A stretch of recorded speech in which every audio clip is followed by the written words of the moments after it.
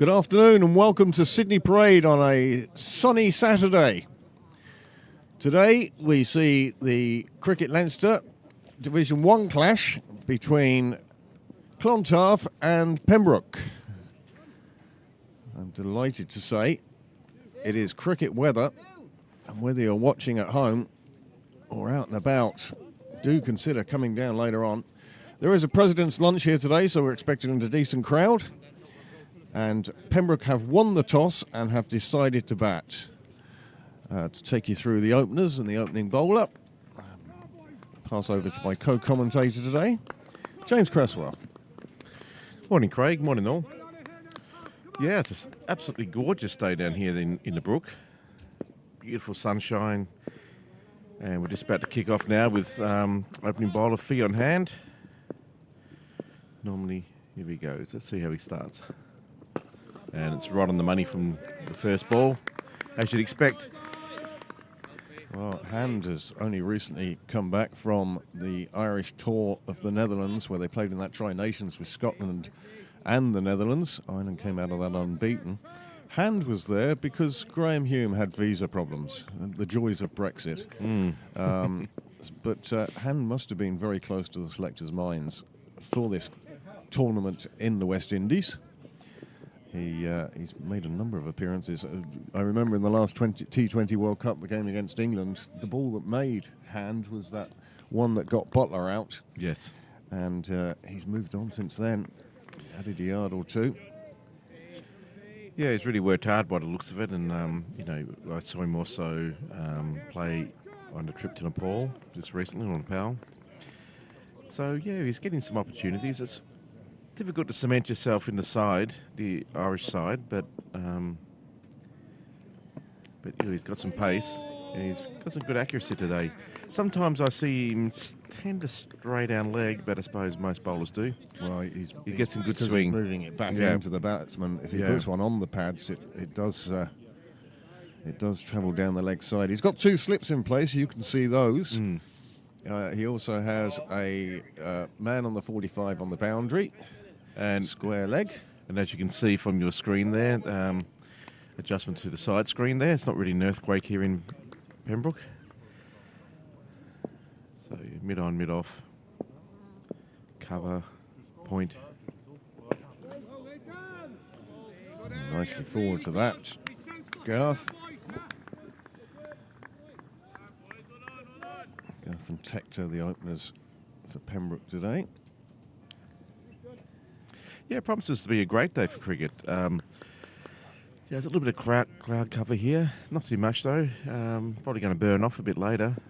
But it's going to be a glorious day to come down and watch some high-quality cricket. Oh, just a little edge there. To pick up a single. Well, to give you the weather forecast, the Peter Prendergast weather forecast, I suspect it's going to be shorts, baseball cap, and T-shirt today. Yeah, may not even have the coat on. I'm sure we'll see him. Hopefully, well, it'll be great if we can see him later on in the day. Always good to see Peter down the ground.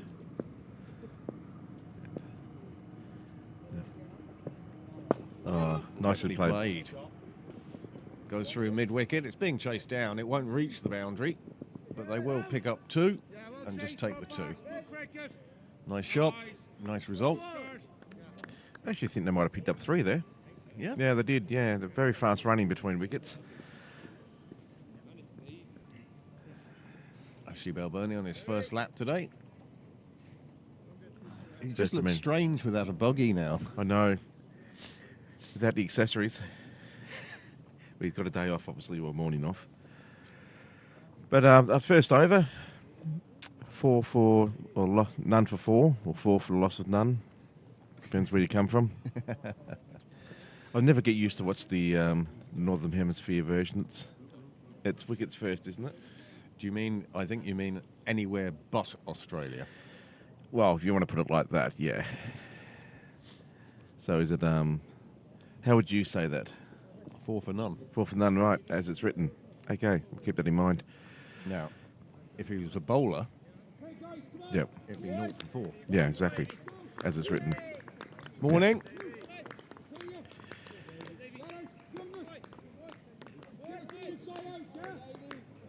So new bowler is Delaney. What an opening attack. Yeah, Both internationals, both very good bowlers. It certainly is a bigger test than Pembroke have faced anywhere else in the league so far. A step up in class, one almost might say. Yeah, I think the batsmen will be relishing this. It's very, like you say, it's not often that you get tested in this way with such high quality bowling. You might come up against one high quality bowler, but to have two who open that well.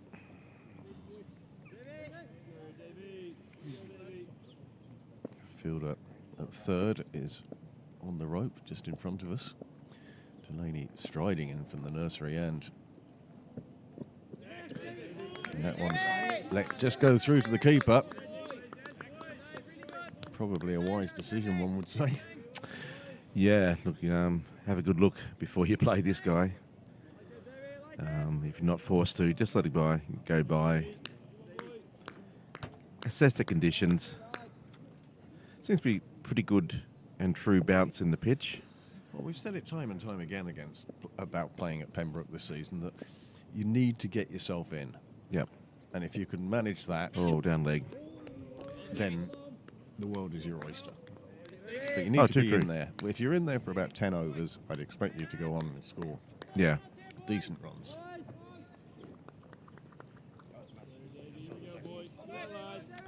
Just straying down leg there, probably trying just to move the ball too much and just lost his line and length.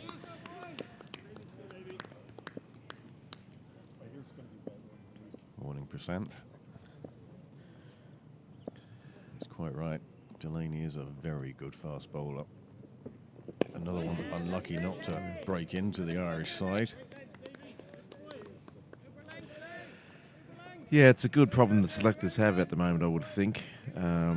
Such amount of choice, not exactly starved for options, but it makes it difficult for players to, really find a regular spot. But at the same time, I suppose the silver lining for us is that the domestic cricket is a higher standard. It certainly is. Oh, a little bit wide there, just clubbed away. Just sort of, the cover region. Just didn't get in really time in there, and it just goes to the fielder who picks it up, and there's no run. But Garth would be a bit disappointed he didn't get onto that. That was the wide one to hit. Wasn't the most graceful stop of the ball there, but he did. It's called getting your body behind it anyway. Absolutely. It reminds me a bit of myself. So Delaney coming in now, his fifth ball. Goes a bit shorter, forces the bottom hand off the bat. Yeah, that was a bit sharp. Played well in the end, but got a bit more ferocity there than the batsman anticipated. Thank you very much to those of you who have joined us this afternoon for this Premier League clash between Pembroke and Clontarf. And by golly, we've got some high quality players who can count themselves unlucky that they're not flying to America for the World T20. Delaney and Hand, certainly two of those. This comes off the edge of the artificial mat. It's taken a hop which threw the fielder off, and it's run away to the boundary, and that's the first 4 of the innings. And Pembroke move on to 9 without loss after 2 overs. It was well struck, but yeah, just had his shot there, just hit the edge of the mat. That was a lovely shot there. Just down along the carpet, just enough on it to comfortably get to the fence. That'll make the batsman feel a little bit more confident. Starting to feel a bit easier out there in the middle, one would think. The 2 overs gone now. It's 9 for 0. That's a steady start. Well, unsurprisingly, Hand continues from the St John's end. Well, you hope they get some good form, these bowlers, just on the chance that maybe something happens and you do get to the call to get on the plane and come over, make up part of the team, the squad. That's nicely played away. Beautifully clipped off his legs. They're going to take 2. The fielder will get to it. Does a good job, but 2 runs is the result. And Pembroke hit double figures. Yeah, these two are very quick between the wickets, between stumps.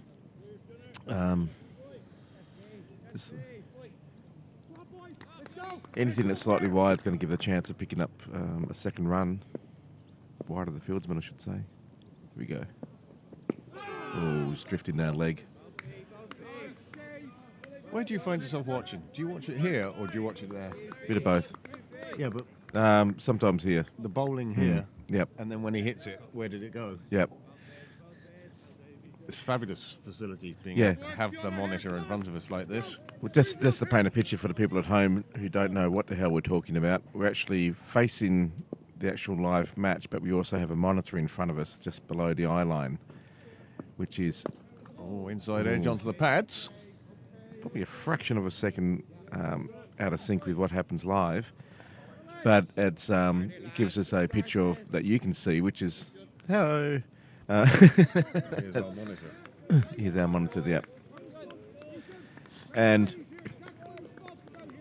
yeah, it just gives we can see what sort of line the bowler has and what sort of movement they get in, etc., and what bounce. Oh, crashed it inside into edge. He's got a very sore foot.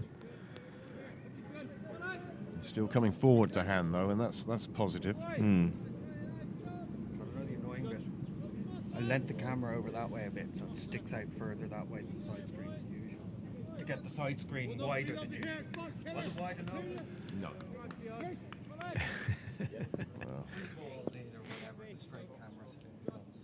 Slightly crooked. Anyway.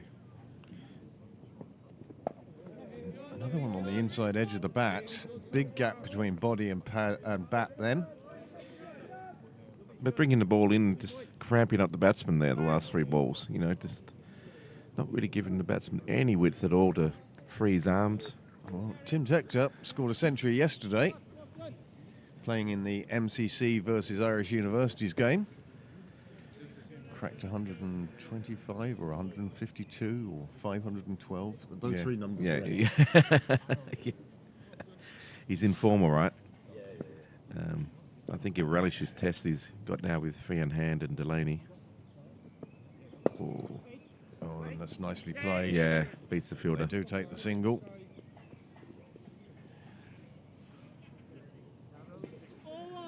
I was down here on Thursday night at the ladies' game, and one of the things that impressed me the most was how Pembroke looked to score runs.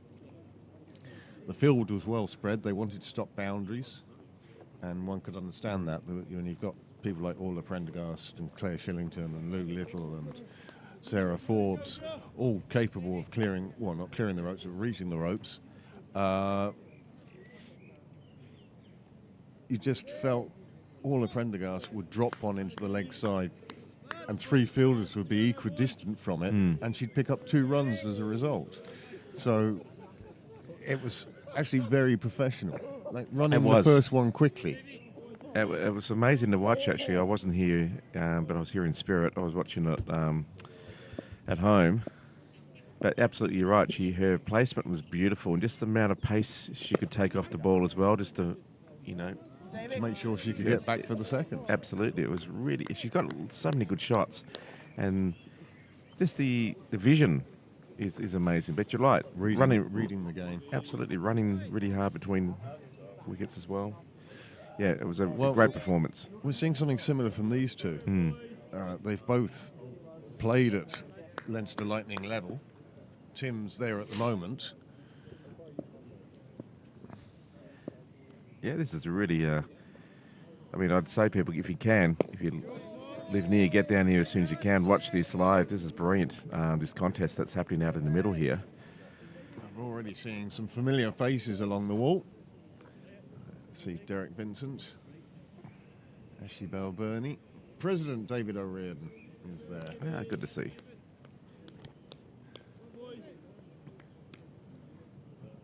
See our past president, Janice Walsh, walking up the wall. Yeah, it should be a good lunch they're going to have today. Well attended. Oh, Oh, what a that's- shot. Just a little bit on the short side, and it's picked up immediately by Tector, who middles it beautifully and just almost looks like he hardly put any into it, any effort into it. Look at this. Well, Delaney I mean, comes obviously- in. Oh, you look at the great foot movement. Picked the line beautifully. He was looking to be positive. He didn't realise just how wide it was going to be and how positive he could be. Yeah, it's just played through the line beautifully and just, wow, that was a glorious shot. First 6 of the game then. Tim Tector moves on to 12. JJ Garth, he's on 5 at the moment. And Delaney finds himself in the very unusual position of having bowled an over and a half and conceded 11. Not too often you'd see that, I suggest. No. No, he wouldn't be thrilled by that. But Tim Tector certainly gives the impression that he's seen it like a baseball, beach ball. Even a basketball, maybe even. Yeah, or, yeah. A ball beginning with B anyway. Yeah, a big one, a big It's ball. all right, lads, the other camera's on. You're on co-commentary there. Yeah. Yeah. Oh, look, absolutely. I mean, in the form he's been in this season, I mean, he got a half century, is it one or 3 two? half centuries in the interprovincial. Yeah. Plus, like you said, a century yesterday, and he's got another century. Yeah. Against Phoenix, was it? Yeah, something like that. Oh, no, it was the cup game. That's right. Yes, sorry. The Alzheimer's just kicked in. So he's accumulated a lot of runs already this season, and he's in great form. In a lot of ways, the only person who gets Tim Tector out is Tim Tector.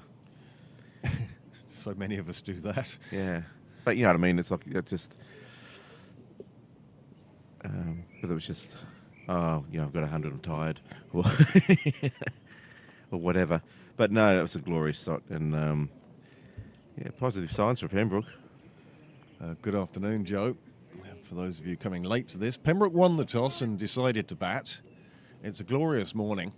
Well, early afternoon. There is a bit of cloud cover around, but nothing dark and threatening that would make the ball hoop, one feels. No, it's more like it just stops it from being scorchingly hot against the wall. You know, it makes it very pleasant having a little bit of cloud cover. We have the sea breeze today, and hopefully that will keep the ground over Pembroke clear. Changing the field, they've strengthened the offside. No slips in place for Delaney now. Oh, tries again. Gets in the inside edge and crashes off to the leg side, but Garth was well and truly alert there and calls him through for a single. I think Tector wasn't too sure where that delivery ended up at all. He trusted it, Garth, and headed. I'm seeing you off. Just reading the messages. Read the messages or boosting our viewing figures. Yeah. One of the two.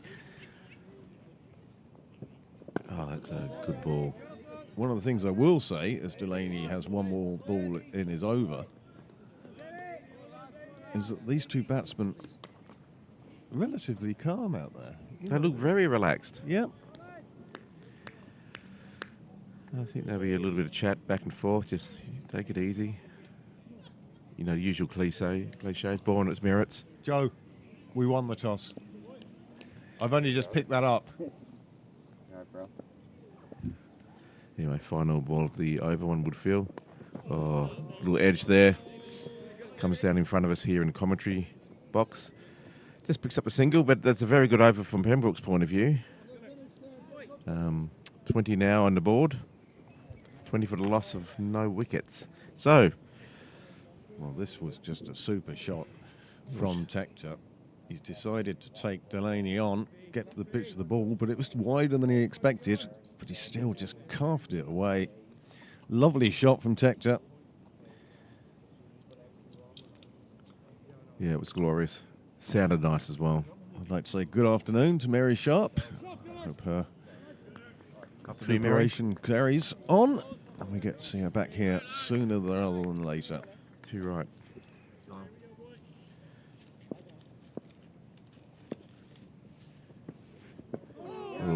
a nice ball. Almost got through. Somebody else who's under the weather at the moment, Paul Delaney of Leinster. He's been tuned in during the week. Fruit juice. We are getting healthy down here. Blue machine. It looks green at the bottom and red at the top. That's got to be worrying in a drink. Yeah. Yeah. Oh, Well left. yep. Nice bit of bounce there. Just tempting the batsman to have a go, but he quite rightly left it through to the keeper. Well, last round of the URC is this weekend. I don't even know if I made my selections. Lots of encouragement from his teammates. They really need to start getting the breakthrough. Oh, that's a good ball. Just played into the ground, but runs off the bat to sort of a gully region. Picked up by the fielder, no run.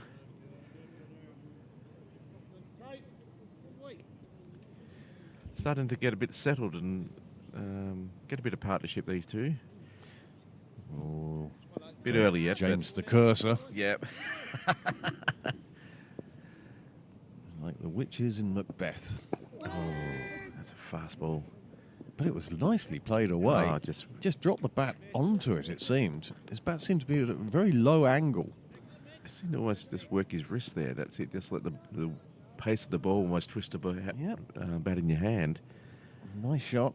Yeah, kept More it down, runs. kept it off the ground. So, not in the air, I should say. Went straight along the carpet for 2 runs.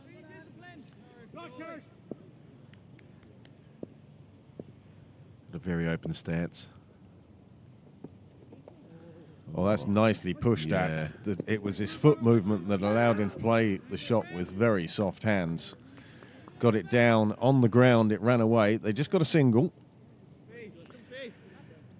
It almost looked like he was going to go for the big swing and then change his mind quite rightly at the last minute and just played it down behind point. Picked up a single. Lovely shot. Good foot movement. Probably just echoing you there. But The 2 fielders outside the ring are down at third. And also on the 45 at the clubhouse. And that's another over gone. Another good competitive over. Neither batsman nor bowler can say they're out of this at all. no, it's well balanced, well poised. It's a good tight over there by Hand. I think only conceding 3. Very tight, very tight.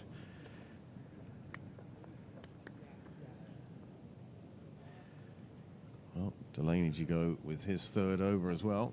Hand has now gone for 10 off his 3. I think he's been the more economical of the 2 bowlers. Delaney going for 13 off just 2. Yeah, he got a bit of stick in that last over, as we saw. He'd be looking to make amends here. Oh, that's nice. Straight at the stumps. Good straight bat to defend. Good cricket all round, really. Just seems to have a yard ahead of most other bowlers in the Leinster leagues. Maybe a yard or 2 ahead of me. Yeah. And let's be honest, by the time he gets back to his mark, bowls the ball and gets back to his mark, I'd have an over finished. Yeah, that's right. You know, Apart from the having to fetch it. he almost like kicks off from the back wall there, you know. His run-up's very long. And quick. Yeah. Oh, And this one, Ooh. gets past the fielder behind square on the offside. And once it beat him, nobody could cover behind the pace that ball was moving at. And again, that's using the bowler's pace. yeah. It just... Here you go. It was a bit oppish and it bounced horribly just in front of the fielder. It's one of those, do I protect my face? Yeah. Well, I also think it was in 2 minds, you know, do I go for the catch or do I just try to stop it? And I think he tried to go forward for the catch, but the bounce was just awkward. Lucky he didn't take out his teeth. Well, I've just seen another spectator here, and it's Matthew Smith from Cricket Leinster. He must be taking pictures for the website. Oh, that's a cracking shot. Oh, straight into his face.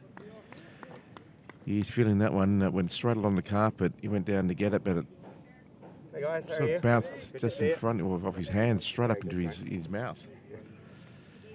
I hope he's okay. That's not the... You can go in front. You go in front.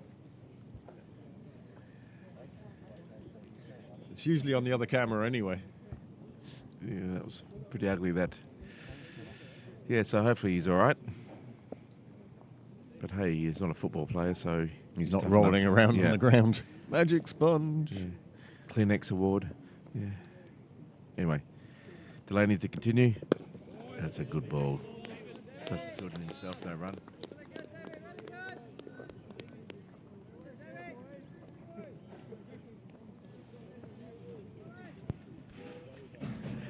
Bill Coughlin it is on the wall there. I tell you, he was a very imposing opening batsman.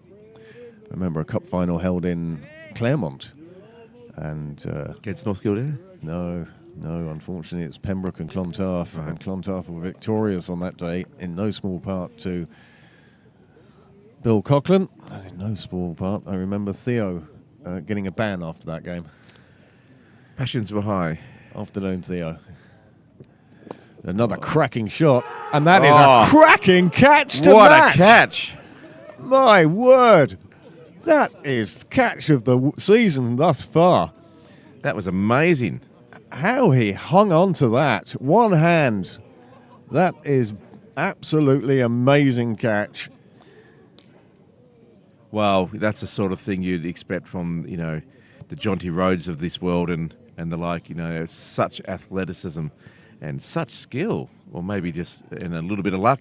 But it was the most amazing catch I've seen, like you say, this year, probably for quite a few years. Whether it's in Pembroke or whether it's on TV, it was absolutely incredible. Here we see it. Here it is now. Just watch the top right-hand side of your screen. People coming down to the commentary box to watch this. Oh, look at A that. hand there. How do you do that? I'm sorry, but if you celebrate like this, you are delighted Yeah. with taking that catch. And he'll be even more delighted when he watches it back and remembers it, because this was catch of the season. Absolute to date. magic. Look at that. Bang and down. Oh, just sticks the One hand out. And hand. how does that stick? That's One hand. incredible. The only reason that stuck was it hit flush properly on the hand, and the fingers automatically Just came around. But that is an absolutely amazing catch, and it leaves Pembroke 27 for 1. Well, that's the sort of thing that if you're a batsman, you'd be saying, well, look, okay, I don't mind going out to that sort of skill. That was something else. That was going to really lift the team. That's Paul Beautiful. Ryan down there taking that catch. Thanks very much, Will. Will Houston also watching today. I'm surprised he's not umpiring somewhere. But my word, what a catch. We told you there was top quality cricket in Sydney Parade today, and there is actual proof. Already we've had that marvellous 6, Yep, and now the most amazing catch. absolutely fabulous. Oh, Well, that's that's- going for a big shout, but no, the umpire's having none of that. Oh, Delaney's not happy. He's fired up. He is He now. wants to be careful here. He's was just asking the umpire politely. Oh, snatching the Ooh, hat. Yeah. Well, If- fast bowlers, they're at their best when they're temperamental. Absolutely. Well, we're just passionate.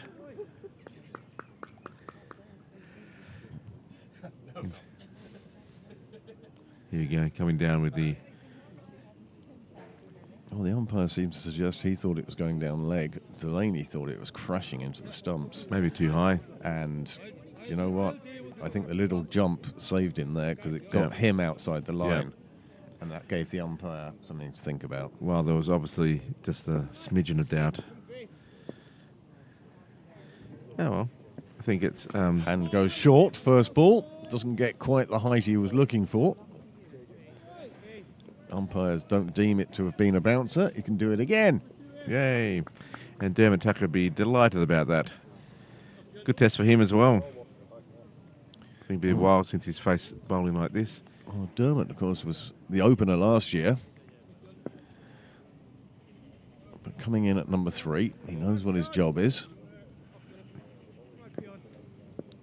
remember last week, Pembroke struggled for the first 7 wickets, managed to get to 187 and make that a winning score. But one feels here at Sydney Parade, 187 isn't going to cut it. Well, not over 50 overs, not with this quality side. I mean, Clontarf are one of the best sides, well, in Leinster. On the island. Well, on the island, yeah, let's face it. So, if they restricted Pembroke under 200, they'd be absolutely delighted, one would feel.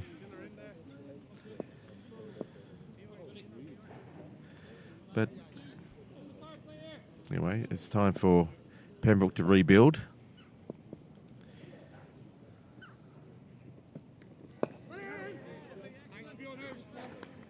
It's interesting watching Fian Hand's hand. He gets a little bit of twist or something in his hand, or the way he flicks it down. It seems to come out from his third finger rather than from the first 2. He's got just trying to get a little bit of Trying to a few revs on it or something, you know. Just trying to encourage it, the ball. The fastest spin bowler in Irish cricket. Yeah.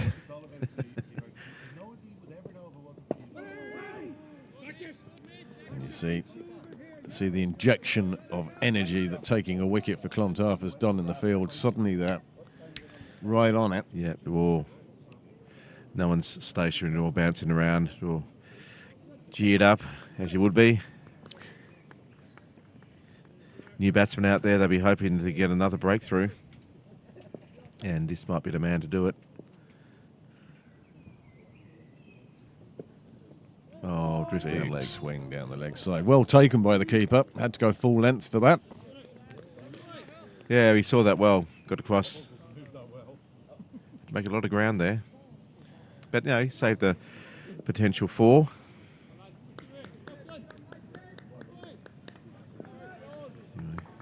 There's been a few extras today. Not too many. 2 or 3.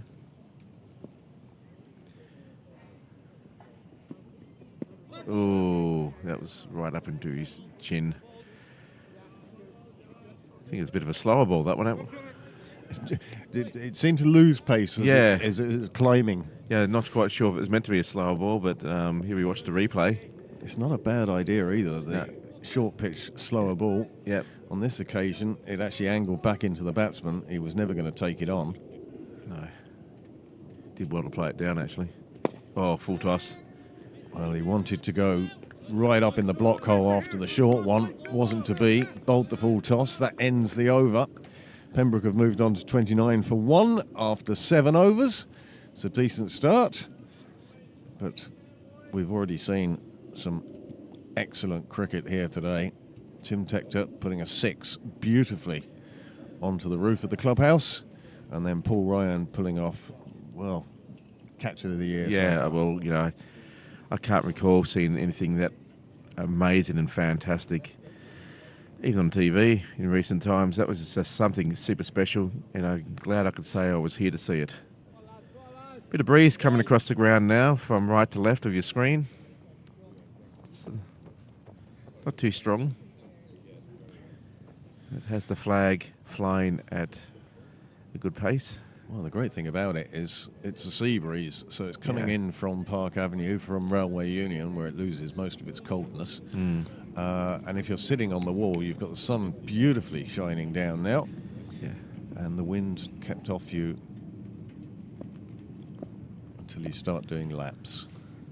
It's a very fired up Delaney here. Oh, that's nicely played. Just played into the ground. Soft hands. The field is reasonably deep, as you expect, and they'll be able to scamper through for a quick single.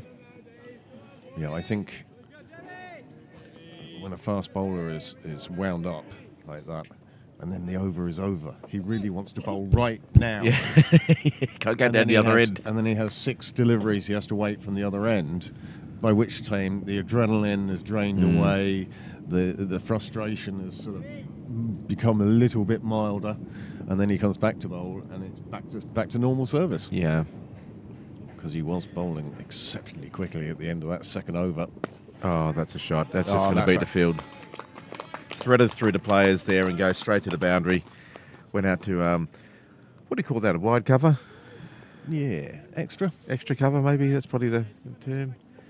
We're going to have to learn these fielding positions. Oh, I've forgotten now. I know. It's like... There's a bloke standing next to the wicket keeper. You know, my He's problem very is... close to him. Yeah, he's not on the road, but he's not in the... Yeah. Yeah. I've only had one coffee today. I'm 50% down on my coffee intake, so... Oh, the I coffee apologise. machine is here Yes, in the I know. media centre. But I'm stuck on a microphone for 3 overs, watching this great contest. Oh. Let's just have a fish and chip shop put in place there, you know. It's got the window. Niles takeaway. Kebabs, fish and chips, Botlow. couple of burgers, you know. Botlow. Yeah, well that's even better. Yeah. Now we're talking. We need to get the BWS franchise. There's a big company in Australia which is called Beer, Wines and Spirits, and it sells what it says on the till, on the tin, and they're like warehouse size. There's 2 laps now. Ashley Balburney. He's getting his steps in today. One thing about being in the commentary box is you don't get many steps in. No, you don't.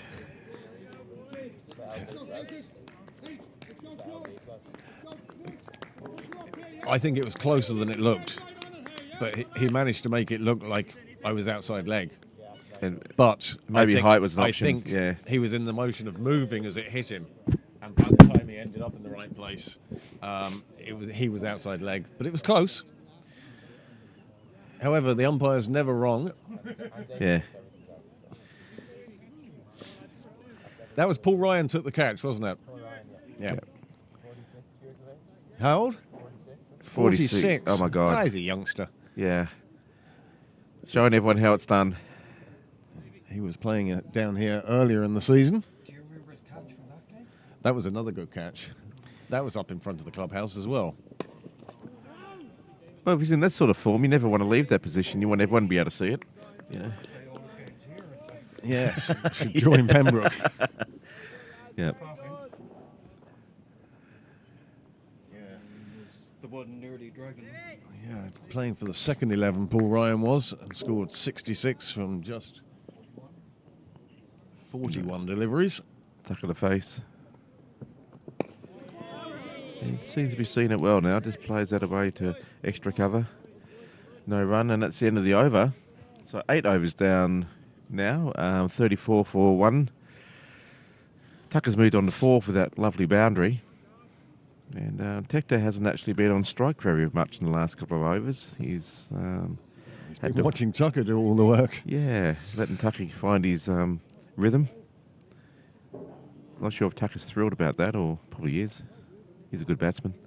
Well, it looks like it's going to be Hand and Delaney to see Clontarf all the way through the power play. First 10 overs. Just 2 men outside the circle. And at the moment, Well, one is square of the wicket on the offside, and the other one's, well, third is coming up, and fine, well, on the 45 has gone back to the fence. And you'll not be surprised.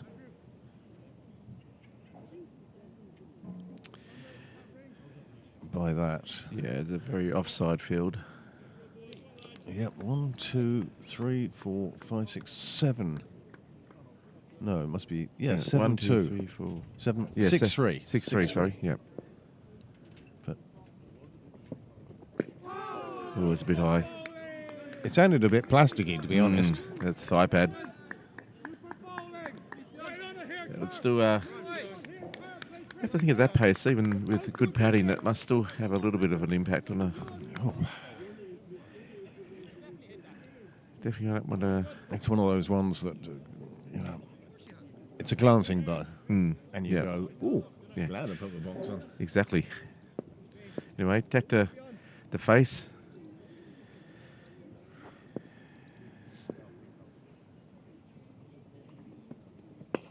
Oh, that's a good shot, but for no run. Just played on the offside. Good bowling. I wonder if we'll see a bouncer this time round, or whether it'll be later on in the over. Well, Although The way Tector's playing, that might go for 6, so you want to be quite careful how you bowl that one. You have to bowl it right. Yep. Can't give him space and height. Another one played into the offside. They'll just get through for the single. That's well run. It takes Pembroke on to 35. Just the 1 wicket fall so far. Yeah. Tector moves on to 16. Tucker on 4. There's going to be a gathering of the great and the good today. I see Peter Twamley in the ground. President's lunch on in the clubhouse. I always wondered about that because you have this meal during the game. Maybe it's televised inside. It's not. I No know. TVs in the hall.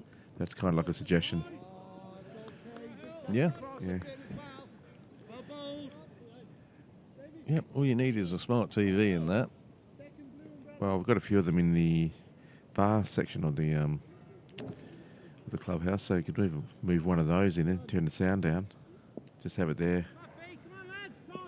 Or have it blasting on 10, either way. What you want is one of those trolleys that they used to have at school when you knew you were going to watch a movie instead of doing double Yes. French. Yeah, exactly. Oh. I don't remember those. Rule them in. Roll it in. Yes. Well, it was a bit of a bouncer there. Another one up into the chin sort of area. He's certainly bowling them well. But the batsman's dealing with them well as well. Yeah. I mean, this really is the challenge we thought it would be. Top-class batting, top-class bowling, and, well, premier-class fielding. If you look at Paul Ryan's catch. Yep. Oh. Just moved across the stumps there and then tried to play it away on the offside and missed it completely. Oh, he was lucky to miss it, to be He honest. was actually. If he got an inside edge on that, that was definitely going to crash into the stumps. Just trying to put the bowler off his line a bit, maybe. Or just trying to find a way to score. Maybe a combination of things there. It's tough to bowl. The score of fee in hand. He's bowling very well at the moment.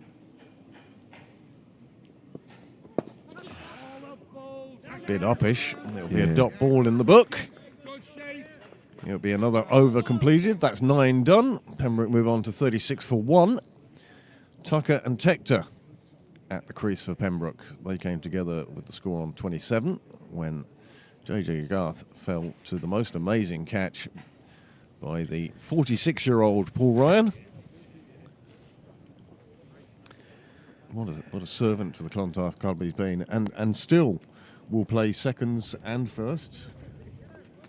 He's plays as much cricket as he can. Yeah, absolute asset to the Clontarf club. No, you'd hope to have a few guys in all clubs stick around, stay fit, stay in the same skill level. Absolutely amazing player and amazing club member. Now, I can't believe that Dermot Tucker is going to take guard that far up the pitch. Just doing a bit of gardening, you know.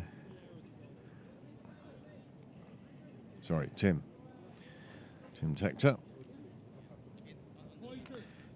Trying to make a couple of adjustments to the field here. They sort of brought cover or extra cover back into a more cover position. Or even a more point position now. Well, they're really trying to. You see, they have the man on the boundary to cover the gap between point and extra cover. Obviously looking to get him to cut the ball at height, which is what he did before. It's a change of bowling. It's Ruben Wilson. And what a prospect for the future he is. Well, the umpire had walked away. Yep. But what a start from Wilson.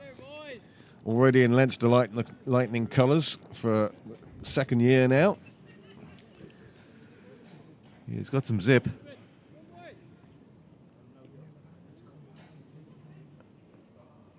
So Clontarf, well, they really do have a most excellent bowling unit.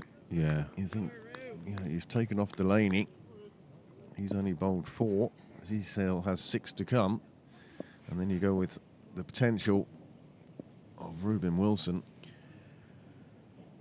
Oh, he's got some quick Just squirts off the bat down there on the offside to a point position, straight to the field and no run. It's bowling a good line. I think Ruben's progression is going to be onwards. I think he's the natural successor to Mark Adair. Now, Mark Adair, I think, is he 30 now? So another 4 years, I think you'll see Ruben Wilson will have filled out a little, perhaps added a yard or two of pace, and there's one off the edge, and it's run away to the boundary. Nobody could stop that. 4 more runs. 4 more runs for Tector. He won't mind where they come from.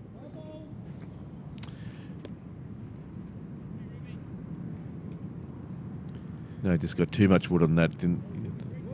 Obviously, Clontarf are hoping you just get the finest of edges straight through to the keeper, but that's still going to look good in the book. 4 runs. But you wouldn't be disheartened by that. I wonder if it's worth bringing in a slip. You know, he's got a guy there on the leg side on the 45. But he's not bowling that line, so would you just bring him into the... Well, he's got sort of this very deep gully on the ring and very deep fourth slip. Yeah. Neither one of them is really filling a short third man position, or both of them are. I'd like to put him in for slips just for even an over. And then bring this lad, those two behind square a little bit more, because that's the area you're looking to protect. So so you bring point to a backward point almost, or maybe leave him in there, but bring the backward point into the. I'd bring you into a third slip position and bring a second slip in. Anyway, I'm not the captain, and I'm sure they've got a plan. Well, Wilson certainly showing his skipper good stuff so far. Plenty of chat from the Clontarf fielders.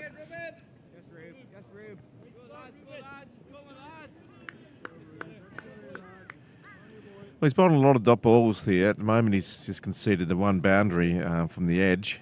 So it's an excellent over to start with. He's got a big run up. Comes in. Oh. Another one gets as a finest of edges and runs away to the boundary. And another 4. My goodness, that really was fortunate for Pembroke. They added 8 runs off Wilson's first over. And again, Tector making sure Clontarf will not having a slip. So at this stage, folks, I will leave you with it and introduce Graham Mooney. Thank you.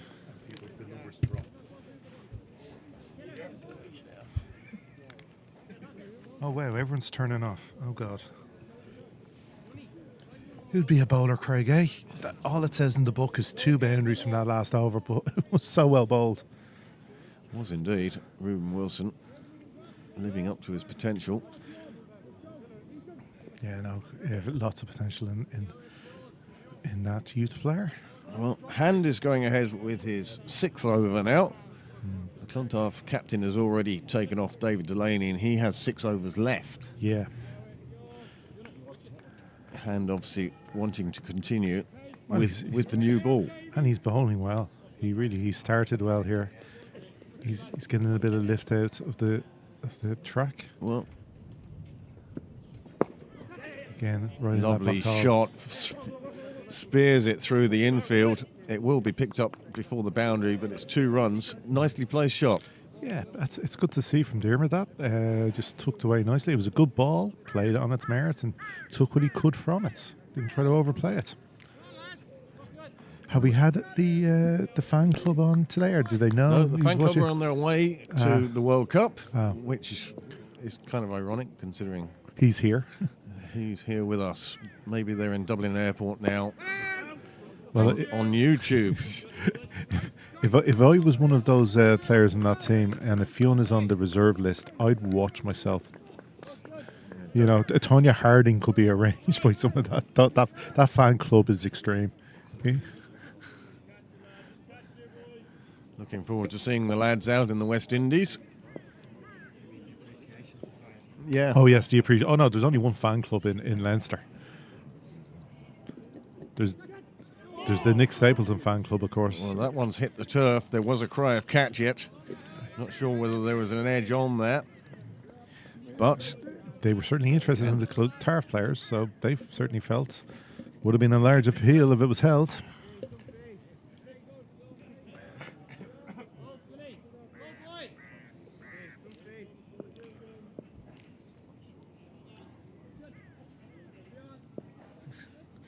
Well, good evening, Kate. Delighted that you are with us. Yay. G'day.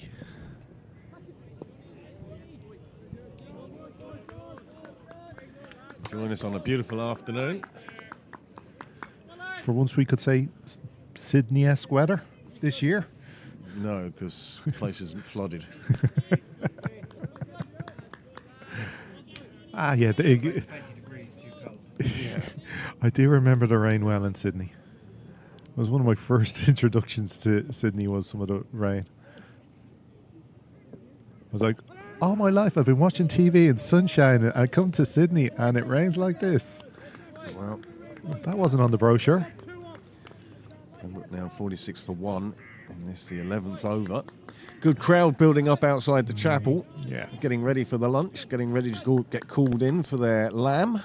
I'd say there'll be some good discussions over lunch, over some past cup finals and runs and wickets. There's some great names going in there for lunch. Well, That's a wide.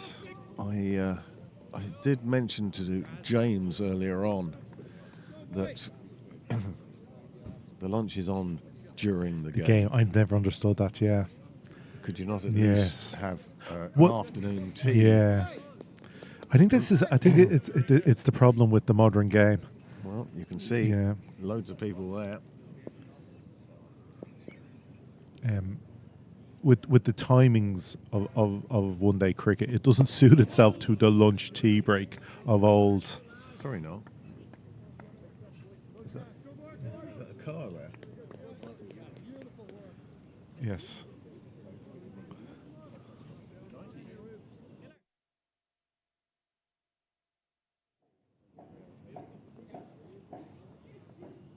So this is shaping up to be a great battle here today. Obviously, Pembroke a little unhappy with that spectacular wickets. That's gone in my catches of the century. That was amazing. But still ticking along, 47. Well, poor Ryan, 46 years old when he threw himself on the ground. He may feel 67 now. Adrenaline does a lot for recovery. But boy, golly, he realised what a great catch it was. His celebration was wholehearted and to the crowd. And well deserved to do that celebration. Often you see people celebrating when it's like, but that's one for the books. That'll make the Clontarf end of years video if they have one. They'll be delighted it was caught. Again, Niall, you're a genius for getting all that. Because, like the tree falling in the forest, would that catch have happened if Niall didn't catch it on camera? There'd be stories of it going around for years of it, how good he said it was. But Niall makes it so. Niall makes it real.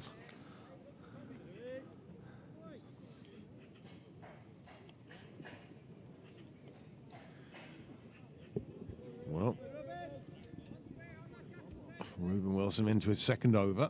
He was unfortunate. His first went for 9, but that included 2 edges through where slips would be and ran away to the boundary. So that accounted for 8 of them. Yeah, no, it was a good. Definitely, the book lies for that over. It was a very good over. That's a nice shot, but it's straight to the fielder. So, it's already looking great out there. The weather, the track, the outfield. Have you had any early thoughts on a par score?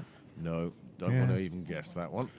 Well, with shots I'll like tell you why I want to guess Yeah. it, because it'll be the ultimate curse. yeah, And having seen that Pembroke, as Niall and I know, always prone to A collapse. folding up of the batting card. well, I had the pleasure of watching that And- firsthand last week. And, I mean, how they got a win out of that was amazing. Yeah, it was. The other one that was amazing, actually, was one that took place in the NCU. Carrick Shots. Fergus I was. Good afternoon, ladies. You don't need to stoop, you're grand. Carrickfergus were in deep trouble, so much so that Ali McCalmont stopped watching. He really wasn't happy with how things are going. And then I looked on Monday morning on the Cricket Europe website and saw that they'd won. It was as unlikely as Pembroke's win, to be honest with you. Always believe and always support your team. No, look, obviously I was scoring the game last week, so I had front row seats to the collapse and then the brilliance from Paul and the silly shots from Leinster. Oh, that one was wide. It was worth flashing a bat at. Obviously, there was a like a 12-ball 3-4 over period where for some reason Pembroke went from cruising along, looking in no trouble, looking like a huge score, to a couple of runouts, a couple of wickets, and all of a sudden in deep doo-doo. But the great thing about this team is they fight all the way to 11. The tail put on very, very comparing the two scores at the end of the game, match-winning runs. That was the difference. The Pembroke tail put on the runs that won the game, whereas Leinster's whole team collapsed. Folded up their tents. Yeah. Nobody fought because they had 20 overs or 25 overs to spare to get the runs. Afternoon, Matthew. So it was all about just not just staying out there and just playing the ball on merit, and they tried to force it. I think Paul would say this himself. All he did was put the ball on the spots, invited the batsmen to play, and they obliged. Well, some great catches, but that was Matthew Smith, the man with the camera today. Oh, that's hit out on the leg side. It's clubbed down to the Wheelfield Road gate, and nobody is even chasing it. So that's gone for 4. And that sort of breaks the shackles a bit, and it brings up the half century for Pembroke. Yeah, it's, Pembroke will be delighted to get over that first little target. Diarmid, of course, just a 6 from 23 so far, so he'll be glad to get that boundary to his name. Well, he's shown great patience today. He's playing himself in. Oh no, listen, you score a lot of runs in the last 10-15 overs if you have the base. And there's a lot of hitters in that clubhouse who can exploit that platform if it is set. We'd like to welcome any Clontarf followers who are on the stream today. Most welcome to join us here at Pembroke. And join us in commentary as well. We always welcome somebody from the other side of the fence to sit down and have a chat. If we can do it, anyone can.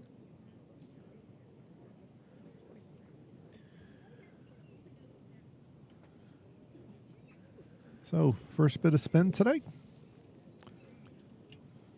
Just on the subject of the YouTube channel, I'm delighted to say that as of this morning, we had added 202 new subscribers this season. Wow. And we are rapidly closing in on 1,000. And I've actually noticed now, since this game has started, 2 more of you have signed up. So thank you very much for that. It does enable you to join in on the live chat on YouTube, should you wish to. As long as you keep it similarly nice. And we're just 19 short of 1,000 subscribers. And we're kind of hoping that will enable Niall to turn off a few adverts that you get in the middle of your stream. They never seem to pick the innings break. No, of course not. Maybe I'll write to Taylor Swift fan club and see if she'll retweet us. That might get us over. Well, anything. I'm grateful to those of you who have subscribed. Left arm around. Full. Not as wide as Tim Texter thought that was looking to shape to play that. Maybe a bit of drift back in. Well, McDonnell bowling from the St John's end. That one goes down to third, but the fielder's on the ring, so no single there on this occasion. I often feel sorry for the first change of bowlers at this stage. You know, the power play ends and the captain straight away, right, boundary. But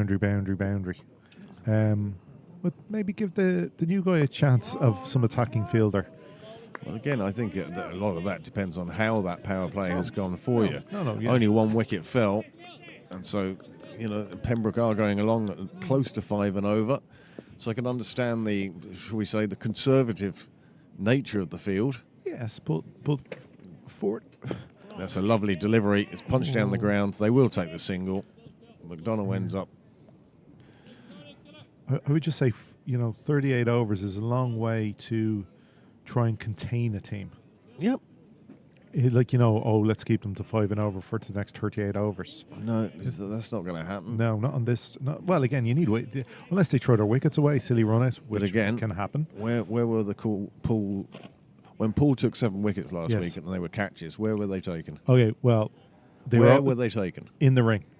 Right, so he's got 1, 2, 3, 4 Close in ring. the ring, Close ring. 5 in the ring. Yeah, he had short mid on, short short. Well, I don't I'll know tell what you the what, position. you think about the positions, and then you can come back to us when you've worked them out. Short, silly, short is Yes. not a position in cricket. This one is driven out through extra cover. The boundary rider will get round to it. And with a good underarm flick, a la David Gower in about 1989. He could still throw in 87. Oh, could he? That sees the end of the over. The score has moved on to 55 for 1. And that's McDonald's first over. Just the 3 from it. Well, he started with just the short mid wickets, and then he brought in short mid on. So he had 2 very close for anything misdriven off the ground anywhere in the air, and got 2 catches there. Now one Leinster batsman came in, and for some unknown reason that I'd love to ask him about. First ball, he tried to put him out of the ground and was caught by Harry Tector on the boundary. Harry Tector? Sorry, Jack Tector on the boundary. First ball, trying to, I don't know, machismo set in or something. Well, here we are at Sydney Parade, and Reuben Wilson coming in at pace from the nursery end. He's already found the edge of the bat a couple of times. It actually cost him 8 runs. Another day, he could be 2 wickets to the good here. And of course, he had that. Was it Reuben with the big appeal first ball for LBW? It was indeed. Yeah. So it's just the life of a bowler. So, and then Paul, he bowled. He got one ball. It was bowled, an absolute beauty. The batsman played the wrong line. He took off stump. Bit of turn, obviously. So it was attacking field because, obviously Pembroke had to attack with such a low total on the board. It was never going to be. You were never going to defend it. You had to take the 10 wickets. That one's smashed away. Oh, and well another lovely piece of fielding by this offside ring. They will get back for 2, but he saved 2 as well, I think. That's Paul Ryan again. He's throwing himself around like a man half his age. Very wide from Wilson. It slapped away into the offside, but there, dive and one hand again. It's that hands. He's got great hands, handball coordination. Yes. When Paul comes on to bowl will be an interesting time. He bowls so economically when he's on form. Teams often find it very hard to get him away, especially he plays 1s and 2s, and especially at the 2s level, you see teams often just playing out his 10 overs because he bowls such tight lines. So well, they've strengthened the ring on the offside.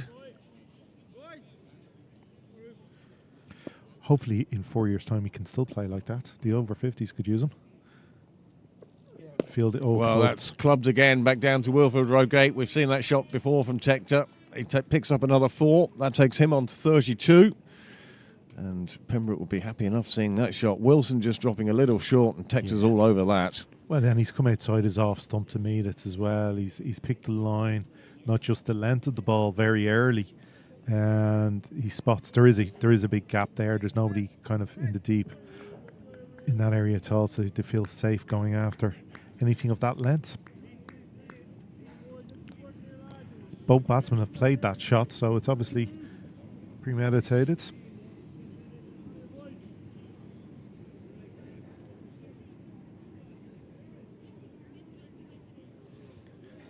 Well, Wilson's figures taking a little bit of tap, but he's bowled really well. No, yeah. Another change in the field now. The offside ring is weakened by 1, and he heads over to the leg side. Fill that gap, yeah. We are outside the power play now, so a lot more fielders on the fences. I would the way Pembroke have been hitting that ball off his short delivery in front of square. I'd nearly risk bringing the deep square leg, deep mid wicket into a more orthodox position and then dropping the wide mid on to the boundary. And then, that seems to be where they want to play the big shot. Well, of course, these two would have faced each other many, many deliveries in the nets. Yeah. Rubin and Tim, both past members of the YMCA club. So, And of course, they've known each other very well. And of course, with lightning training now as well. Rubin has taken that step up, so they'll see each other at lightning training. But yeah, the Field change again now for Tucker. Oh, no, it doesn't. Reuben Wilson and the skipper deciding that they want the more defensive look. That shot down to Willfield Road gate, still on, but you have to clear the fielder in the ring first. there is a wide gap between. If you can tread that needle. This one pushed out in the offside. They just take the single. Tucker happy enough to get down the other end. He moves on to 13. It's really sensible batting from the pair there. Take the one when it's on offer. Nicely played into the covers. Already a very good over. So, yeah, this is laying a brilliant foundation here while just stroking the ball around. So obviously, the track looks like it's going to play really well today. The ball is coming through, nice pace and bounce. The batsman will be happy there doesn't seem to be many demons in it. Well, this one just bowled wide. They'll come through for the single. No need to tell you who's doing the fielding there. Wilson completes his over. That's 14 gone now. The score has moved on 64 for 1, and Pembroke making steady, if not spectacular, start to this innings. No, I'd say the skipper's delighted with this start. You're running a 5-6 and an over in the first 20. It's certainly with only one wicket down. You do lay the foundations for what Pembroke will be hoping will be a imposing total. Like that, the track will play well in the second innings as well, but they'll hope scoreboard pressure gives them a little more of an edge. Move on to the fourth question. When do you think they'll take drinks? Drinks will be taken at 17 and 34. Donald into his second over. I'll put money on it. Anytime the sun comes out at this, they seem to want to take 2 drinks break. Looks like Phil Blackley's on the ground. Looks like him away at the Willfield Road gate. Yep. Just a little bit left of where Niall is. There he is. Yes.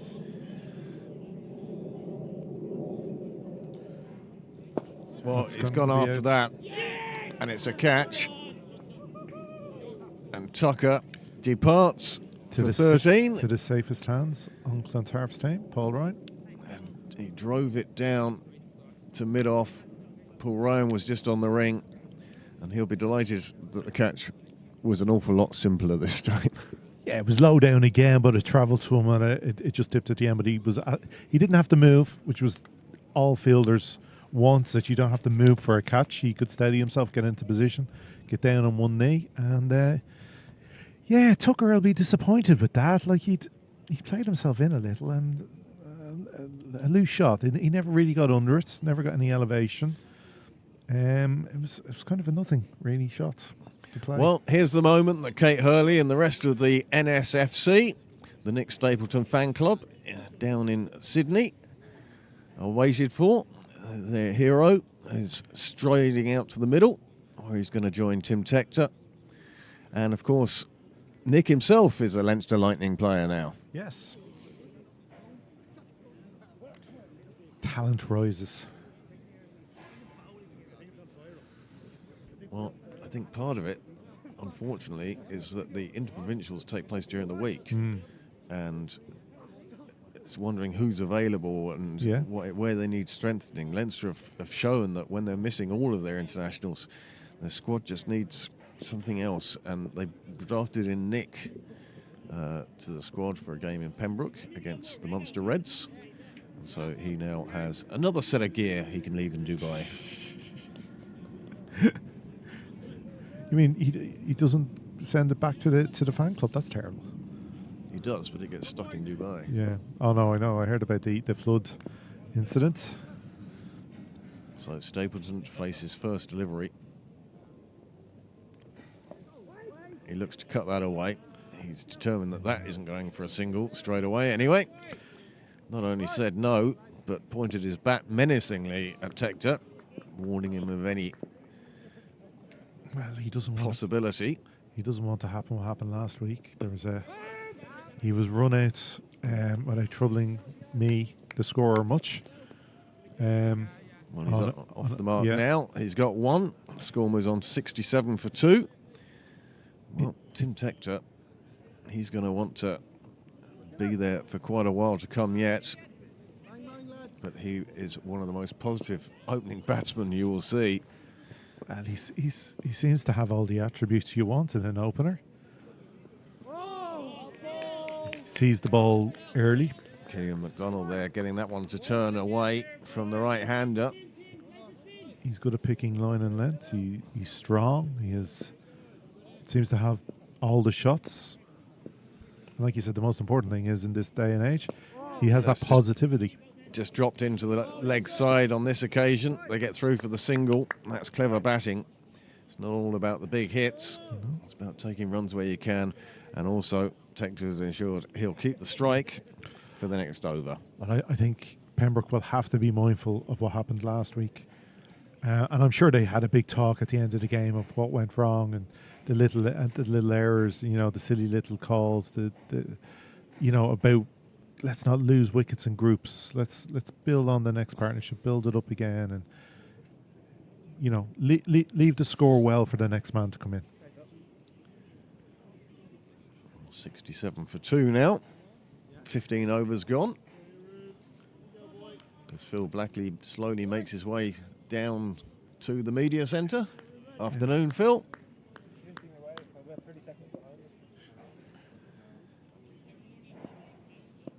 Ruben Wilson now into his 4th over.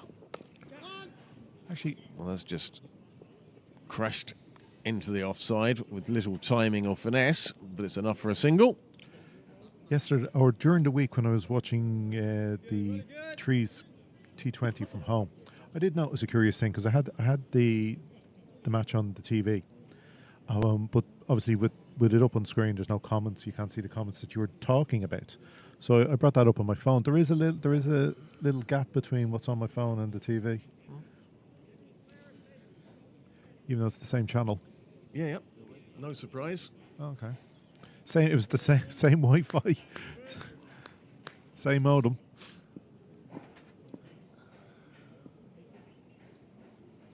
Wilson coming in at nursery end. Shortish. Just tucked into the leg side again by... Oh, look, they're both wearing short sleeves again now. You can tell the different colour helmets. Nick in the more maroon. Well, Tim in the darker blue. Dark black. I should have gone to Specsavers. Colourblind. Red and green, yeah. which is an unfortunate combination when you love For, cricket. for those of you who are watching in black and white, the white is behind the green ball or blue ball, whatever that line was.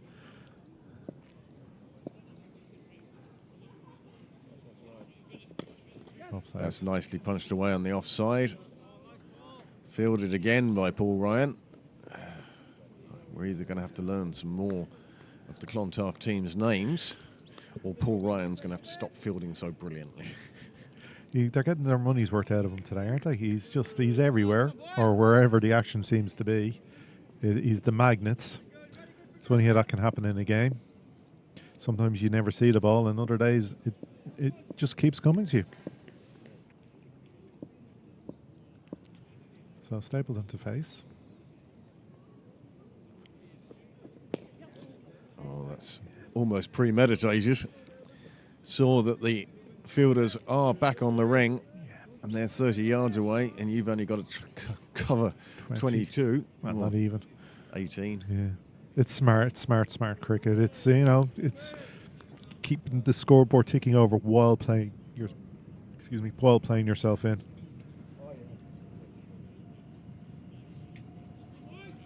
best of both worlds from the Pembroke batters at the moment.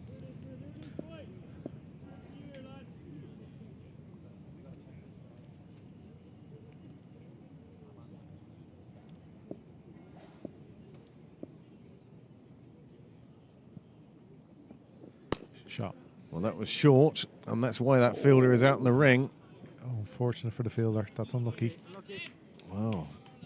It got out to him one bounce at a good height, but it was spinning madly, left his hands and went over the boundary. And again, it seems to be the luck is not there for Wilson with the boundaries today. Like That is unfortunate. Yeah, you wouldn't say any of the boundaries that's come off his bowling have been particularly bad balls. They haven't been convincing shots either. 75 for 2 now. Just shows you. Tucker and Garth are the two men back in the pavilion. They've been and gone. And now we have Stapleton. Well taken by the keeper. Prevents that one going for 5 wides. And we have Stapleton and Tim Tector in the middle. I think the sensible batting shown by Pembroke earlier in this over just shows you the sort of pressure that can suddenly come on a bowler, like the singles here and there, and then the bowler tries something, and then all of a sudden with a boundary, the runs jump in the over. Now he's trying to push it wide, slips down leg side. It becomes a very, very good over. Like there's already 9 off this. We've got 1 to come.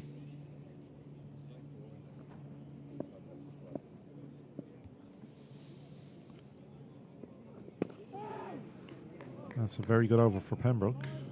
Stapleton interested in the 1.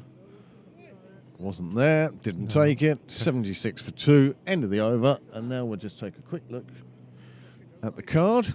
16 gone, so I would suspect 1 more to drinks, but we'll see what the umpires do. Well, there is the card so far. Jonathan Garth falling for 13 to the most amazing catch from Paul Ryan. Delaney was delighted with that. And then Paul Ryan popped up at mid-off to take a more simple catch. But we now have Tim Tector, who's on 42, and Nick Stapleton, who's on 3 at the moment. There have been 5 extras, 16 overs, as Graham said, 76 for 2. Yeah, and for anyone who's joined us recently, do go back to the rewind to the 5th over of today to see that catch from Paul Ryan. Truly, truly magnificent catch. Reaction catch. It's one that had to stick, but still, it's well worth watching back.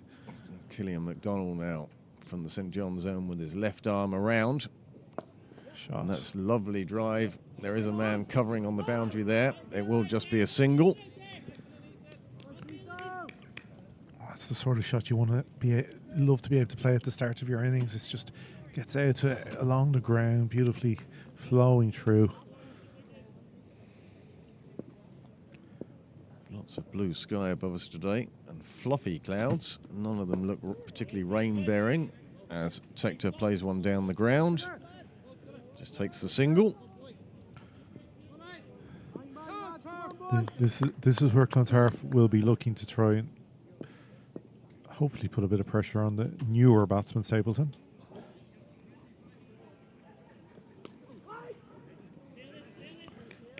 They'd be worried because if Pembroke can manage to tick along with ones off most of these deliveries, and then they'll always hope for 1 bad ball for a boundary. This is where the score can jump. Well forward, smothering that one, Stapleton.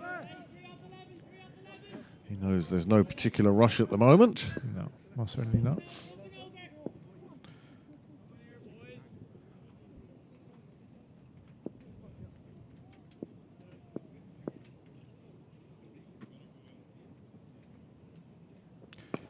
Gave himself room to play that on to the offside. Pushed it down the ground, and the fielder is Paul Ryan. Yeah, the bowler's arm. He just dragged his arm through, and that's what the ball just dropped that bit shorter. Stapleton spotted it well, dropped onto his back foot. Beautifully played for 1. Oh, very good fielding.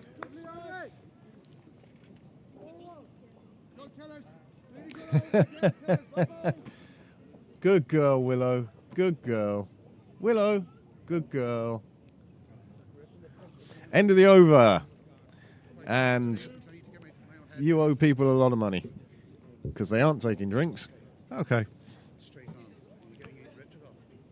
I'm shocked and stunned.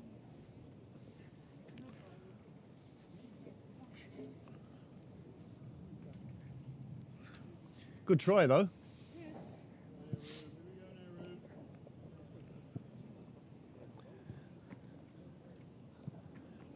Reuben Wilson going into his 5th over. He's gone for a few runs, but those figures, I don't think, reflect how well he's bowling. Definitely not. It's he's definitely not 31 runs off 4 figures the way he's bowled so far today. Dropped into the offside. They'll take a single, and the fielder will be Paul Ryan. Is this a drinking game every time we mention him today, it seems? Sure. Clontarf Bar, if they are doing a drinking game. It could get messy. It'd be a fun place to be tonight. And you have to do double shots if he does take a catch, so it would get very good. Well, Nick Stapleton, he's only been out there a little while. Facing Reuben Wilson now.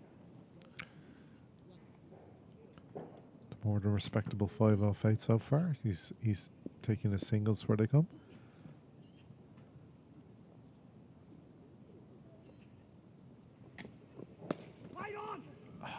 Oh, nice bit of fielding in the ring. I'll let you say who it is, Graham. Would it be Pablo Rhino? Oh, nice shot again. Save 2 to 3 there. Ryan is doing a fabulous job in the field for Clontarf today. Mind you, having taken that catch early on, you It's then have to, standards. you've set a level, and you have to match that level. And And so far, he is. Oh no, absolutely, and that. But I can only. I'd be very interested to see his next game of cricket, just because of the cricketing gods. You know, That's they nicely played by Stapleton. It goes down the ground. Fielding. Nice bit of fielding by somebody not called Paul Ryan. So it's Paul Ryan and not Paul Ryan today. And that was nicely done. It was a nice shot. But the cricketing gods, when you laugh, they laugh right back at you. And whenever you seem to have the game of your life, something's going to happen. Like, you drop 3 the next week, or you get out for the duck after scoring that big total. They love getting you back and keeping your feet on the ground. She's a tough taskmaster as cricket. It has to be.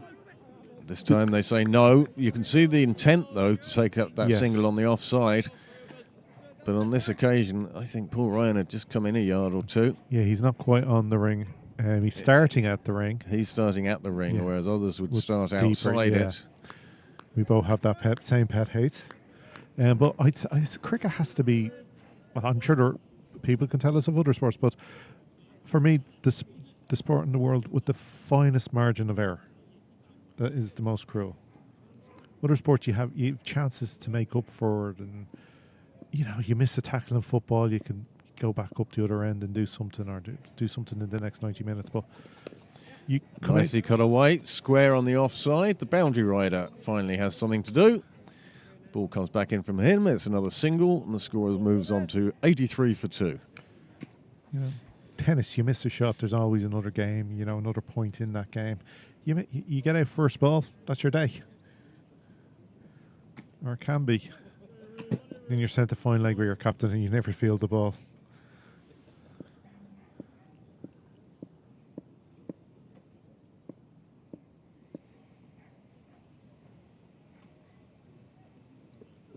Oh, well kept Well out. dug out there. It's good bowling again from Wilson. Good finish to the over. Lunch is underway. Crowds, the hordes have gone inside. Is there any after dinner speech or anything of that nature? I did Dave see. O'Riordan has a few words, Okay. and somebody from Clontarf will reply on behalf of the guests. But by and large, it's go and eat your food, and they have lots Yeah. of chats. Yeah. Personally, Good catch up moment to meet old friends, colleagues, and I like to watch the game, same. and especially over the last 5 years where Noel's been working. Yeah. Very hard not to want to come and commentate. Oh, isn't it though? I've now made the decision. However, I as a result, Amanda has provided us today with a picnic delight. As this one gets hit out on the offside, hits the fielder. Yeah, speaking personally, like this being my first year of retirement after 35 seasons, I'd know what I'd be doing with myself if I didn't have this. Well, obviously I'd be scoring our own park, but Oh, that's a lovely shot. He saw just how off that ball was, and it's run away to the boundary, and that is Tim Tector's half century. Well, there's a phrase I've said a few times this year. Tim Tector reaches 50 from 50 deliveries with a beautiful just paddle Quick round the hands. corner, Quick. down to finer leg than the fielder, and it got to the boundary, and he's now made 50 out of Pembroke's 87. the adjustment there, the quickness of the hands and wrists, that made that shot.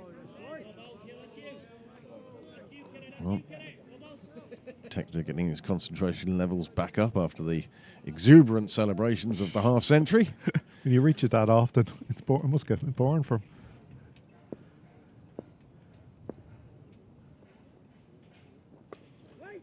Well, he's tried to cut that one on the volley. Clontarf trying to cheer themselves up here. That man Paul Ryan again trying to get the fielders in the ring to amp up their energy. He knows how important it is, the players in the ring. Put pressure on the batters. Well, they're letting them get through for the single.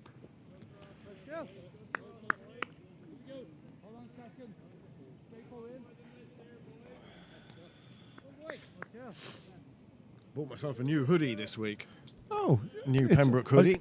It is very bright, so it's not just clean. It's new. It's brand new, and Very nice, very nice. So they're in stock. there's a few of them round in Ed Sports. Okay, is there any... No, I don't know if there's 4X there. I think that has to be ordered specially. Where's my moo? I need to get that in actual Pembroke colours. I need to get my moo in Pembroke colours. Well, Oh, that's Killian this- McDonald now to finish his fourth over. He has taken one wicket, and that's all it is so far. Another single comes from there. 4 overs. 5 from the over. Sorry, 16 six. for 1. 6 from the over. Score has moved on to 89 for 2, and we've had 19 overs. I do think now I might start suggesting that to Ed, a whole new range. That was a Yeah. nice shot from Stapleton. Nice way of bringing up your half century. For Pembroke supporters. Tector, sorry. Who did I say? You said Stapleton. Oh, yeah. From your lips. Tector scores another half century. He really is in the runs this year. He scored plenty for the Lightning. Yeah, that, obviously that small blip last week, he didn't trouble the score much. But again, the only batter who did distinguish themselves, apart from the tailenders, was JJ Garrett. Oh, excellent calling again from Stapleton. Again, spotting the fielders. They're just deep enough that if you keep soft hands to a good ball, you can still have a run. Smart crickets. Keeping the scoreboard ticking. Moves to 90.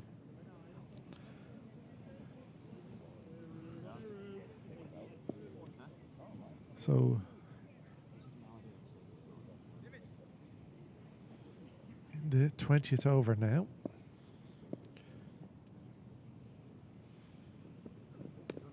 Again, great calling, quick calling.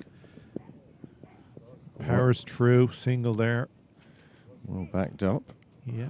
Well, might have been an iffy, maybe yes, no kind of single, but the strong call from Stapleton and the quick running. Tector trusting his partner and made it look easy in the end.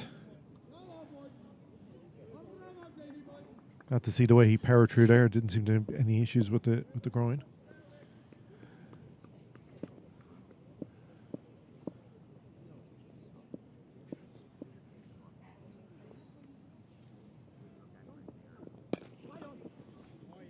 Hopefully we'll see some bowling from Nicholas today.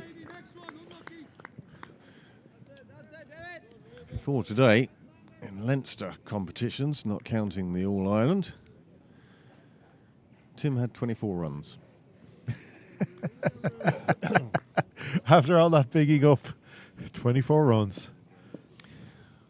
That's a season for me. Ruben Wilson is continuing.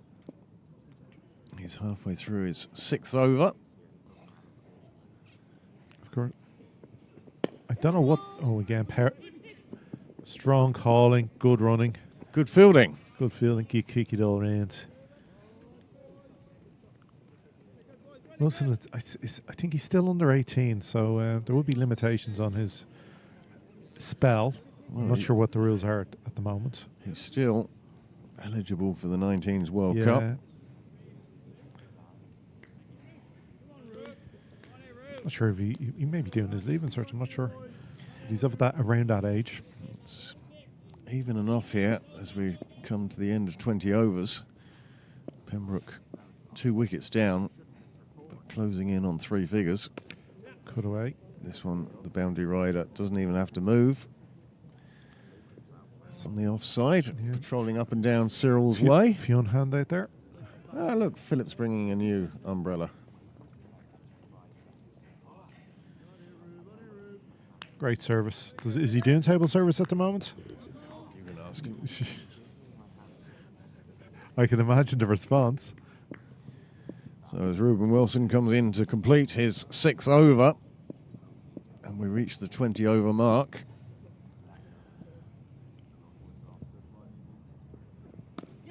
It's played into the offside. It will be a single. Oh, very fancy. And so far this morning, I've seen 94 runs, 2 wickets, including 1 amazing catch. And now I shall take a break from the commentary box and leave Graham and James with you. Well, as Craig said, so far today, 20 overs, 94 runs and 2 wickets. Pembroke wouldn't be too unhappy. Obviously, they would have preferred, either JJ or Dermot to still be there, but you make do with what you have, and this would be a strong start in my books. James? Yeah, welcome, Graham. You're welcome. Oh, thank you. You're welcome back. No, thank you. Oh, look, as you're saying there, I think, they obviously didn't want to lose those 2 wickets, Pembroke, but, hey, they were great. Yeah. One great catch and one pretty good catch. So, it's been good cricket. Yeah. It's been a good attack. But now Tim Tector has been able to anchor the side with his 53. Yeah. He'll be hoping Stapleton pushes on and joins them in those realms of scoring.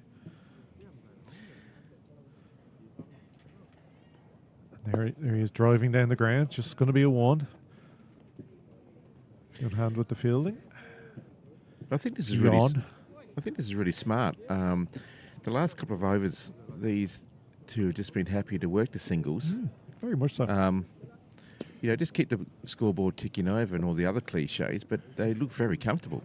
Well, as I was saying, there we go again. Just play it through down the line, 1 run, tick it over, wait for that bad ball, and if it doesn't come, happy enough with 5 or 6 in an over so far without taking too many chances. But as I was saying to Craig, the pitch looks great. It doesn't look to be any demons out there so far. It's playing, good bounce. It's good carry. What a batsman wants, they can trust. Where on length. Yeah, it's playing true. Yeah, so it looks like what a batsman wants every day of the week, and twice on Sunday. I just wonder with this rotation of the strike, picking up singles pretty much every ball, whether at a force that's going to be possibly more than 1. Super fielding out there. Saves the 4, but they are going to come back for the 2. That's a great piece of fielding. That's what you want from your boundary rider. That speed and willing to put your body down on the line. Yeah, he covered a fair bit of ground there, and that was a really good stop. It hit very, very, very firmly. But I'm just thinking, are they just content to hit these singles and the odd loose ball like that, and then force a Clontarf captain to move some of his players in, and then try to go over the top 4s and 6s? It's smart cricket. There's no need You know, obviously, yes, it's one day, it's 50 overs, blah, blah, blah, blah, blah. But I think this is, you know, the 100 comes up, you know, 2 wickets down. It's a mighty good platform. If these two batsmen are here in 10 overs' time, Well, if you look at it and say, you know, if they get a run and ball from now on, it's like, you know basically the best part of 180 runs. That brings them up to 280. That's a pretty defendable score. Probably might like to be in the 300s.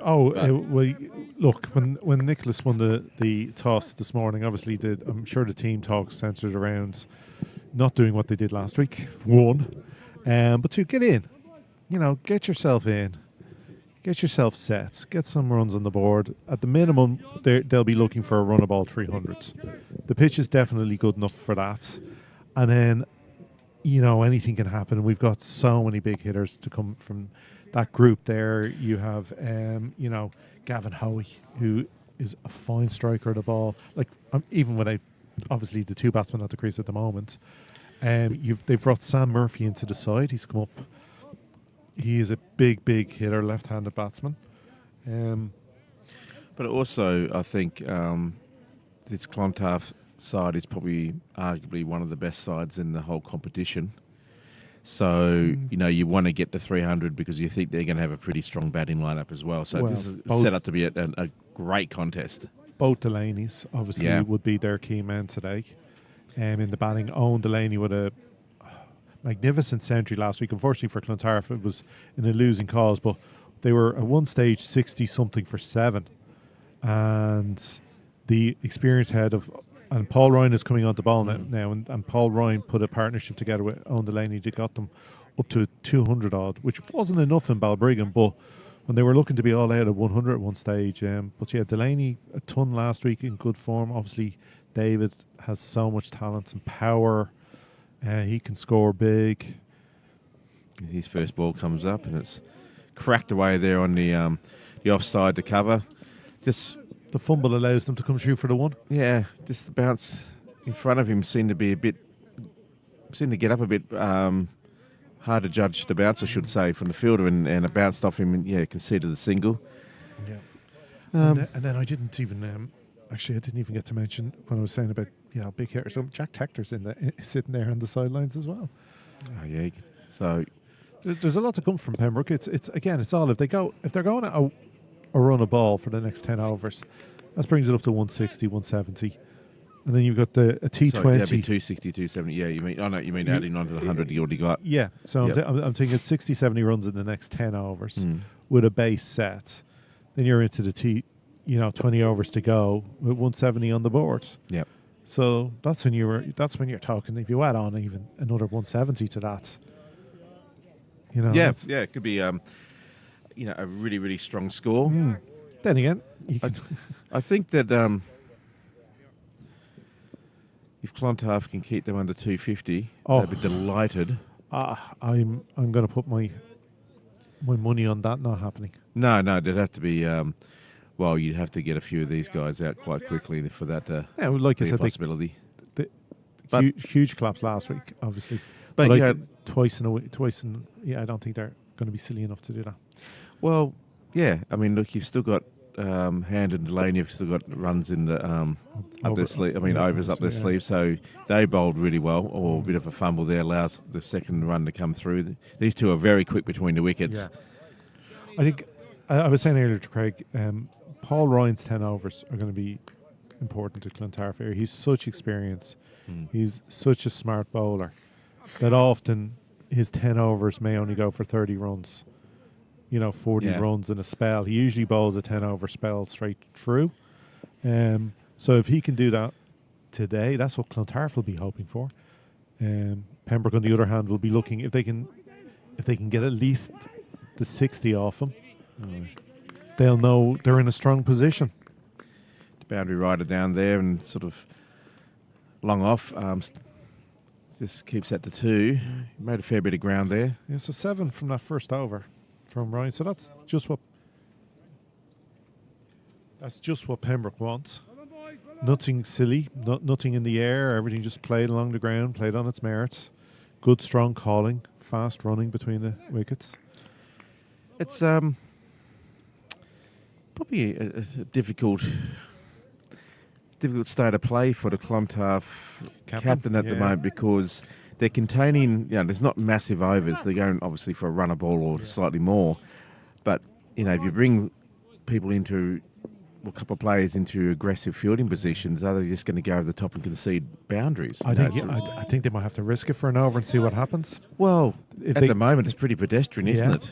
They're in no man's land at the moment. Well, there doesn't seem to be any pressure on the batsmen here. They just, they'll get the odd. The bowling's quite tight, but they can still work singles. Now they've brought someone else in now on the leg side. Yeah, trying to cut off that single. He isn't able. It was really well played by Stapleton. Yeah, look, they're hoping really these two batters. One of them does what Tucker did previously. Hits it in the air enough. It just hits it and doesn't get under. Hits it straight to a field or silly. He'll obviously be very disappointed in the way he got Well, out. I don't think it was the worst shot. I just think, he just got too much elevation. Not enough. Edge. That was genuine. Yeah. Well, we're going to swing hard. Yeah, not where he was playing. He was looking. He was looking more to play that in front of points. Yeah. And got the top half of the bats, so squirted off. But there's nobody close enough to really worry about. Everyone's seems to be heels on the ring. Well, probably just a slight lapse in concentration there. He's on 61. He's been out there since the start. Tim Tector. Batting really well. That's a good ball from the bowler. It's for a dot ball. Yeah. Don't see too many of those in recent overs. So, but again, it won't trouble Pembroke with a dot ball here or there. No, I think it's a good contest here. It's just that's too full. Yeah. Played nicely. Be an easy single. Fielder wasn't able to just get to it. Made the effort. Good to see. The boundary rider out there on the offside on the railway line is actually... It's Reuben Wilson out there. Yeah, he's very quick. Yeah, and it's tough to go from bowling 6 over spell and then ask to... patrol such a big boundary. Yeah, he's a tall lad.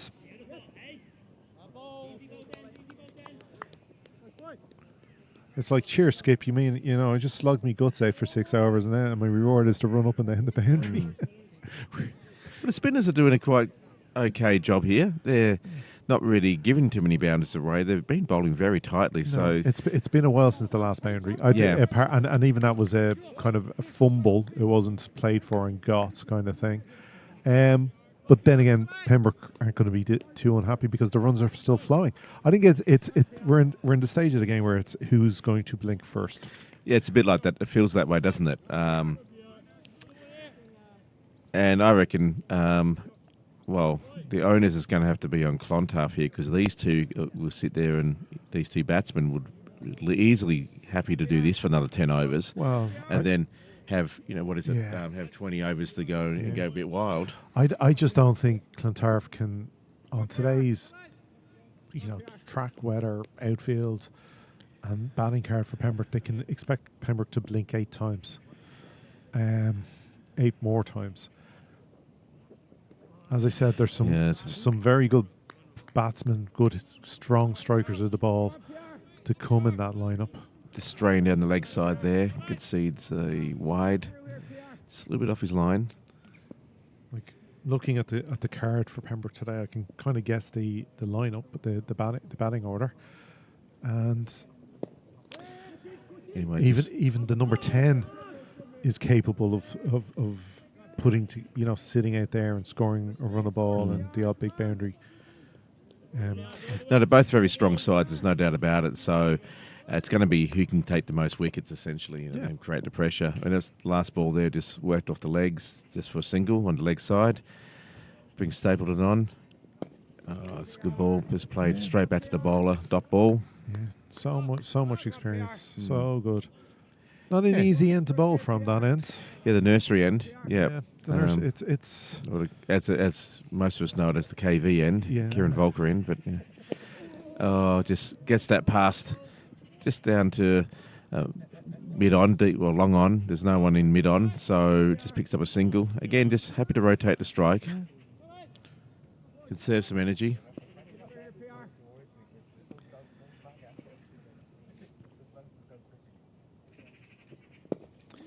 Again, exactly the same shot as was Nicholson. Just rinse and repeat. Well, yeah, they're just they've got great placement, these guys, and because there's big gaps everywhere, they're just happy to just work it into, one of these big gaps. There's a close-in fieldsman, but they really, I think, could benefit from maybe bringing in a second person there just to create that pressure. Again, there's 3 in a row. Well, this is where Pembroke were, with Paul Lawson's bowling last week. Obviously, it was a completely different type of game, and wickets were needed. But where Clontarf have that mid wicket is very wide, where they're driving the ball straighter. Maybe risk the odd run or two. Again, 4 in a row now. Yeah, to mid wickets by saying, look, I'm going to bowl it here. You're likely only going to be able to hit the ball here, which is just wide of the stumps. And if you pop it up or misdrive it, it's going to be a catch. Now, if you hit me out to mid-wicket, the boundary rider will probably stop it and it's 1. Fine, have your 1 out there. But if you're driving me, if you miss-hit that drive whatsoever, I've got a man right there to catch it. Yeah, exactly. We'll build some sort of pressure. Anyway, after 24 overs, it's 118 for 2. It's... 1 to drinks then. Yeah, pretty much. It definitely will be a drinks break at 25. Yeah, McDonald to continue, as you'd expect. This will be his 7th over. So... It's been a tidy 7 overs. He hasn't... You wouldn't say he's troubled the batsman too much. There's not much... He has picked up a wicket. Miss-hit drive, but yeah. And they've just been milking him, so there hasn't been many boundaries off him. So he's ticking along. He'll be happy. Any time a bowler at this level can go for under 5 and over, or they'll be happy. Strong calling from Stapleton. It's played on the offside there to a sort of backward point. Quickly called no run by the Stapleton. Good loud call. Good early call, that's the key. Again, just can't quite get the timing. He's trying to work it away on the offside there, but straight to a fielder. Good start for this over for Clontarf. 2 dot balls. This is the point where Pembroke just be happy, get the drinks, and reset. Have a little your whistle. Oh, it's nicely played. Just sort of pushed straight into the ground behind point and just picks up an easy single. Lovely play that. Yeah, let your body reset. Of course, what would you be having for drinks now? Well, what's your favorite? Is it the orange or is it the black currants? Kind of like the black currant, personally. A bit of, red cordial, get the energy up, I do love that lovely anecdote from England touring Australia in the 30s. And I'll wait till the end of the over. It's a great one, though. Striven. Oh, again, almost identical shot to the last 4 balls off the previous over. Just plays it out to long on. There's no one covering the big gap there, so there's always going to be a single. And I think at this stage, Clontarf would just be happy to get out of this, just with singles or dot balls.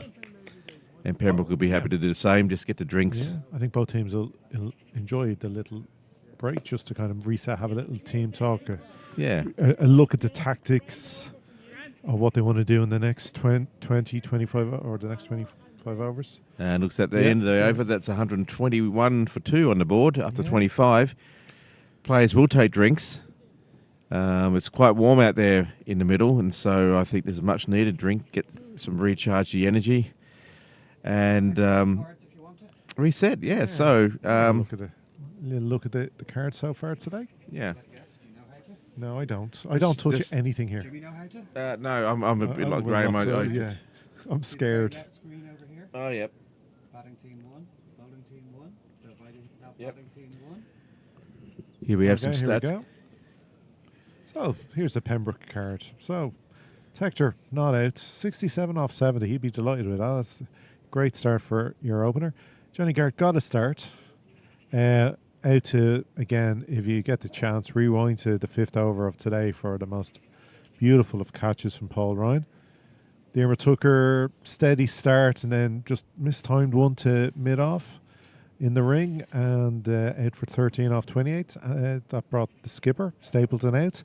And he's had an excellent start to his innings, a nice steady 22 off 31.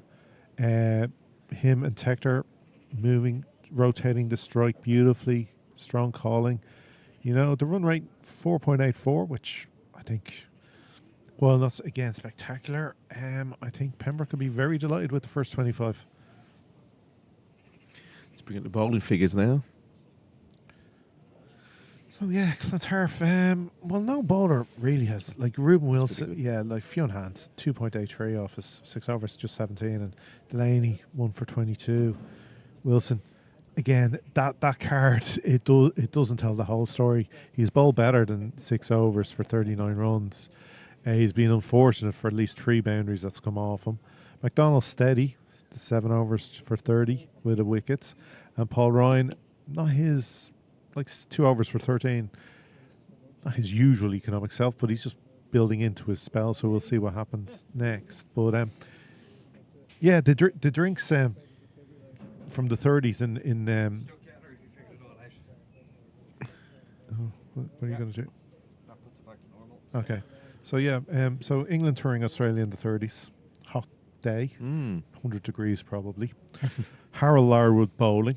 And he's in one of his spells, and probably at the effort he put into it. And it's coming up to drinks, and drinks are coming out, and the cat skipper, what you want, Harold? Beer. You can't have a beer. I want a beer. Man, he worked in the mines. He knew what he wanted. So he just walked by, didn't take a drink. So next drink break, they come out with the tray, and there's a bottle of beer hidden in the middle, amongst the waters for everyone else, and he partakes of his bottle of beer. Good stuff. Anyway, on that happy note, guys, we're just going to take a quick break ourselves and let you go put the kettle on and whatever else you need to do. And we'll be back hopefully in a few minutes with the this restart of play. And if you get an opportunity, come on down. It's a beautiful day here, and it's a great day to come watch cricket, sit on the wall, partake in some beverages maybe, and enjoy some first-class cricket. Okay, we'll talk to you soon. Bye. 30 seconds.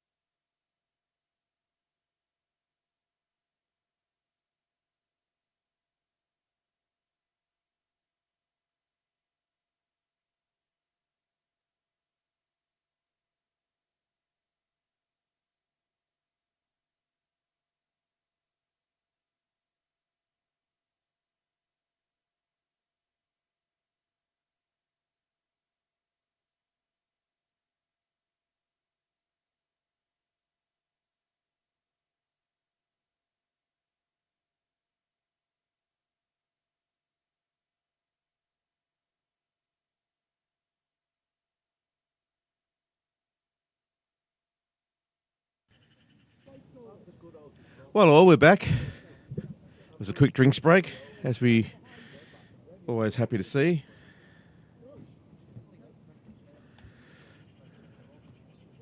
You're going to start again from the nursery end. I think it's Ryan still to continue here. Everyone's had a bit of refreshment, a bit of reset the mind, get the focus back in and restart. We'll see very soon if it's much of the same or whether there's been a change of tactics. But Ryan to bowl now to Tector. Oh, pitched up. But he plays that one nicely down to long off. Picks up a single. Oh, the watermelon's good. Yeah. It's a watermelon farm here. Oh. Excellent. Anyway, looks like just a continuation of the previous few overs. Oh, wide. Yeah, just Drifting. lost his line there a little bit. Trying a bit, put a few more revs on the ball maybe, or just trying something different. It wasn't the worst idea, but just a little bit down leg. This will be interesting now, the next over or two, because last week Pembroke lost a drink in the first, or lost a wicket in the first over after drinks. So Full. Yeah, just trying to Yorker that up, but just over pitched there and became a full toss and just played away on the leg side again. There is a boundary rider down there, like in a sort of a wide, long on, I suppose. Would you call it almost a cow corner-ish? Well, anyway. Oh, from Pembroke will be hoping just to reset now, get the right back in. Oh, yeah. Misfield there by played on the offside there to cover, just misfielded. Got a finger on it. Just couldn't quite get there and take it cleanly, and it concedes one. It needed 3 fingers at least. Yeah, just wasn't quite there. Anyway, just rotating the strike nicely from Pembroke's point of view. Oh, that's a good better ball. Just played straight back to the bowler for no run. A long way to go yet this game. Only a quarter of the way through. Conditions are perfect for it. Disgraceful from some of those supporters down there. Yeah, there's some people just don't really understand the etiquette, but that's okay. Gives the batsman just a chance to reset. Oh, that's a good length, actually. Well played. Yeah. Again, just through the line. Stapleton's very good at just playing it down onto the long off. Mm-hmm. He's picked up a lot of runs down there, just a lot of singles. Yeah. Happy just to keep trotting through. Tippy tappy. Happy. Oh, it's a bit short, that one. Gets away with it, though. Just played out the cover. Just picks up the single. This is the moment where actually, as a bowler, a bad ball might be a good thing. You know that low full toss that the batsman isn't looking for. They mishit it, and it pops up because.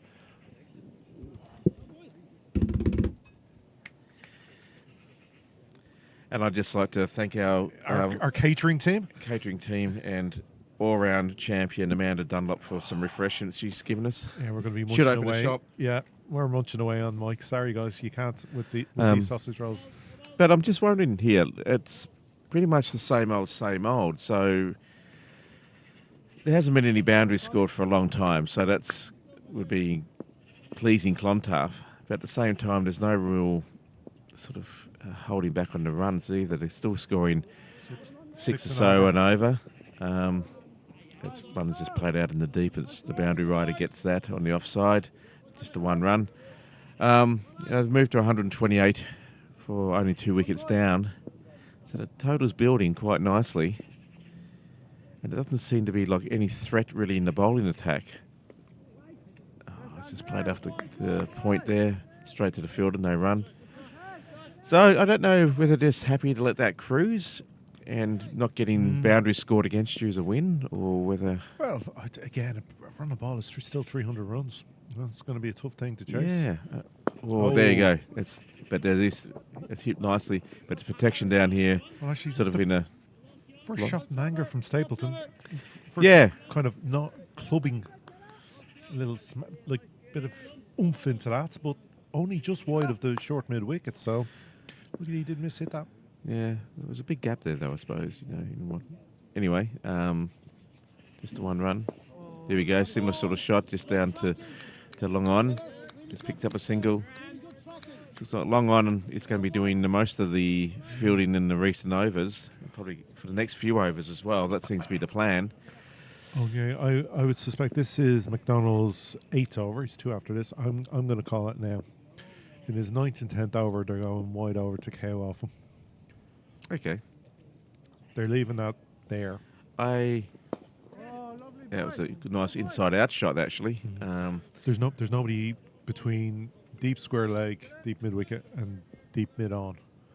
That whole area is there. I just, with a left arm around, in the next over too, considering he's coming up on his spell to end, I have a feeling they're going to look there.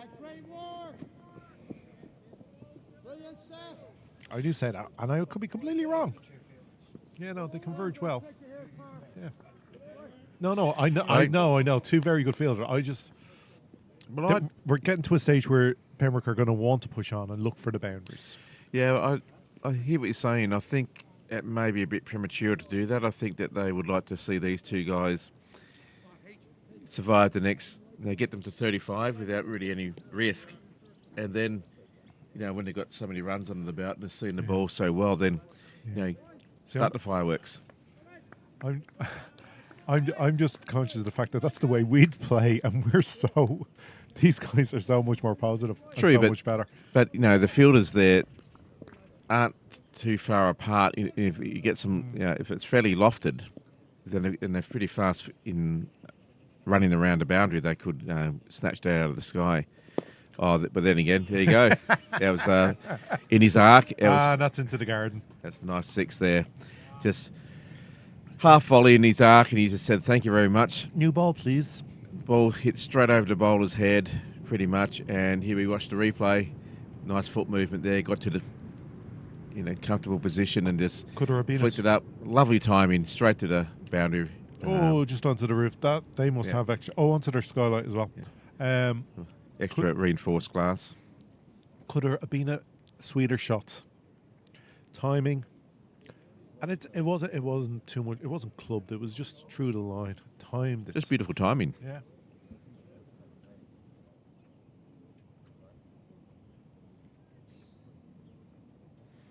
Anyway, that'll make the Pembroke side feel a bit more better about the situation. Not that they're not feeling good anyway, but he's very quick. He's got great vision to be able to pick up the ball that presents the opportunity.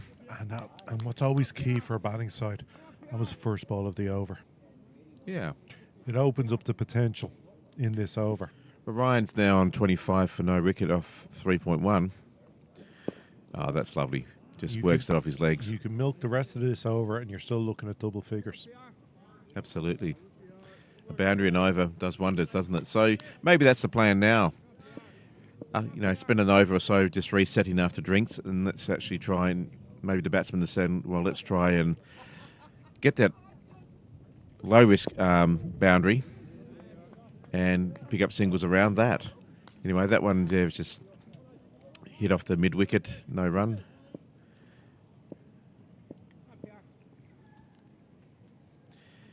But Tector's in the form of his life.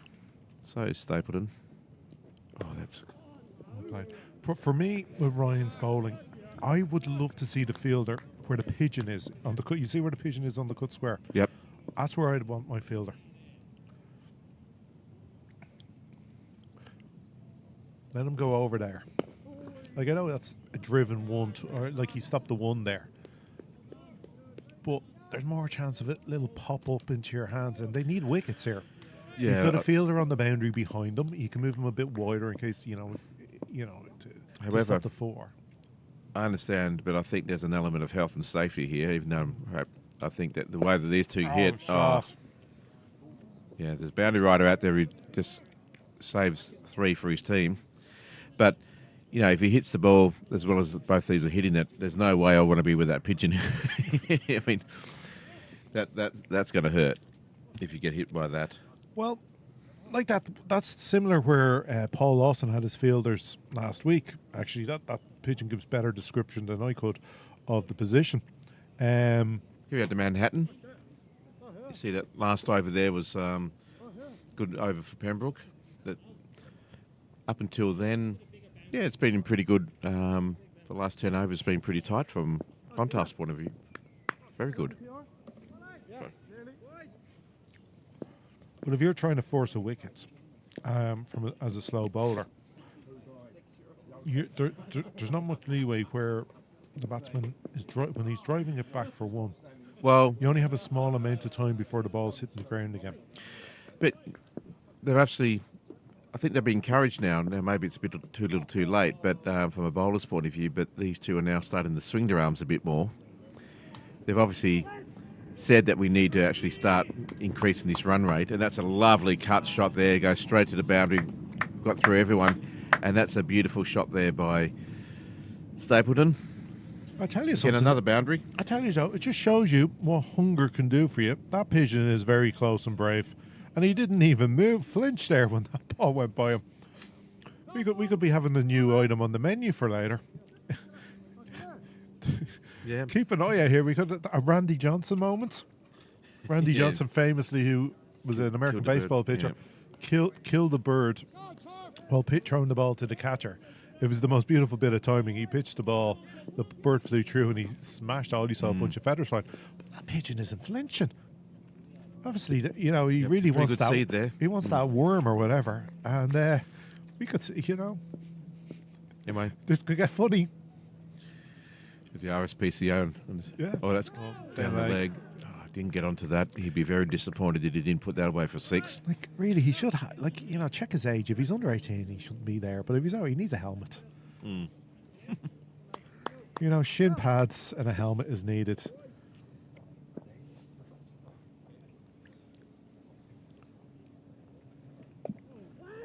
And again, doesn't flinch. He's the bravest pigeon going.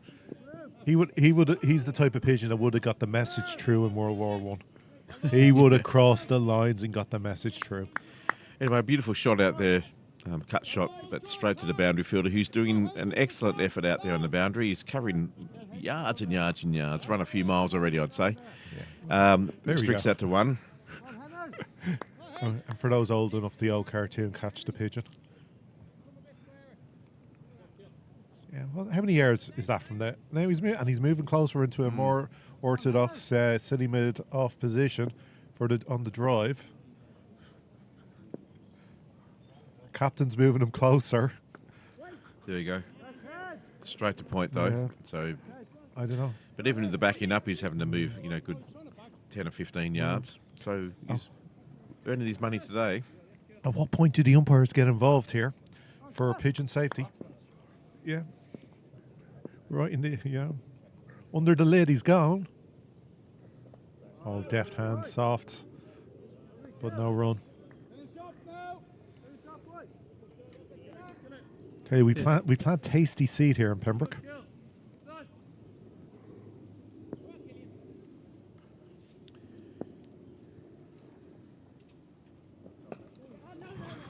Just finding the fielders at the moment. It's a good over for Clontarf.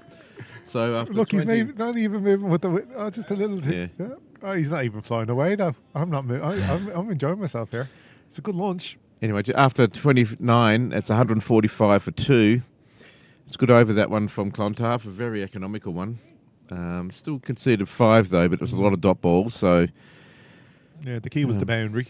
Yes. But again, that was the first ball of the over the boundary. That's always brilliant for the batting side. Oh, it takes the pressure off, doesn't it? Even though they came back well there, Clontarf, there were opportunities for Pembroke. And 5, you're happy with 5. So we're getting a change of bowling because Ryan wasn't. You mean Pembroke's getting a change of bowling? Well, yeah, change of bowling from Clontarf. Obviously, Clontarf were hoping Ryan would be more of a controlling influence on the score. Well, it looks like Marshall now is the new bowler, E. Marshall. Yeah, bit of pace, bit of seam bowling. This might be something the batters will be happy with. Yeah, and I don't think Clontarf would be too upset about. I think they'd actually happy about the last 10 overs. It was just singles essentially, and with a few boundaries towards the end. I think probably 3 or 4 boundaries maybe. So spins off, and now we're going to Clontarf are going to proceed with Marshall. Ethan Marshall. Ethan Marshall is it? So no finer bowler than an Ethan. Looks a young chap. Let's see what sort of pace and line he bowls. Full good start. Great start, right in the block hole there. Stapleton dug that out. He just needs to bowl 59 more of those. That's pretty much. Why change it? Just what you did that. Bowl 59 more. Why mess around? Yeah, absolutely. Keep it simple. Good, Ethan. Keep working here, boy. Good start to his spell. He hammers in now. I think he heard you. And it's another one straight back to him for the dot. There's 2 dots in a row here. That's a good start. His captain will be delighted. Straight on the money. If it ain't broke, don't fix it. Absolutely. Obviously, the batsman will start moving around, and if he's getting the same delivery and starting to. But well, it's a good lesson for youngsters here because he doesn't have the express pace of Delaney or Hand, but he's bowling the right line. So the right line's is key. Again, beautiful. Can't get under that. No. You're only really going to concede maybe a single or an edge might get you a boundary, but and if you keep doing that, you're forcing the batsman to try things. And when batsmen sometimes get out of their comfort zone, that's where the mistakes happen. Mm-hmm.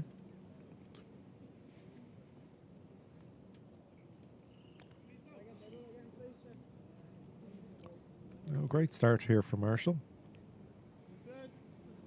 But this is the key where bowlers sometimes they try to force it, they chase wickets. And that's where mistakes can happen. So this is where he needs the angel on his shoulder telling him, just keep doing what you're doing. It's a good start.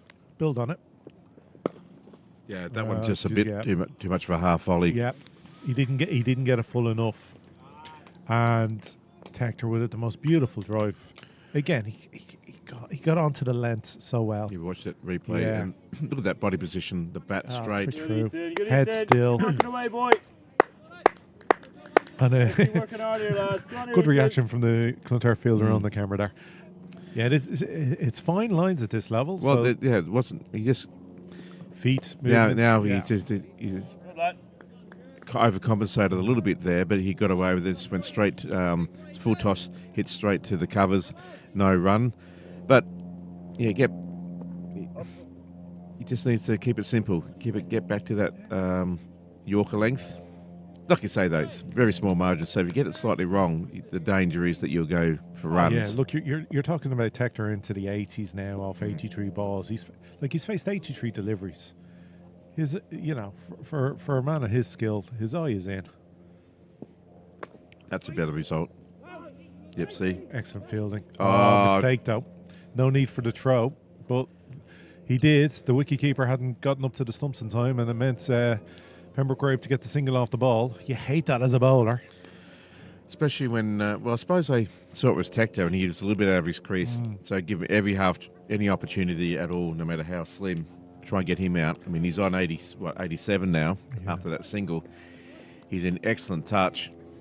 You know, anything's that's worth considering the single, just a vague opportunity. You might actually hit the stumps and get it down. You'd say poor then from the fielder on the opposite side not to be awake. No, I'm mid-wicket more.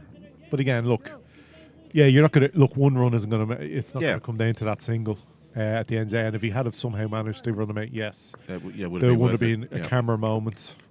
But yeah, I'm saying the bowler though was like, no, I'd be quite happy with the dot, thanks. Bowlers union here. Oh, that's clubbed. Tector not happy, not where he wanted it. No, he was lucky. He didn't hit it straight back to the bowler there. It was a catchable height, just a bit wide. It was too short. He dragged himself. The ball followed. Protection down behind the bowler in the deep, both in a long life. Oh, stop. Boo. Boo. Oh, no, he's an animal lover. Oh, damn, that poor pigeon. Do no harm. Do nobody any harm in that. Horrible Mr. Stapleton. Yeah, he's obviously an animal lover. Didn't want to have that on his conscience. He's probably sick of the taste of pigeon anyway. Anyway, he's obviously eating well in Ireland if he's having pigeon every night. Well, just played it off to the offside. No run.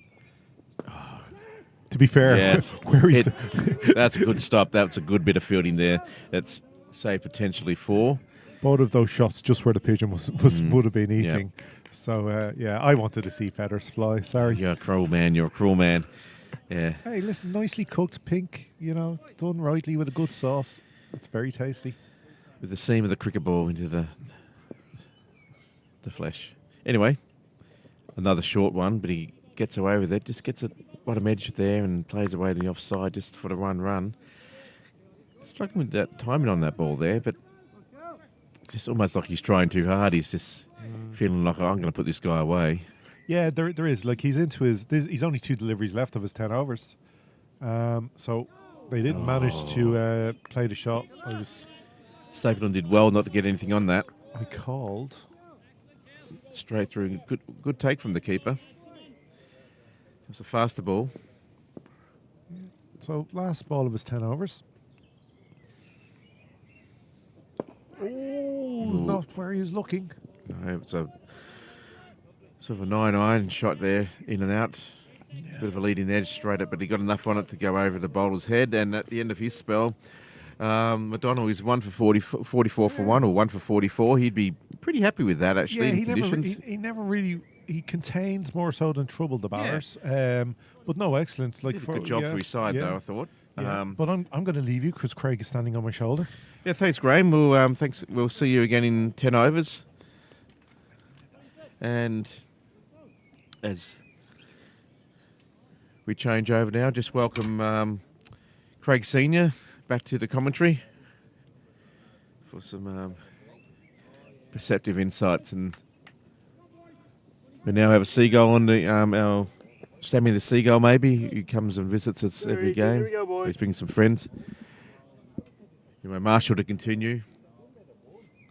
Bowled pretty well in that last over. Just had one sort of pitched up half volley, which was put away for 6, but the rest of his over was very tight, I thought. Welcome, Craig. Afternoon, James. Afternoon, all. It's a pleasure to be back in the commentary box for the second time today. That one played out. Boundary rider on the railway line side. Gets it back in. They take 2. Good Ethan, good Ethan. Yeah, I've been very impressed by this Clontarf bowling attack. They've stuck at their task. Only the 2 wickets to fall so far. These 2 came together, I think, with the score on about 27, wasn't it?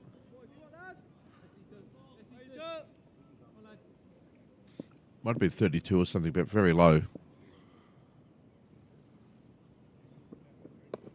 Nice shot, but brilliantly fielded behind square on the leg side. Yeah, that was very sharp. Just hit to Point, who quickly got down and stopped that for a single. That was incredibly quick. Get another good start to the over by Marshall. He's looking good, this young man. Just wonders if he keeps that good line. He's great at that Yorker. That Yorker is lethal, and he'd be disappointed so far that he hasn't got a breakthrough with that, but that's a great ball. And, you know, you really have, it's at your own risk if you're going to try and score off that. It's all about picking which ball to go after. I shall be happier with this over the way it's gone so far. Just 2 from it. Make that 3 now. Just squared it off to the offside there where the boundary rider picks it up. Yeah, these 2 came together with the score on 65 for 2. Just 6 short of a century partnership. Tim Hector now On 89. from 86 deliveries. Another excellent knock. And long may it continue. Oh, that was a nice ball, actually. I think it was attempted slower ball. But just played into the ground. Just did a long on for single. Brings him up to 90. The nervous 90s. I was about to say that myself. I don't know how nervous they are. I haven't been there too often myself. Now, Just the once. well, it's one more than myself. Oh, that's beautifully cut away there, and it gets past everyone straight to the boundary for a boundary for Pembroke. And that does bring up the century partnership between these 2. Yeah, We'll bring excellent knock. Bring up the partnership at the end of the over. Yeah, that's And that lovely. was cut away beautifully. Yeah. James, can you reach the mouse? Yes. Should be one of those blue tiles that says partnership.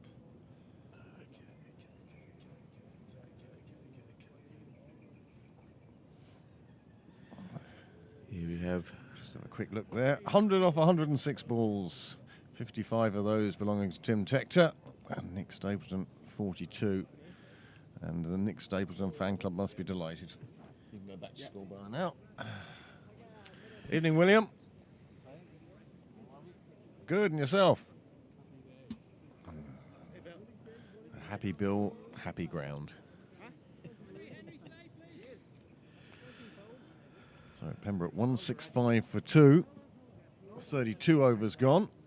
Getting close to that mark where Niall will be telling us his prediction. Looks like Delaney's coming back on, one of the opening bowlers. He was on the nursery end to start with, and now he's coming from the Amanda Dunlop end. Some would say it's the St John's end. But, yeah, so obviously they've got to try something now to break this partnership. That's looking very comfortable for Pembroke, and they're opening up the shoulders a bit now, so it could get very expensive if they don't get these guys out soon. Well, David Delaney He only bowled 4 overs in the opening spell, and this is why he's kept him bringing him back mid-innings, not just saving him for the end of the innings. He's looking to make a breakthrough here. And that's a quick ball. I just would like to correct the story I told earlier. Hand taking the wicket of Ben Stokes, not Josh Butler as I suggested. More impressive. I was off walking the dog and got pulled up on my inaccuracy, so as soon as I could, we'd correct that. But David Delaney, it's great to see him back. I saw him in the blue of Leinster for the Lightning, and now he's in the red and blue of Clontarf. Another one using the speed of the bowler. Let it go down to third man. They pick up 2 more. And you're quite right, James. There seems to have been a change of pace. Well, he's definitely... Sorry, blow people's eardrums out there.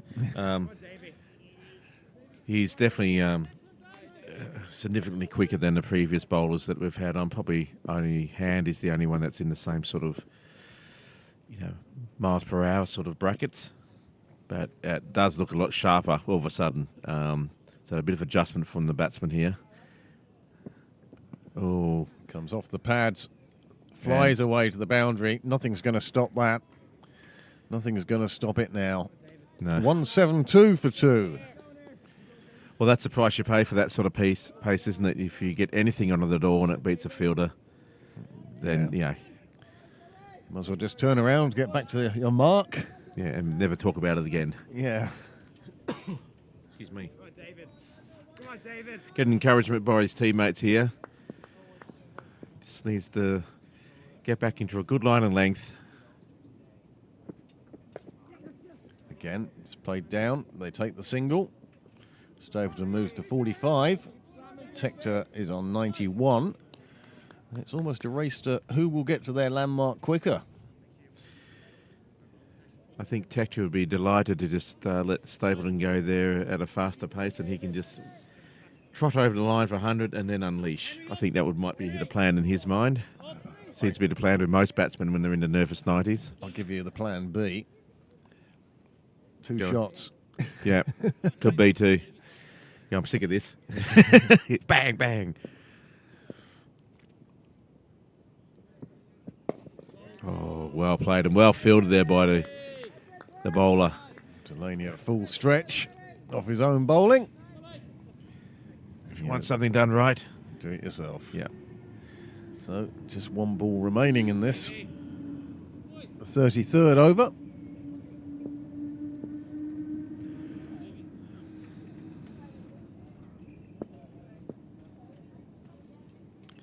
I think he's got his tail up. Really wants to be the one to make the breakthrough. And nice shot. Yeah, straight to mid-off though. Or even the covers, I should say. Didn't even have to move. It went straight to him. That is the end of the over. That's 33 done.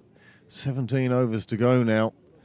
And we're getting to the stage whereby the people who are at lunch obviously finished their starter or main course. They're into course watching the cricket. A few of them have slipped outside the pavilion just to have a look, check up on the score, see what's happening. And that's what we can tell you so far. It's been steady progress from Pembroke. It has started to pick up a little, but as to how much more it will, that's up to Tim Tector and Nick Stapleton at the moment. Well, the biggest factor here is that there's 8 wickets in the shed, which with this sort of platform, in theory, allows a really explosive end.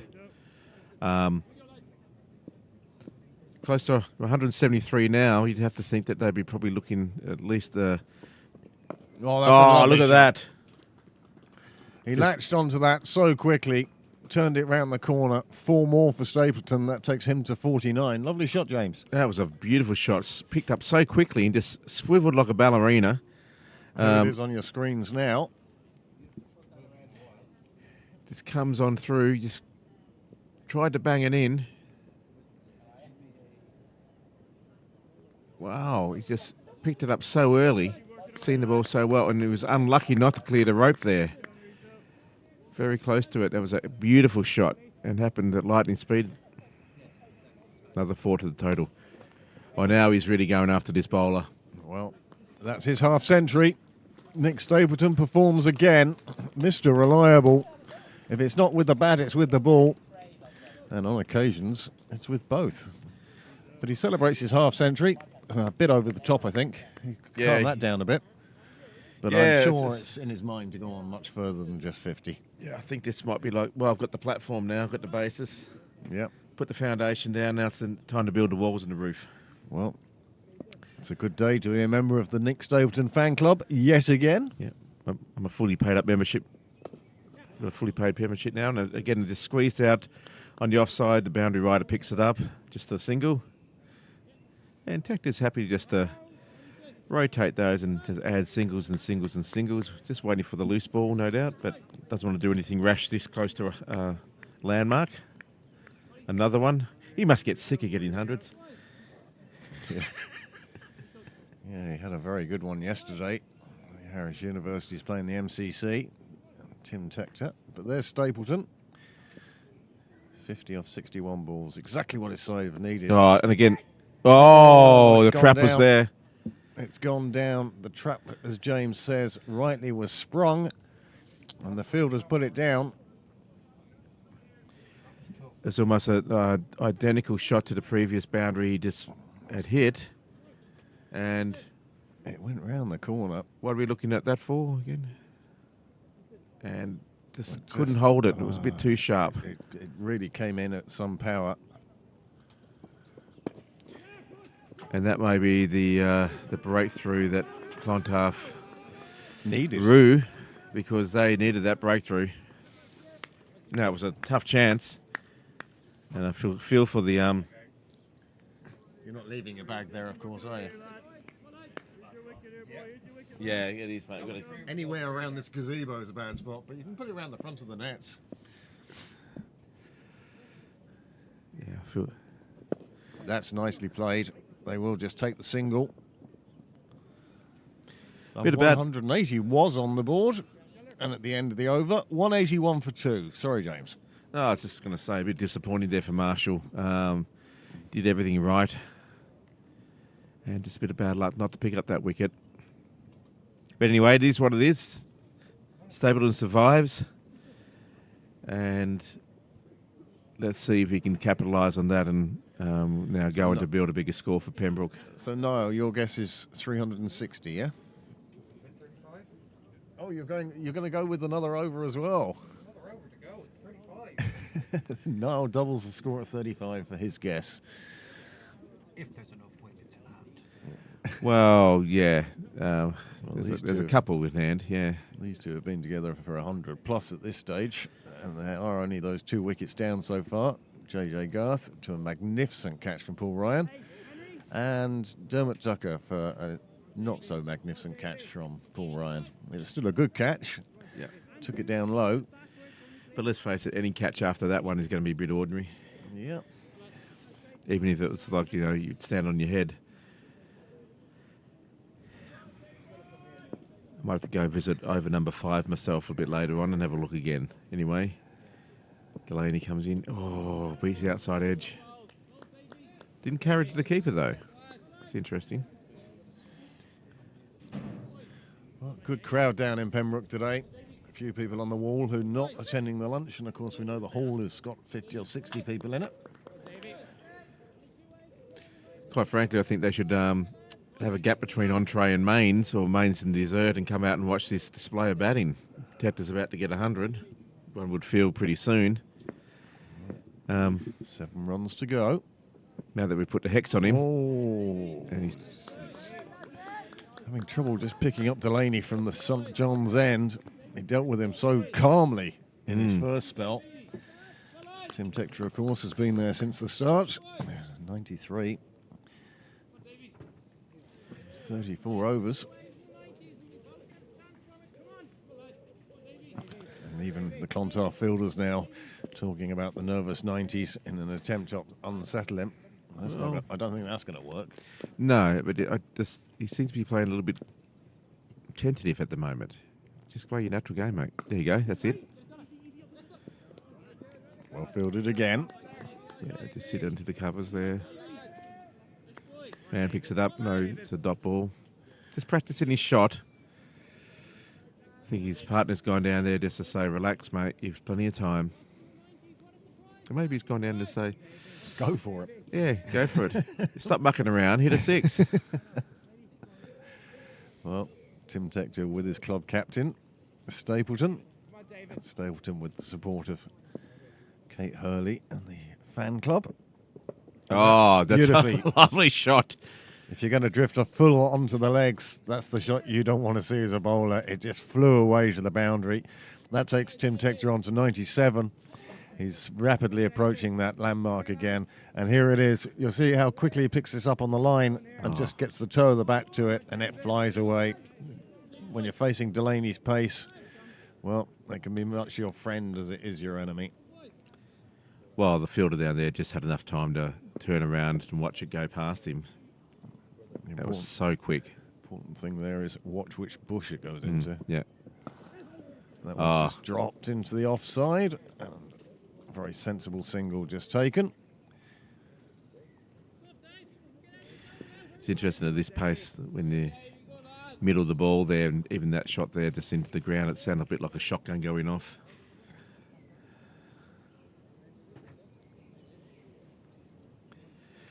Anyway, bring Stapleton on strike. Last ball of the over, unless it's a extra. Nick Stapleton before today in the Leinster Leagues anyway. Had a higher score of 47. His first half century of the year.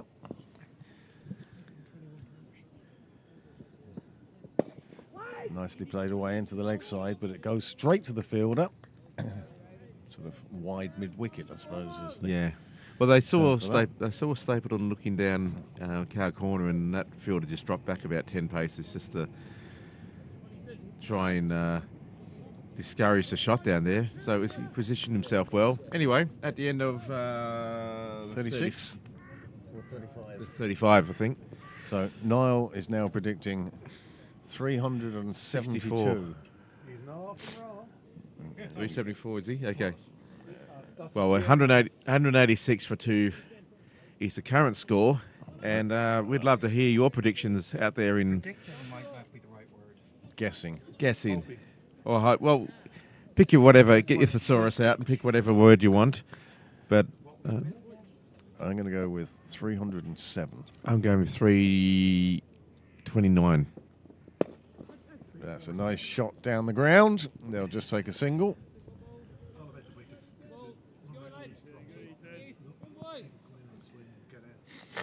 Well,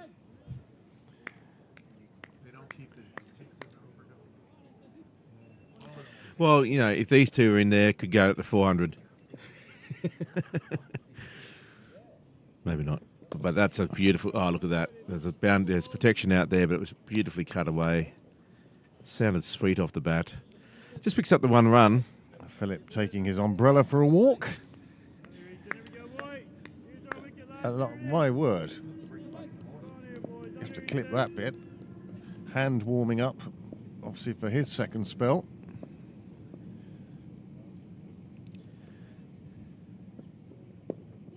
Nicely tapped away.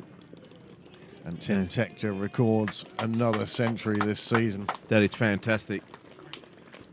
That is an absolutely great knock. Talk about putting his team in an excellent pole position here. And another brilliant knock. He's in the sort of form of his life. He must have been so close in the selectors' minds, even as a reserve batsman for the T20 World Cup.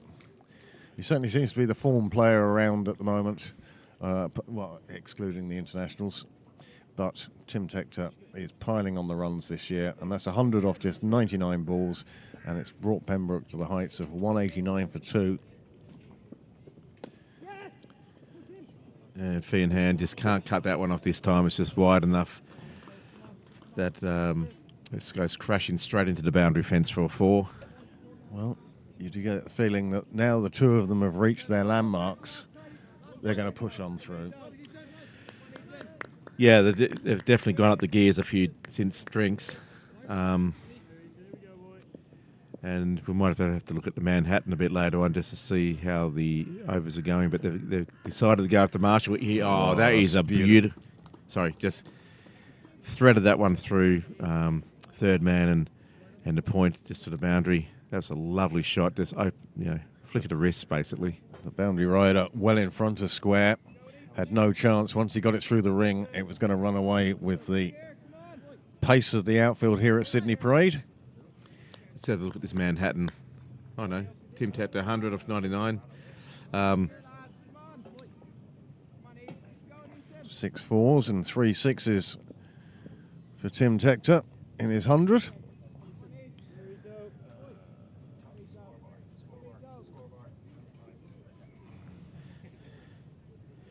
Very nice of the bowler to wait for you, James. Yeah, thanks.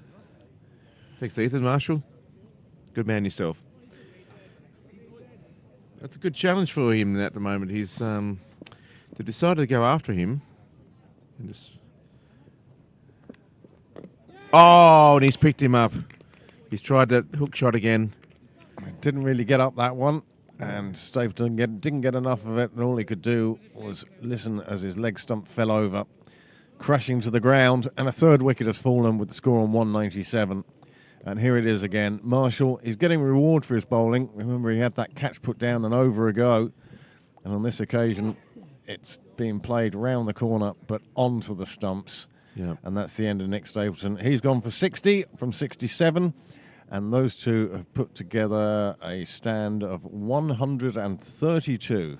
And a magnificent stand for Pembroke. And now brother joins brother as Jack joins Tim. It's not Gavin Hoey coming in next, it's Jack Tector. So it'll be Tector. And the very best of luck with that.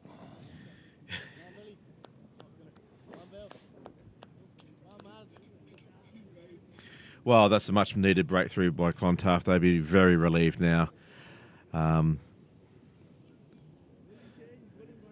Good work by Marshall. As you say, he was disappointed not to pick up a wicket in the previous over, but that one was very convincing.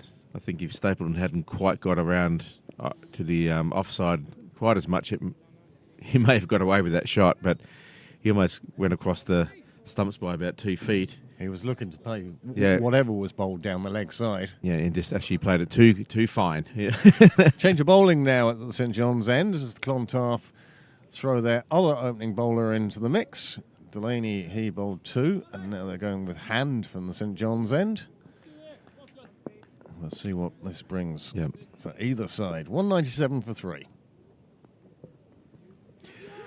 And brings an edge, and it's 2 for 2. 2 in 2. How often that happens? You have a magnificent partnership, and both of them are back in the shed in the space of 2 balls.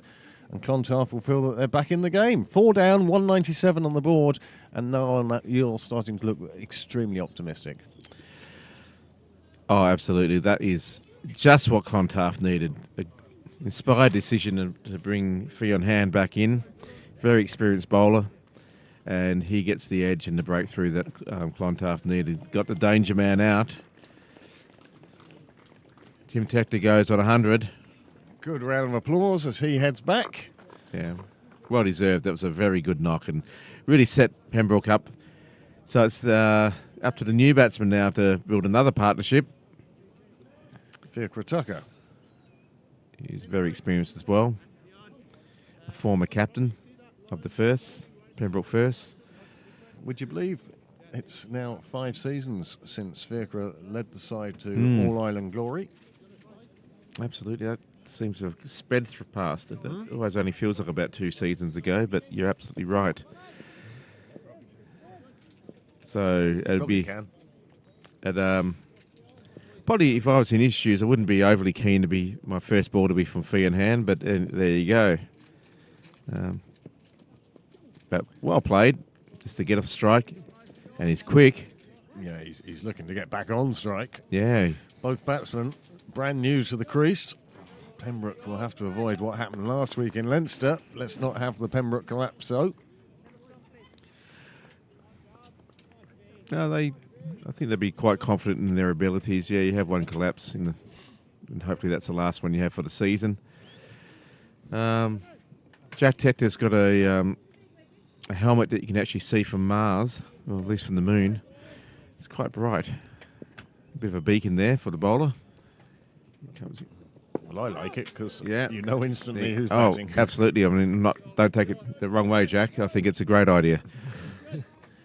It's like having pink runners, you know. You can see you from a mile away. And hopefully this is a situation from a Pembroke point of view where Jack says, whatever you can do, I can do better, Tim. Well, we saw earlier Tector and Tucker batting together. Oh, And we have, that's clever. we have the same thing now. A Tector and a Tucker batting together. That was a very clever shot. Sorry to interrupt you there, but No, it's very inventive Yes. from Jack. big bouncer. And he just, Yep, thanks a lot. I'll have those. Well, that's what I like about Jack. He That's really smart. And plays cricket with the top 2 inches. yeah, that's interesting. It makes the bowler pitch it up to you because he doesn't want to go that way again. Absolutely. So, it's, you know, you almost put money on it that the next one's going to be close to a Yorker. There's something being said here. Something that... Just making sure the 11th fielder was on the field over by the dressing room doors. Might have snuck in there to get a leftover dessert or something for the lunch. Maybe not. Just pick up a drink, have a quick glass of wine. Now the Clontarf fielders are trying to G each other up. Yeah, they've had 2 good breakthroughs here. That should give them a bit more life in their steps. And he bangs that one in short again. Played off to the offside sort of point region. No run. Well, Anyway. picked up his first wicket in that over. He's now bowled 7, 22 for 1.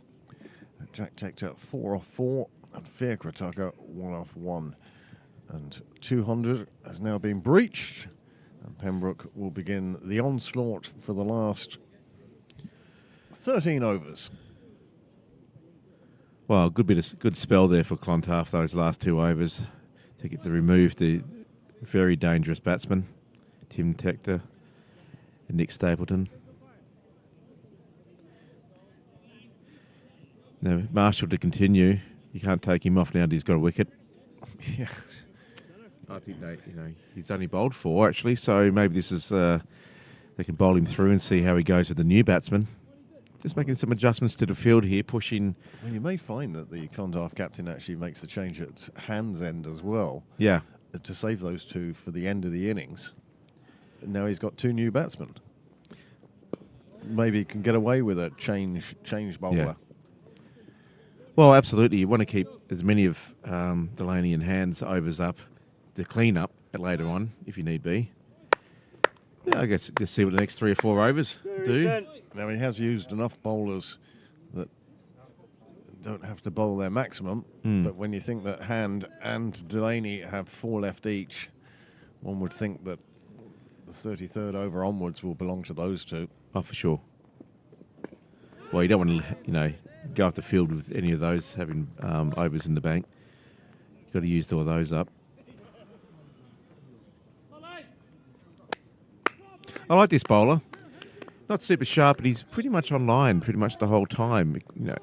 I just think he was bowling against some very set batsmen there who are in really good form. So anything that was just millimetre offline, you're going to get punished. But, he's bowling good length. His figures not reflecting quite how well he has bowled. 1 for 36. Well, remember, 25 deliveries, but he's been very unfortunate.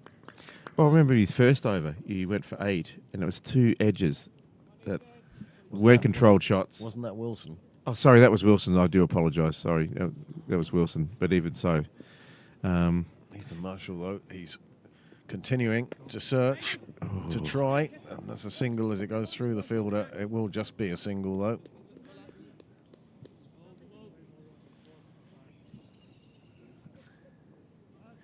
lost count. Certainly getting his steps in, though.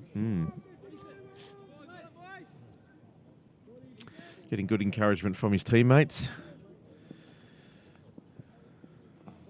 Critical over.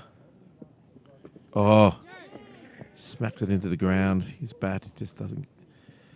Went for the big shot. Took his eye off the ball. And lets it go through to the keeper. Fika's got quite an aggressive style. He doesn't like to play Test cricket. He likes to get on with it, and I think that's a good approach actually. Oh, that's nice. Just runs that down. One of the underrated players in Pembroke, I feel. Yeah, I do too. And here is a replay. The over is up now.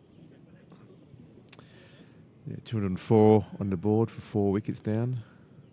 That's the one. Came off the bottom of the bat and crashed into the ground. Questions were asked and ignored. Now 205 for 4. They're going to continue with hand. Give him one more, I'd say. He did take a wicket in his last over. Be hard to prize the ball away from him. Yeah, he's a big boy. I'd like to see someone try. Yeah. Um, The captain is, please can we have the ball? You're not bowling. yeah. What'd you say? No, I think this is good. Give him one more at least. You know, get a breakthrough if they can. I think Fika enjoyed his challenge. It's you just get a bit of bat on this, and he's got good skills with the bat.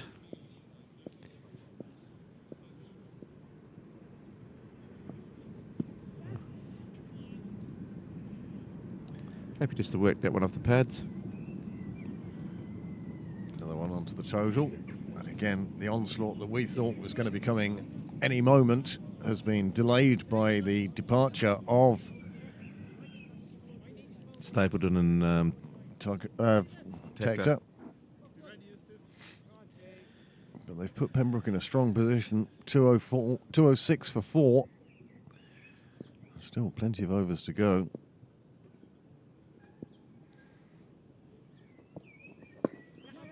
well, yeah, just worked off his legs there, just a leg side, and or played into leg side, I should say, and just picked up a single.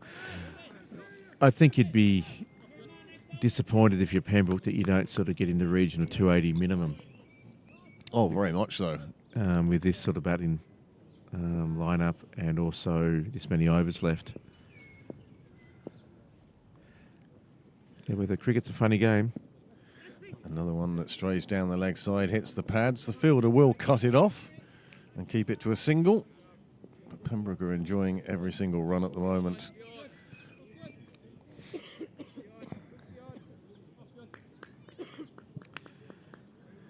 That sea breeze carrying a couple of cooling degrees. Sun not around really too much yet. Yeah, a little bit of a haze at the moment. Just a very faint haze in the field. The direct sun's gone. It's still quite nice. Oh, that's a good shot. Nice fielding in the covers. Good hands there. Dot ball. 3 from the over so far. 2 balls to come.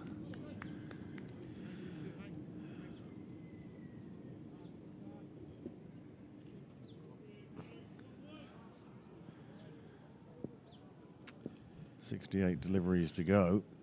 Even a runner ball gets them 270. That's a good ball there. 276. Yep. The pigeon's back. Right underneath the batsman's eye line, almost. Oh no, it's gone a bit squarer now. It actually looks like it's lying on its back. Yeah, it's going to be maybe an ex-pigeon soon if it's not careful. Well, it's behind square at the moment. And but they love running the ball down there, so it could be. Anyway, we'll see. Could be pigeon for dinner tonight. Oh No. nah. Fee and Hand thought about appealing, but realised there was no use in doing that. But it was a good ball. Results in a dot, and that's the end of his over, I think, isn't it? Yep. So after. No, that's not the score. This is a replay. Oh, this is a replay. Sorry. That's the one. Nice bit of fielding Yeah, again. good in the fielding. Covers. And now that's the score. Okay, so after 39, the score is 209 for 4 wickets down.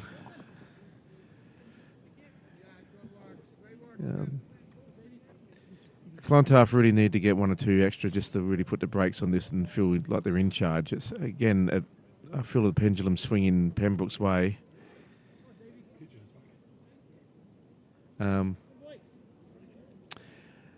With 6 wickets in the shed, I think it could be maybe not an interesting 10 overs, but last 5 are going to be fun. You would think, if they can't get a breakthrough.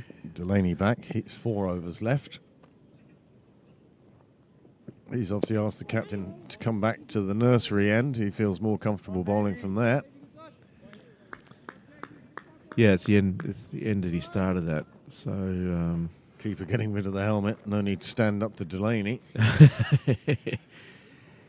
absolutely, yeah. I think that's The only way I'd stand up Optimistic. to Delaney, in fact, the only way I'd stand back to Delaney would be if I was baseball catcher's yes. outfit. Yep. A suit of armour or something. Oh, a bit wide in the there. air. Oh, cuts it. It's going to get. Oh, good bit of fielding there out the deep. Hand That- does well to prevent the 4. Can't prevent 2. Nice fielding. Really threw himself down there. You see the replay of that shot and that nice piece of fielding by Hand.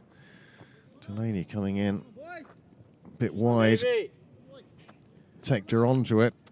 Cuts it. Oh, And Hand showing just how important this game is to him, his teammates, to his club. just how agile he is too. That was a really good piece of fielding. Mistimed that, just pops it up on the offside, but fields too deep. Picks up a single. Ashley Balboni in the background heading off on another lap. He seems to have slowed his pace at the moment, but that's only because he doesn't want to be behind the bowler's arm. See him in the top right of your screen there.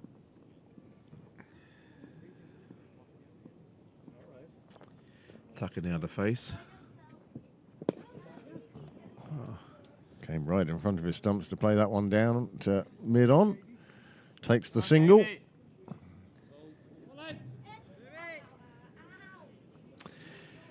Good run that. The mid-on wasn't too deep, but Tucker's so quick. There was no real risk of danger there. Picks up an easy single.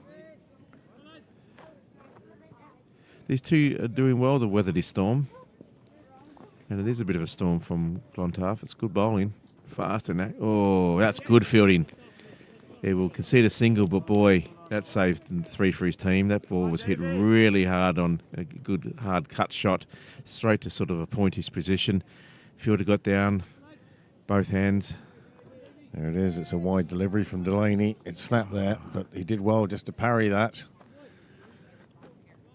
Coming at great pace to him.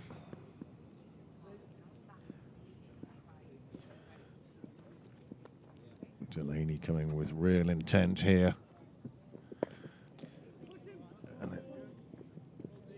Picked up well there by Tucker. Didn't quite get enough onto it, but he worked around to the onside. Picks up a single. Retained a strike. And Clontarf would be disappointed that they haven't picked up a wicket in these last 4 overs.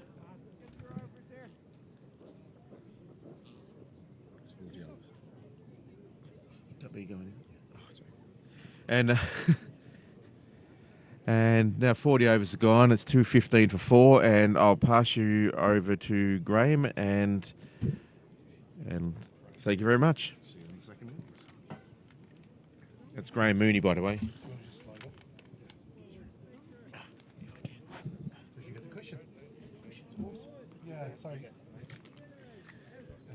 Well, as we enter the last 10 overs, Pembroke have given themselves a very good platform.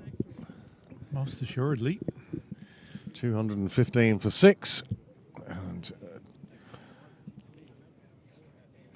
wickets have only fallen today, whilst I've been on commentary. So Clontarf are happy you're here. Last 10 overs now. We could see some. There's going to be a flurry of wickets and runs. Reuben Wilson now from the St John's end. He switched ends as Clontarf shuffle their pack. Do you think they've many aces in there? Yes. A very good bowling attack. So never play poker with Clontarf. They've more than 4 aces.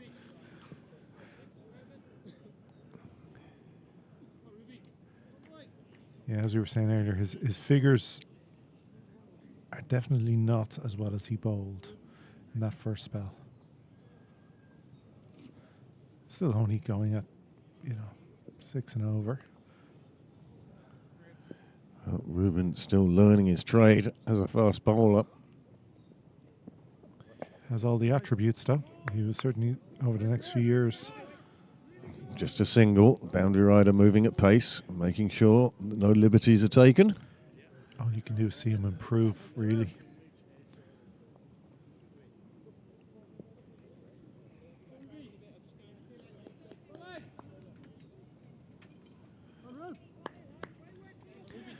Well, the Clontarf bowling attack, primarily seam bowling. We'll see if Pembroke respond with the same. Of course. The real big question will we see Nick Stapleton bowl? He did have a little minor niggle last week that prevented him from bowling, if that's improved. But the seam attack will definitely probably consist of opening with Byron McDonough and Ollie Riley. Ollie Riley, of course, another young bowler learning his trade, but got lots of potential there, lots of pace. And then the old hand of spin with Paul Lawson, Fikra Tucker to throw the ball to. But of course, That's a lovely shot. Bounces once, fielded behind the rope by Mick Cotter. 4 onto the total. That will make Fikra Tucker feel a bit better. Got onto this one. Climbed into it. just lovely use of the feet, gave himself room so he could free the arms. And of course, I forgot to mention Gavin Hoey's, of course, not a bad little bowler to have.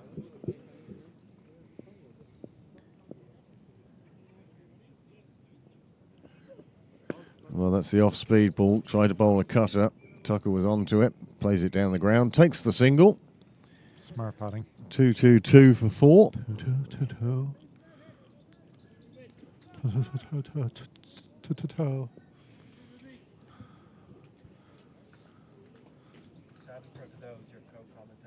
Huh? You're now you're commentating. Testing 1 2. Oh geez, he can't count to 3, that's poor.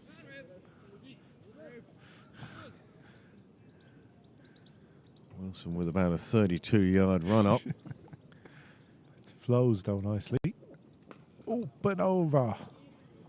Well, he is inventive with his shot, Jack Tector, and that's a lovely boundary.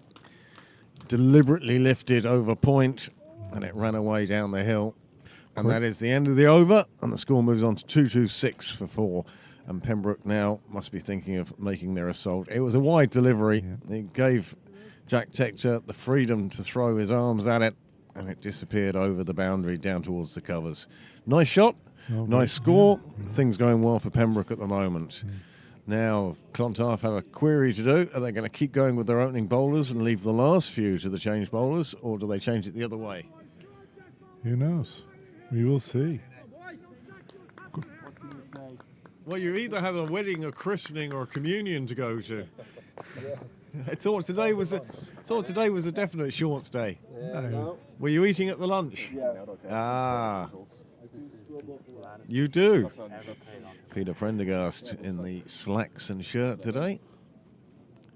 I'm sure he's catching. David Delaney continues. It gets past the first fielder, which lets him get through for a single. He would have been catching up, I'm sure, with a few of his old ex-Clontarf teammates, talking about some of the glory days.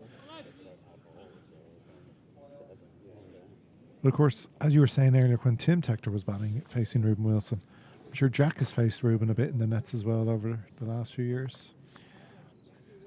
Well, over the last few years, I'd say Jack has faced David Delaney a few bits, maybe not in nets, but certainly on the cricket fields of Leinster.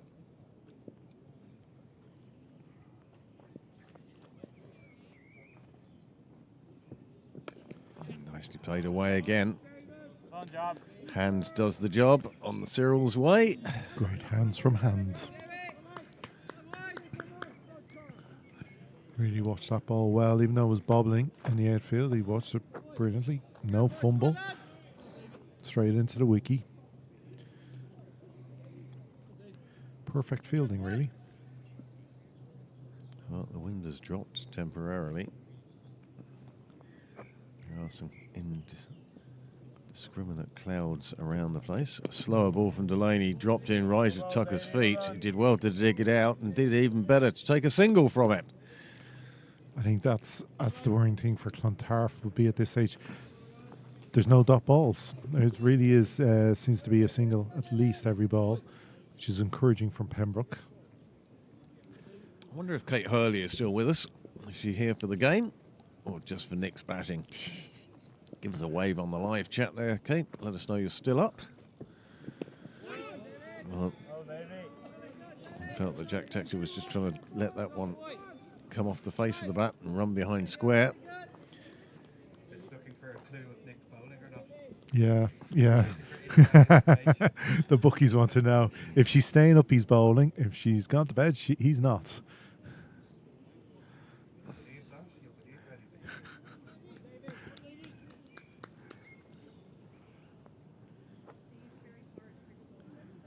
I'm looking forward to seeing Ollie and Byron bowl together.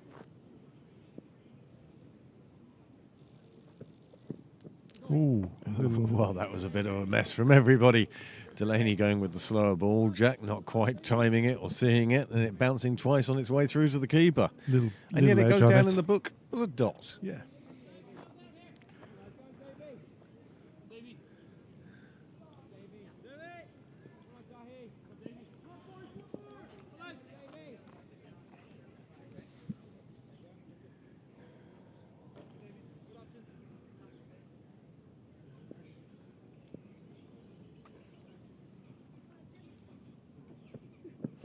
Tries again, another slower ball. It works on this occasion. It's another dot. It's the end of the over. 229 for 4. And Niall's guess of 372 seems to be slipping into the distance.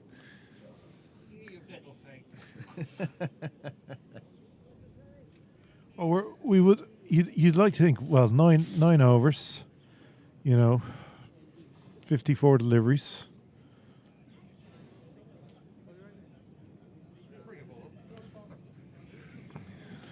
Well, it's not quite the brigade game, where I would agree with you that might have been possible. But obviously, Pembroke could be looking at minimum 60 runs, so they're looking at the 290, 300 mark at the bare minimum, and then any fireworks to top that. Is that Theo Lawson at the far end? It is. With Caroline and Jack. Yep.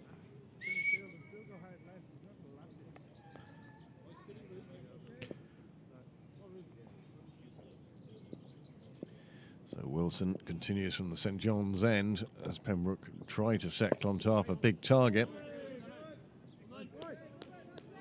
Starts with a dot ball. What would you like to see as a minimum? What will be, will be. You never know what par is. Now, Clontarf are obviously in a bit of trouble with time. Bowling rate. Yeah. That was a telltale sign, yeah. Well, when you have, like as you said, this seam attack, but they've all long run-ups, it does affect you. Regulations specify time per over, time for the innings. Obviously, the umpires do make allowances for various different things.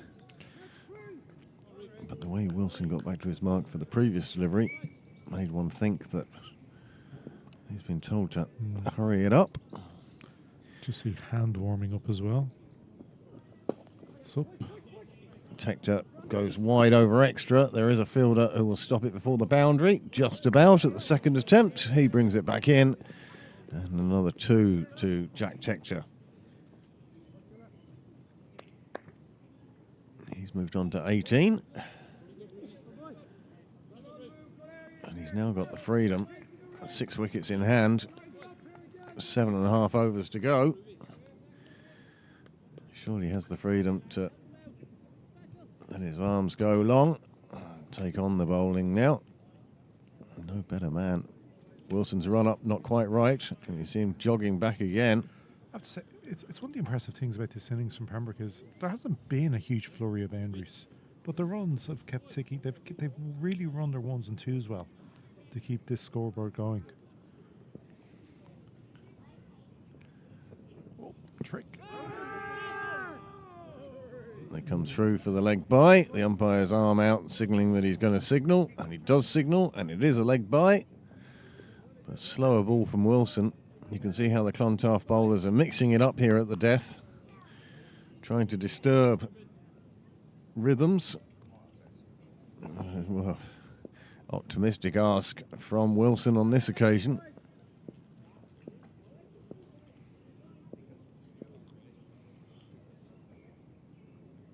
Yeah, he took a pace halfway through his run-up, and it seemed to throw him off for a second time. He seems to be struggling a little with his leg. He's not happy with something. There seems to be a slight limp on his right leg, right ankle. Hand coming in, just a quick word. Yeah, some of his lower right ankle, he seems to be favouring it. Of course, the life of a fast bowler with a long run-up, it's a lot of steps you get in through a day. And pounding on those feet. Nicely played away. It will just be a single. Kotruka moves on to 15. He's going at about a run a ball, which is exactly what Pembroke want.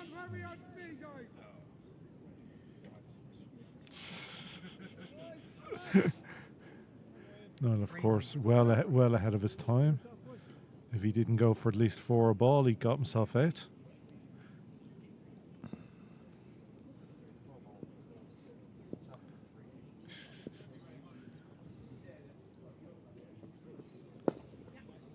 Just played down the ground. It will just be a single. Hand does the fielding. Gets it back to somebody in the middle. It is the keeper. That is the over. Another over slips by. Score 2-3-5 for 4. 43 gone. 7 overs remain. And Delaney is going to bowl this one. Spit? No, he's just flexing his fingers. So 42 deliveries. 50 runs is 285.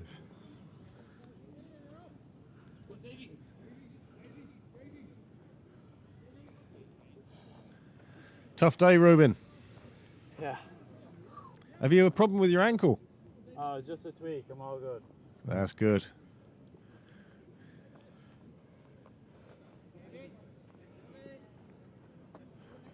Young Ruben Wilson doing a fine job for Clontarf. And another day, his very first delivery. Oh, Well, that's 4. Nothing's going to stop that. That flew away off the outside edge of Jack Texer's bat. Nobody had a chance of stopping that. Bowler might as well have turned around and just thrown it the boundary himself. But, of course, another day, Ruben Wilson's very first delivery. There's a super shot. He just gets enough on it just to steer it away. It's so fine. And it ran down onto the junior pitch a long way. The fielder making his way back. Of course, Monday we'll see the first double header of the season here in Sydney Parade. The 5th and the 7th.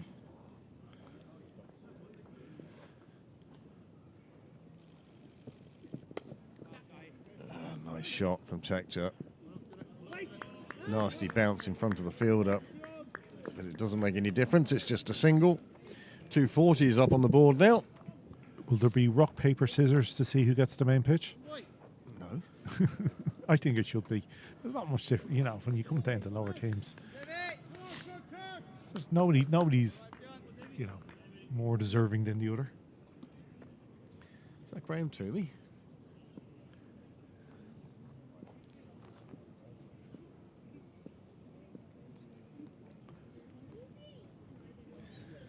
David Delaney only has. Oh, that's going to be. Gets gone. Well, that's audience catch of the year. I think we got that was Theo Lawson catching that. Great catch from Lawson. Still has a retirement. Hasn't totally dulled his game. Did we get Lawson catching it? We do. Absolutely lovely shot. Look at 6 it. more runs onto the total. 246. Oh, he's never left and the ball. Pembroke need more of that now. Brilliant from the ex-skipper.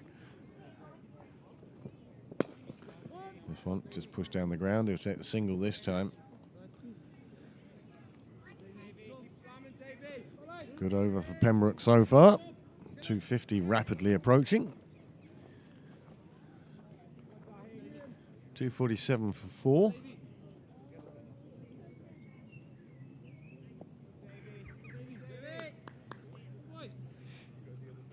Watch time is 19:22.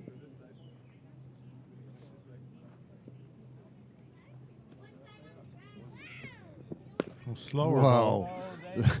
I'd love to see which textbook Tector saw that shot. 4 hand. runs for it. It was more a tennis Yeah. forehand smash, not smash, but forehand passing shot. Yeah, the bottom hand seemed to come off there just because of the Slowness of slowness, yeah, into the dirt. the ball. It was clever because he let go of the hand that was bringing the bat through too quickly, and then still made contact. Seagull again, Even- or pigeon, He's- still on the square on the next pitch. And great running from Tucker. And it just shows you the power of these youngsters. Like one-handed that got to the boundary quicker than we do with 2 or 3 hands. 3 hands? Well, I'm just saying the extra help. Even if I had 4 or 5 hands, he's much more powerful. It wasn't so much a power shot, it was more the timing of it. Once he let go of the bat, he lost an awful lot of possible power. But he got enough of it, it forced it to the boundary. It's 252 for 4. 6 overs remaining.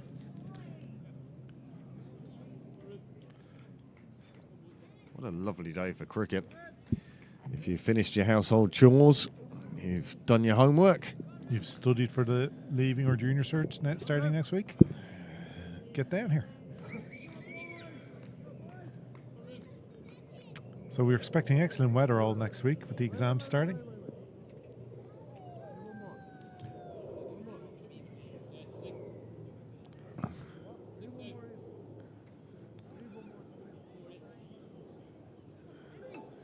discussion amongst the Clontarf players. Too many outside the ring. It sort of shows the mindset at the moment more than anything else. Desperate to cover all of the boundary.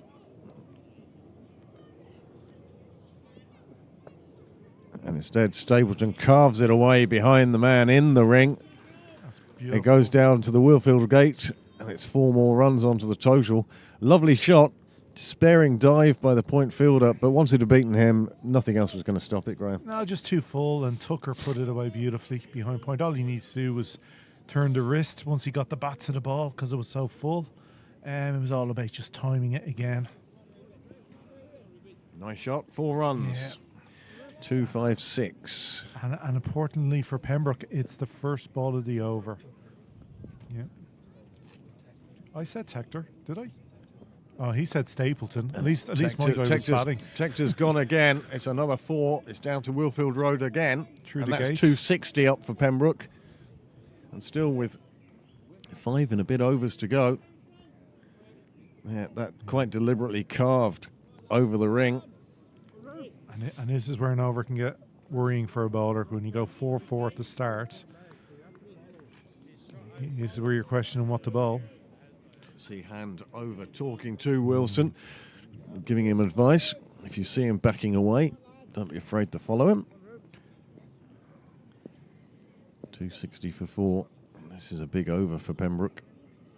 8 already. Nice. This is where Wilson certainly is lucky bowling in a team with 2 internationals. He certainly will learn a lot over the next couple of seasons from them. Well, that in itself may have influenced his choice of club. Yeah. An ex-YMCA member, of course. And he may have looked at his options and decided that for the sake of his career, Clontarf was the way to go. Hand's going to be away on international duty. Delaney and Hand will be away on interprovincial duty. Mm-hmm. And it may open up opportunities for Wilson not only to learn but to shine. Well, Easy single taken, that's quite sensible. Wilson quite sensibly doesn't fling it at the stumps. there's won't be like Wilson's already pushing the interprovincials as well. So it won't, I'd say, be long for him either to have a regular place in the interprovincial to set up. But certainly, when you're learning as a young bowler and you've got somebody, or in this case, two people who bowl international level, you can't not but learn and improve. Well, this time Tector goes straight down the ground. Two fielders are converging. They will stop it from going for the boundary. It will just be a single. Brilliant And a fielding. nice accurate throw from the outfield. Takes out just the one stump and one bail. Minimal damage for the umpire to repair. Yeah, it's great work. I think that was Marshall.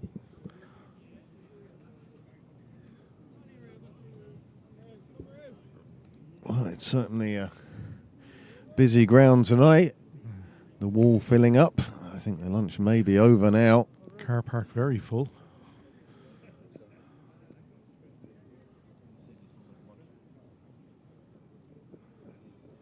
Nicely weighted on that before just chucking it around the corner. It is only a single, but nicely done. The end of another over. 2-6-4 for 4. And just 5 overs remaining. Still 12 from it for Pembroke. Very good over. Quick little drink for the batters for that last push. Can they get 36 from these 5 overs? That's the sort of target they'll be looking to get. Oh yes, they want that. They want that 300 mark. They're going to be looking 8 and over plus, but certainly it's always a good psychological point to hit that 300. Bigger than mine.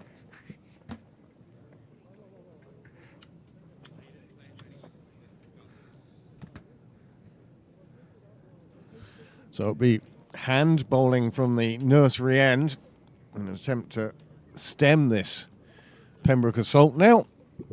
With just 5 overs to go, they find themselves 36 runs short of 300, which is a figure I think they would have had on their mind for a while. Certainly when Tim Tector and Nick Stapleton were together, putting together that century stand. Yeah, once you're getting to drinks and you're at that 150, 160, 170 with wickets in hand, you certainly as a batting side with this much talent, you do look at that 300 mark. Well, it's very hard to set a field for that sort of shot. Inside edge, runs down 45 behind square, and Fiacre picks up another single.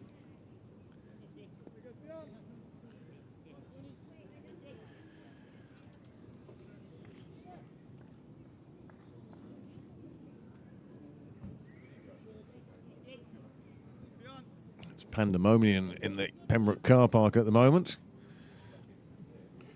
78 case of your name's not if you're not already in. Well, another one-handed shot from Tector. Another single. Yeah, if you're not already parked, you'll be very much looking to draw to get a chance of parking at this stage. I recommend parking outside the ground.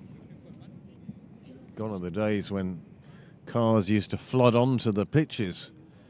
Go around by the railway line and park there. A bygone age. Although it was kind of fun sometimes to have your car to sit on or whatever to watch a game. I do like the idea if you could avail of a nice Range Rover, you know, with those flat in the boot Use your words, Graham. flatbed kind of system. You know, sit up on that tailgating exactly. Again. Short, played away. There's no fielder there, and it will just trickle away for a single again. But you can see Jack Tector, he's trying to find the boundary. Actually, KV's little ute would come in handy for that, wouldn't it?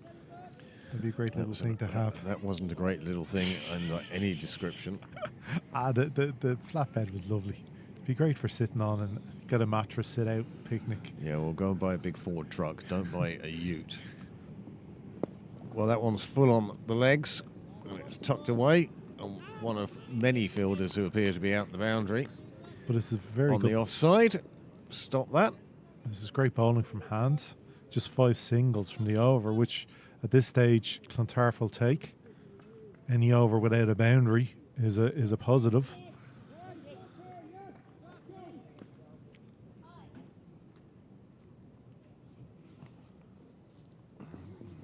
Oh, Well, that's hit round to the side of the fielder. He's not going to get to it. It's 4 runs to Jack Tector, and I told you, he's looking for the boundaries. He knows how close we are to the end of this innings, and he takes this last ball and positions it where no fielder can get it, and that's exactly what he wanted. Yeah. 4 more runs. I would suspect not where Hand wanted to put it. It was short, but because it seemed down a bit to the leg side, which freed up Tector's shot, and he dissected those 2 fielders perfectly. Gave neither one a chance to get around to cut it off. Well, Jack has moved on to 45 now. He's closing in on another half century. Fikra Tucker providing admirable support. He's on 27 now. And these two putting together quite the partnership. And it's just what Pembroke wanted as we go into these last few overs. Reuben Wilson again from the St John's end. And you know that Tucker's going to be looking for him. 197. Yeah, just for the partnership. So into the 80s, this partnership, or coming up on 80. No, just past 80, sorry. 84, this partnership. Well, I'm going to say it's 86 grand, but I'll let your Okay. maths be on the same Sorry. level as your English at the moment. Sorry, you're correct. My apologies. I tell you, it's great to see 4th team players warming up and stretching like that. It's unusual. You usually only see stretches like that in the ballet, but obviously Gordon Clark, he's going across all sports, taking the best of each one. The other thing about this partnership, it's Slower ball, it's in the air, and that's going to see the end of Fikra Tucker. Well, we have reached that stage of the innings now where throwing of the bat, and on this occasion, an edge went down to short third, and that's the 5th wicket down with the score on 273 after a fine partnership between those two of 76. and that was off 10.1 overs, that partnership. They came together at 36.2. So, and Tucker departs, I think on 46.2, so just about 10 overs. Yeah, 10 overs exactly. So that's a great Fikra partnership. Tucker departs for 27, and the new batsman to the crease is Gavin Hoey. Gavin Hoey, another one who's having a very successful year, not just with Pembroke and the Leinster Lightning, but also in the under-23s. And in fact was called up to the full Irish squad for the final T20 against Pakistan. He didn't get to play on that occasion, but you get the feeling that Ben White must be feeling a bit of pressure, especially as Ben White is number 11 and Gavin Hoey, he might not be. Exactly, yeah. It might be, especially in these days of T20s where it's about the runs, really. Like, every bowler seems to be destroyed a lot of the time. If you're of similar bowling ability, they might look at who could maybe give them more runs with the bats.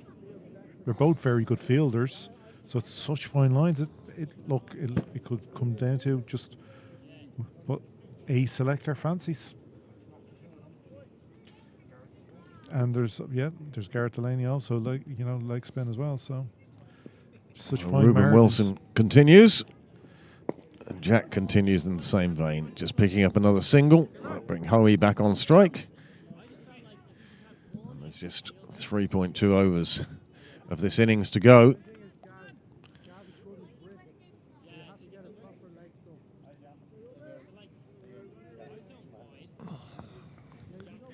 Kevin Hoey, another one with a very distinctive helmet, that white patch on the front. Afternoon, Barry.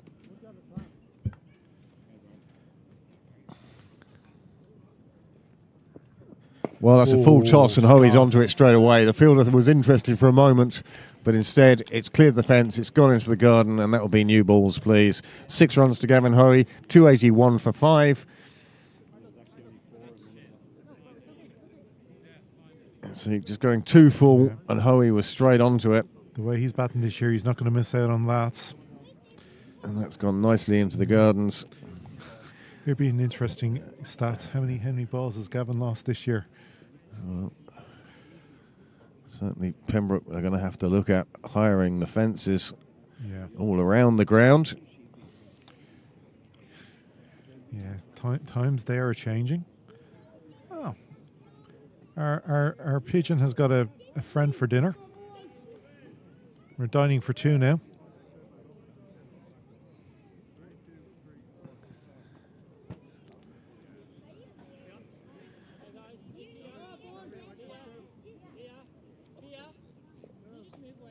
Doesn't matter, Barry, what ball it is. County goal success. They don't mean what. Gavin Hoey just distracted by some children at the sight screen. And now we're ready to go again. What will Wilson bowl after that 6? He goes again, and Hoey goes again, and it's 4 again. And there's more runs, 285, and that 300 getting close now. And it may have been the perfect time to bring Gavin Hoey out. Over up. That's certainly Yeah, that's a club. Reuben Wilson did well to make sure he got out of the way of that, and it was just clubbed down the ground, but clubbed with some timing as well.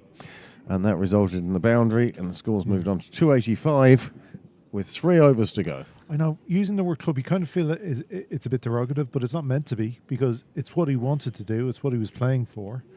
There's just the power in it.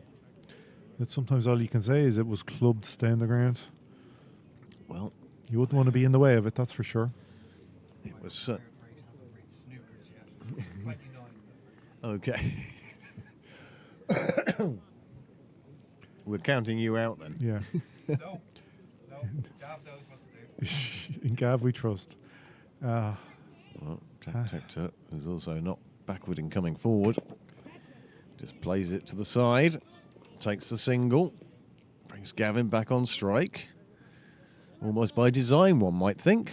Well, they know what Niall wants, and you've got to make Niall happy. Yeah, he's rubbing his hands here. He fancies a few. Of course, a couple of weeks ago here, Gavin hit one straight down Wilford Road, so he might be eyeing that spot again.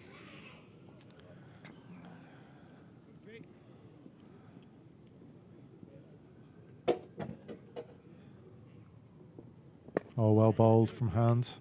Well dug out. Well, that's the perfect bowling at this time. Don't give the batsman a chance to get anything under the ball to get that elevation. So just 13 short of 300. Hector just 3 short of a very good 50. He's got there sort of unnoticed, really, without fanfare. He finds himself on 47. Oh, the trick comes out and he misses it completely. You can see what he's trying to do. He wanted just to lift that one down on the leg side to bring up his half century. Yeah, I think it's one of the reasons is he's looking now. 287 for 5. He's looking that way because hand is bowling such a full length, and they can't get under the ball for driving it back over him.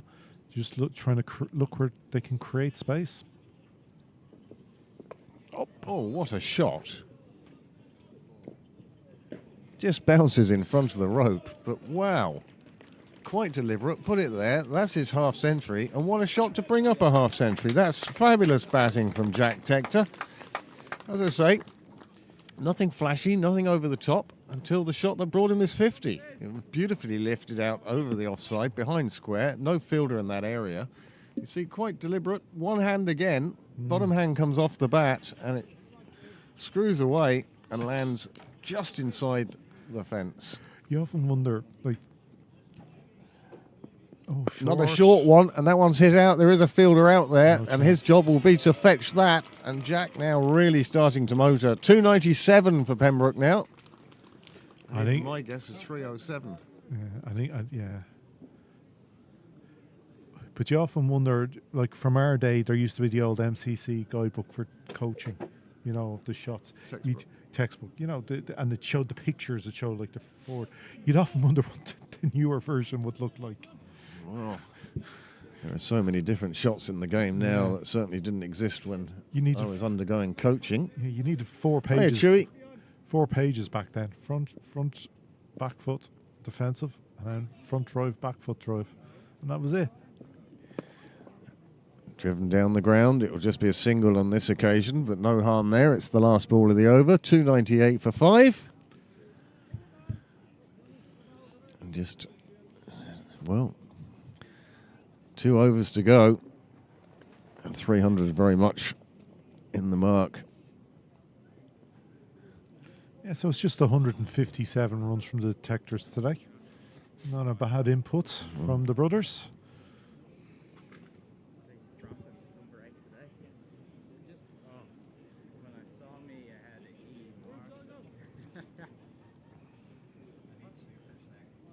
Do you need a penalty shot? James, how are you? I'm Good cricket to enjoy here. I was 320 odd? I'm 9 away at the moment. Yeah. I was in the 320s. I can't remember what I said, 329 or something around that mark. How are you, Gordy? Have we a match this weekend, Gordy? 2. I didn't see my name on the sheet for some reason. Because you're not registered with Cricket Leinster, you've retired and you're not playing. I Apart from those reasons.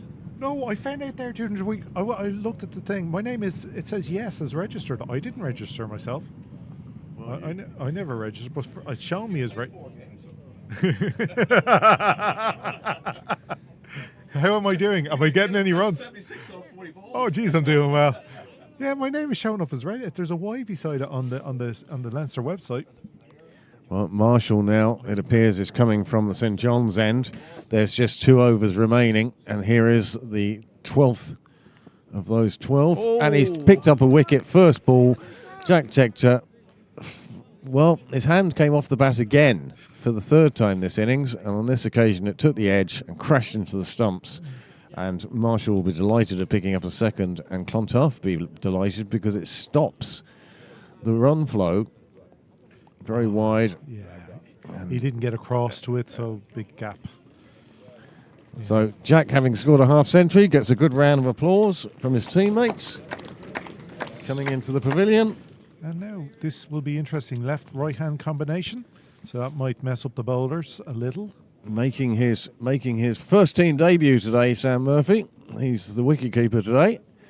And he's coming in at number 8. And really on a hiding to nothing. There's just 11 balls remain. And It's 6 or out. well, He can clear the boundary. he's practicing his forward defensive. Let's see if he can just keep these 11 balls out. I would suggest that's the only time you will see a forward defensive from him.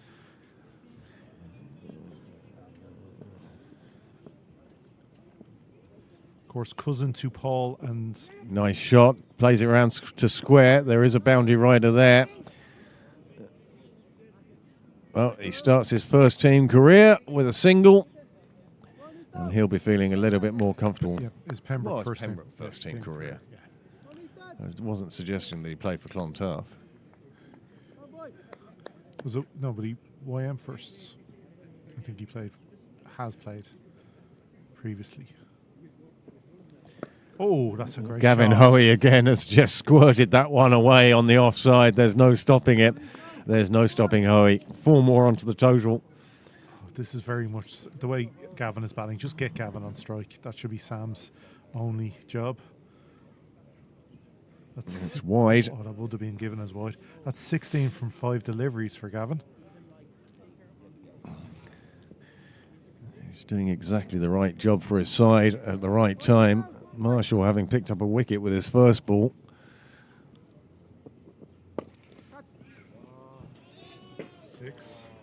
Six.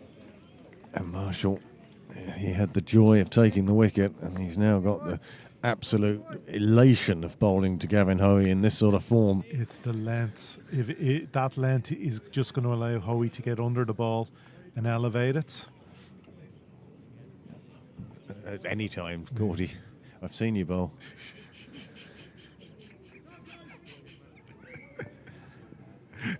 Remember, he's got the mic. You can't say anything. He wins. So, Marshall, 2 balls left in his over. Oh, that's even bigger. There's a man underneath this one. It's not big enough.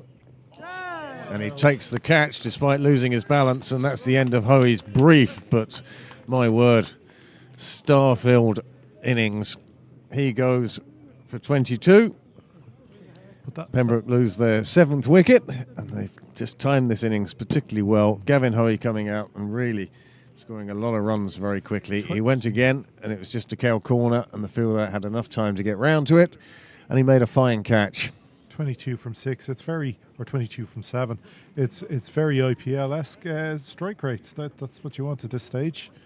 And as you were saying earlier, where he would be pushing towards the Irish setup with that kind of strike rates. Here is this wicket. Oh, he went big, but just undercut the ball slightly, and that gave it more elevation than he was looking for, and lost him some distance.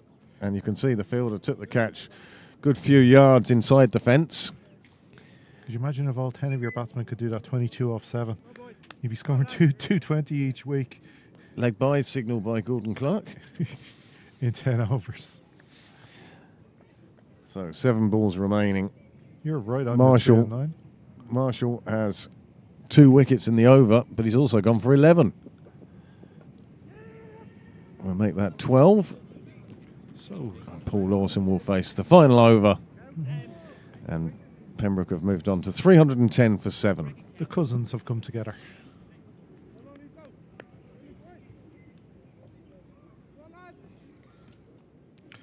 So, hand to bowl the last, is it? Or no, he's walking nowhere near the bowler. So It's Delaney. Delaney, yeah.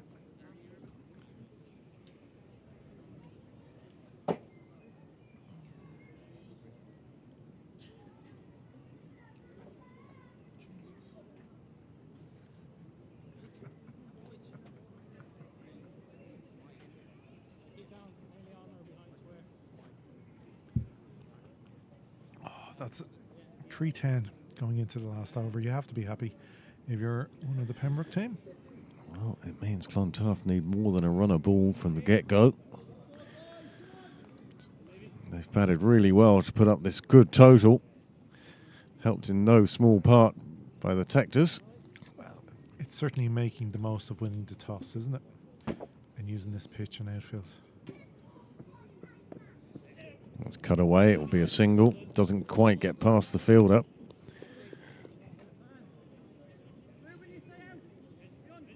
So, left hand. He's a big unit, is Sam.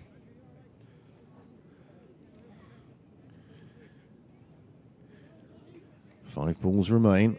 3-11 the score. How many are Pembroke going to get to? Again, practicing forward defensive. Umpire a bit belated in changing sides to get to square leg with the left-hander. He's made it now. I would have stayed. I'm lazy. I would have stayed on the other side. And you'd have been wrong. Well, not wrong. You can stand on whatever side you want as the umpire. It's about your vision. And Sam Murphy gave himself space. He's pumped that down towards the clubhouse. It's just a single. But you can see the intent from Murphy straight away. Big swing of the bat. He was hoping it was going to go bigger. He wouldn't even have to run. But the fielder got there. Yeah, great fielding. Picked it up, returned it, and kept them to a single. Sam completes, keeps his 100 strike rate going. Let's see if Lawson can continue with his 100 strike rate. Yes. Yes, he can. 3 off 3 now for Lawson. It's not the biggest final over, No. but every single run is another one Clontarf have to chase down. This is good bowling from Clontarf. Like, you know, at the death, final over, you'd certainly take 6 or 7 off it and be happy enough. Sam Murphy now to face the pace of Delaney. Sight screen being moved. Oh, it was a long way wide, obviously. That was a good old hefty push from, I would assume that looks like Paul Ryan down there. If he goes short, we could.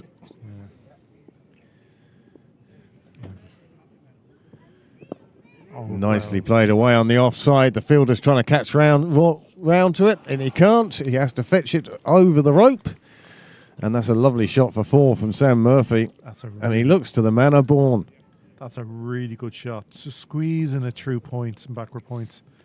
And the fielder really had no chance there on the boundary. It was too fine for him to get around, especially in the final over when the legs are heavy. After spending 50 overs running up and down that boundary, it's a lot harder. Only one on the deep at that side.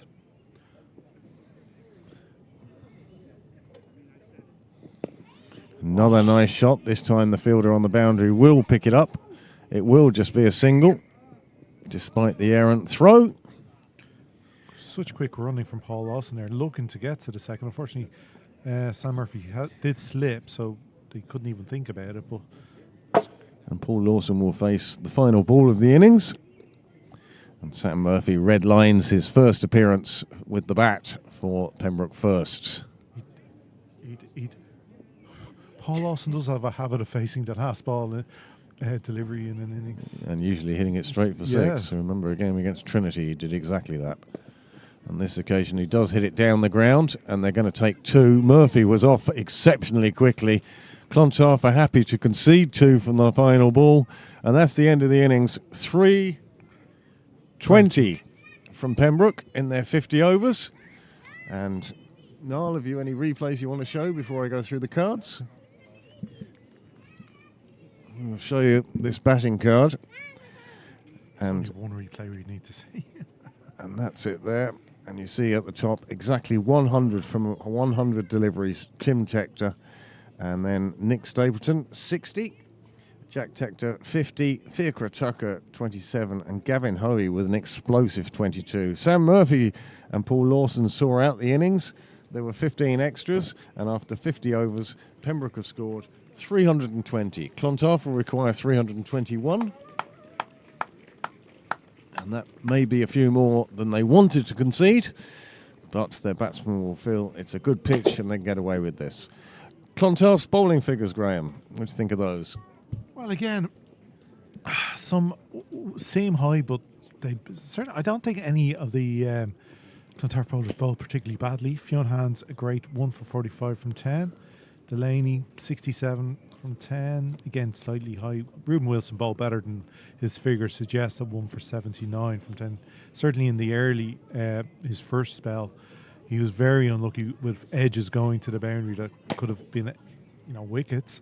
McDonald, very economical, 1 for 44 from his 10. Paul Ryan will be disappointed. He's usually a lot more, has a lot more control than his 27 from 4 suggests. And Ethan Marshall did a good job, actually, for Clontarf there, coming in as the 6th bowler, picking up 3 for 50 from just 6 overs. So, yeah, it's a strange one. It's like good bowling all round, but Pembroke, because of running those 1s and 2s, were able to get to that run a ball figure. And you see on the fallen wickets there was a 100 partnership for the 3rd wicket, and then 2 wickets fell in 2 balls. And you thought that may have caused Pembroke some trouble, but no, they came back then with a partnership of 76, and then a flurry at the end got them to that total of 320. Clontarf will take to the field for the second half, and they'll be looking to score 321 in their 50 overs or less. So if you join us later on, we'd like to say thank you for joining us thus far, and we shall leave you with pictures of Dale coming out to have a little. And here is the match garden summary. And that tells you that Clontarf need 321 from 50 overs at 6.42. And that's a fine performance from Pembroke. So join us for the second half in about 20-25 minutes.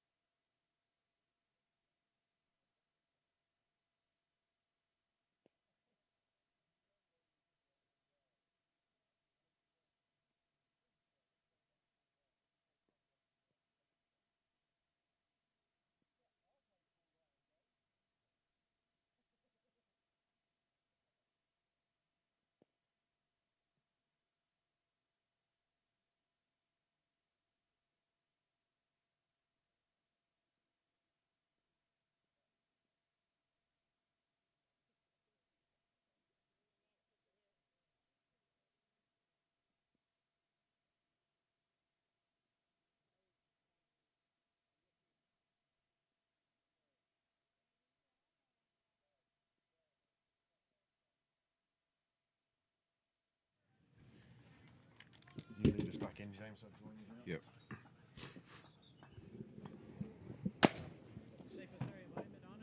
Well, welcome back, everyone, for the chase, Clontarf's chase of 321 to win this match.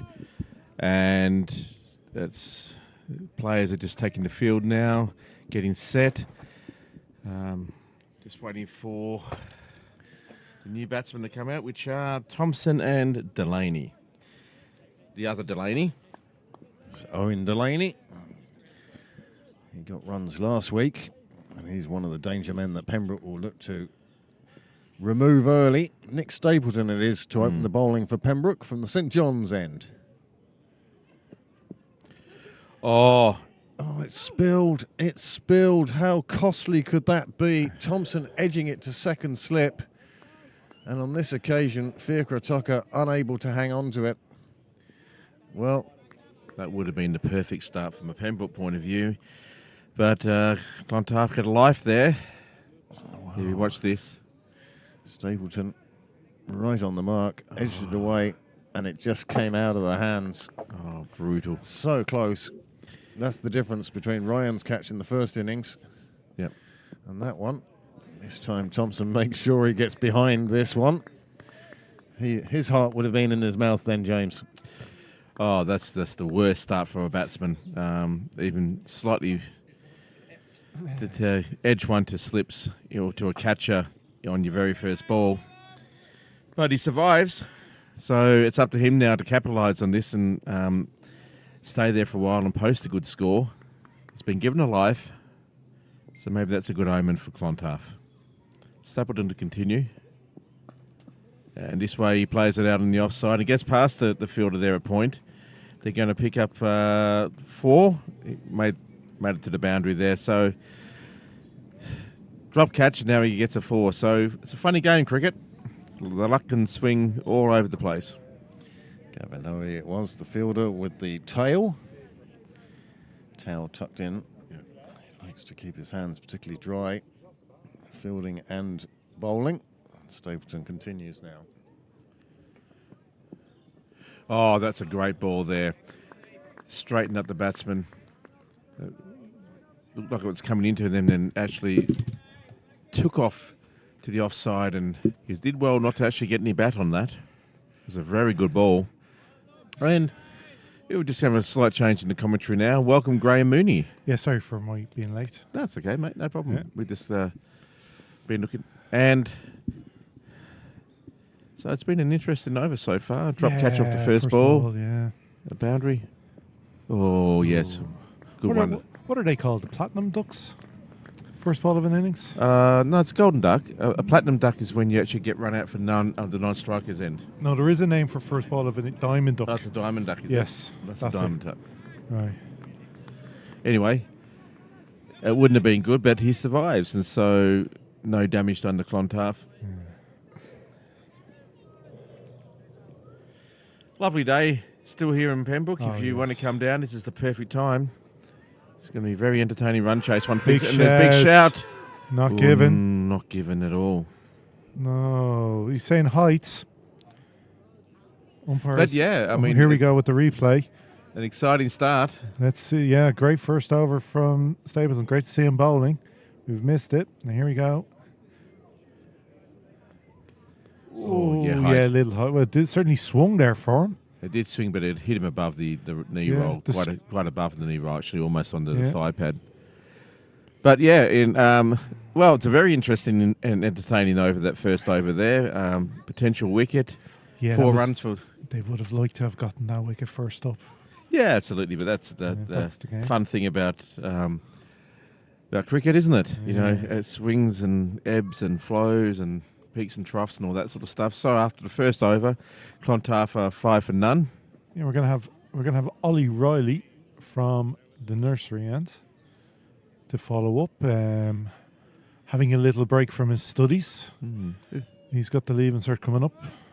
It's a tall man. Very, He's got, very big unit. Yeah, so the ball comes down from a great height, so Yeah. potentially some good bounce. His knees are right stump height, so he's he's a- huge. Bit of a giant. Yeah. Anyway, he steams in now. First ball for the innings. Good start. Yeah, well played. So he just has natural raw pace. Mm. Like when you're coming when the ball's coming from that height, you're taking an extra yard out of the batsman's reaction time. Well, And not you that follow through. Not that he's exactly the same height, but I remember reading about, I think it was one of the Chappell brothers talking about back in the 80s about Joel Garner from West Indies. It was about big balls burst, coming down yeah. from about 10 foot, 11 foot high. Oh, tucked away, just squeezed off into the legs. So should be one or coming back. Good strong call to get 2. There's nobody deep on that side at the moment. Obviously attacking. Pembroke like to attack with 2 slips usually. Yeah, it's a power play at the moment, so you're only allowed 2 outside of the circle. And that's deep fine leg and deep third man. Everyone else inside the circle on the 2 on the leg, 3 in the off, and 2 slips. Yeah, they certainly backed their bowlers in the opening spell. Pembroke. Oh, that's nice. Just played. He plays that well, defends that off to the offside to the sort of cover region and just no run. But he's surviving well. He's just got to get used to the conditions, this batsman. Well, he's coming off Thompson, okay, oh, sorry, it was Delaney I thought was facing, it's Thompson facing. So, yeah, he just, look, the key all season here in Pembroke is face the deliveries and you'll get the runs. If you get to 50, 60 deliveries, you'll have a decent knock. Kids, get off the side screen, please. Oh, yeah, that is. He's having fun.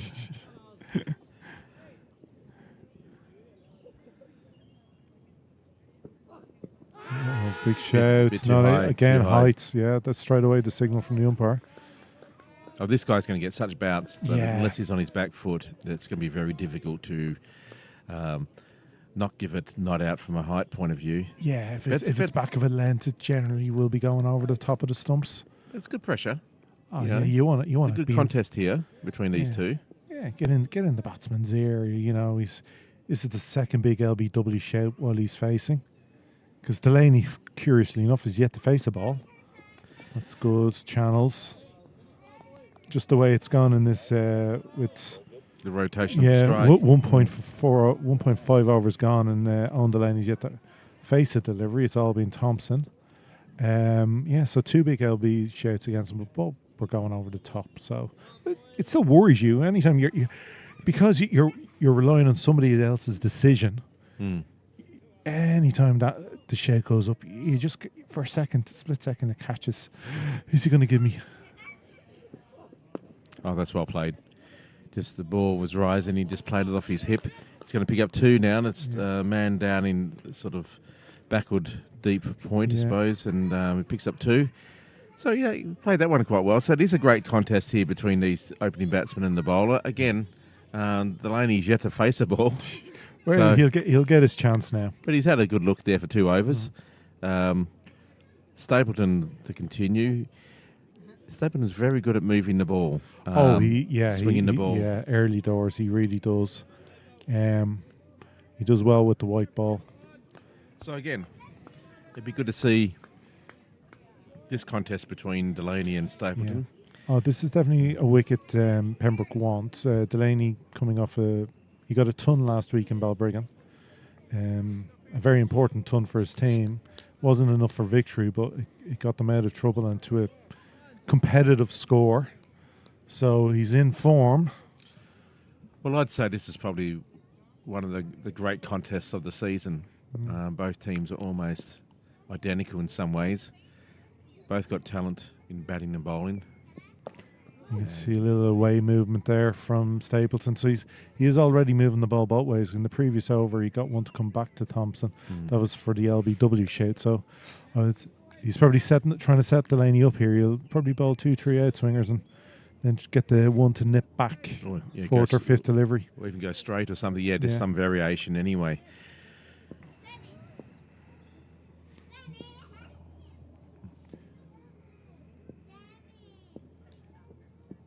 Yeah. Yeah, just keeping that line. Great length, just back of a length. There's cramp in the batsman there. 4th stump. Yeah, cramping the batsman there. He's can't. At a good height, it's really hard to sort of get away. You know, you haven't got any room to swing. You haven't really. All you can do is defend. A little bit of cloud cover Yeah, the haze. increasing. Yeah. But still, Might help the bowlers. There we go, a little bit of away movement. he got forward though. He was Good, well judged. just having a look. And again, this is the great thing about this track they're playing on. The batsmen feel safe to leave on length because it is getting great carry. Well, for any young kids who are watching, you know, this is how you play as an opener. You know, you see so many games where the run rate might be 3.5 at best, and you can make it up a higher run rate later on. You just got to see off the good bowling. And both these types of sides, though, that they're really. You could argue that the first change is almost as good as the openers, as far as bowling, and the third change is pretty good as well. Yeah. But your job is basically to see off the openers, get the shine off the ball, and stay in if you can. And hopefully tick the ball 1, 3, 4 and over. 3, 4 and over. Get the singles going. Try to break up the fielder's rhythm. Now, I'm going to go with in-swinger here.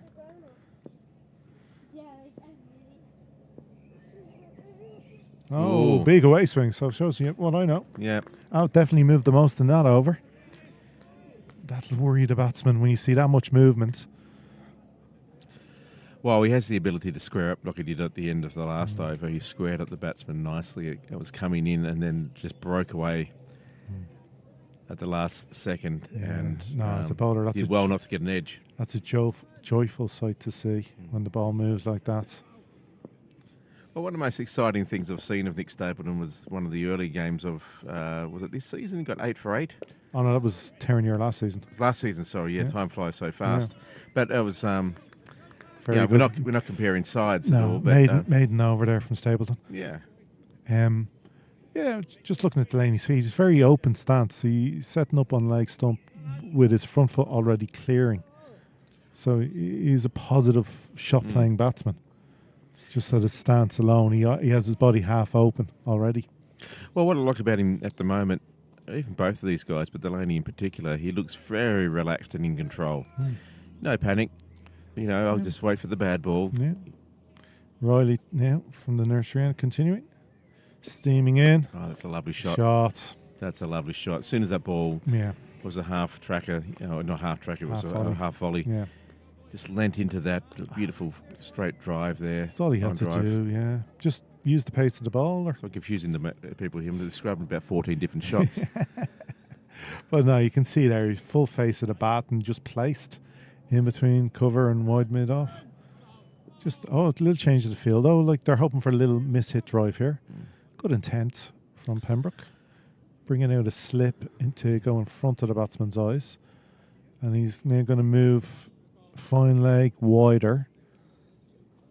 So, Yeah, interesting. Yeah, he's just taking away that big hit on the leg side. If he bowls a full with the ball, he's obviously Riley bringing the ball back into the batsman, whereas Stapleton's mainly bowling it away. So obviously we'll see more leg side pushes while Riley's bowling. Tucks into the leg side, down to fine leg, into mid wickets for ones and twos as he just tries to find that right kind of line where it just nips back in a bit late and tries to catch them on that off stump. Delaney taking a leg side guard here. Yeah, again, that you can see that very open stance, as you're saying. Stance, yeah. Oh, that's lovely. Just played on to out to point, but for no run. But it was a lovely stroke. Got forward well. Good turnout today. There's lots of people on the wall and in the clubhouse. Yeah. The president's lunch plus other spectators. A few people netting, getting ready for the bank holiday weekend. Matches on Sunday and Monday. Good support for Clontarf too. I think they got there's a good fans there. They always travel well over the river. They can get the East Link quickly here. As I say, this almost feels like it's a final. They're both really good teams. Oh, that's lovely. Just rode the bounce of the ball there, just on the behind square. Just the way up a single. The way it's playing out so far, obviously it's early doors for the season, But the way it's playing out so far with the results, you're looking at, Clontarf, Balbriggan and Pembroke kind of just being above Leinster and Phoenix. I haven't seen the other two. Is it the standard just a bit higher with these two, is it? Well, Balbriggan as well. Balbriggan obviously they beat Clontarf last week. Leinster had another poor showing with the bat this week after collapsing against Pembroke last week. They were all out for 140 odd against Malahide. So, two bad weeks in a row with the bats. So yeah, it's just looking already splitting into, Balbriggan, Pembroke, Clontarf in the top half. That's a good line there, a bit better from O'Reilly. Slightly misfield there. Dermot Tucker there in sort of mid-wicket. Just ball went to him and he sort of misfielded and pushed it away from him, and they were able to scamper through for a single. O'Reilly been a little bit expensive in his first 2 overs. He's already gone for 12. Young lads, still learning, a bit like Ruben Wilson in the first innings, still learning his trade.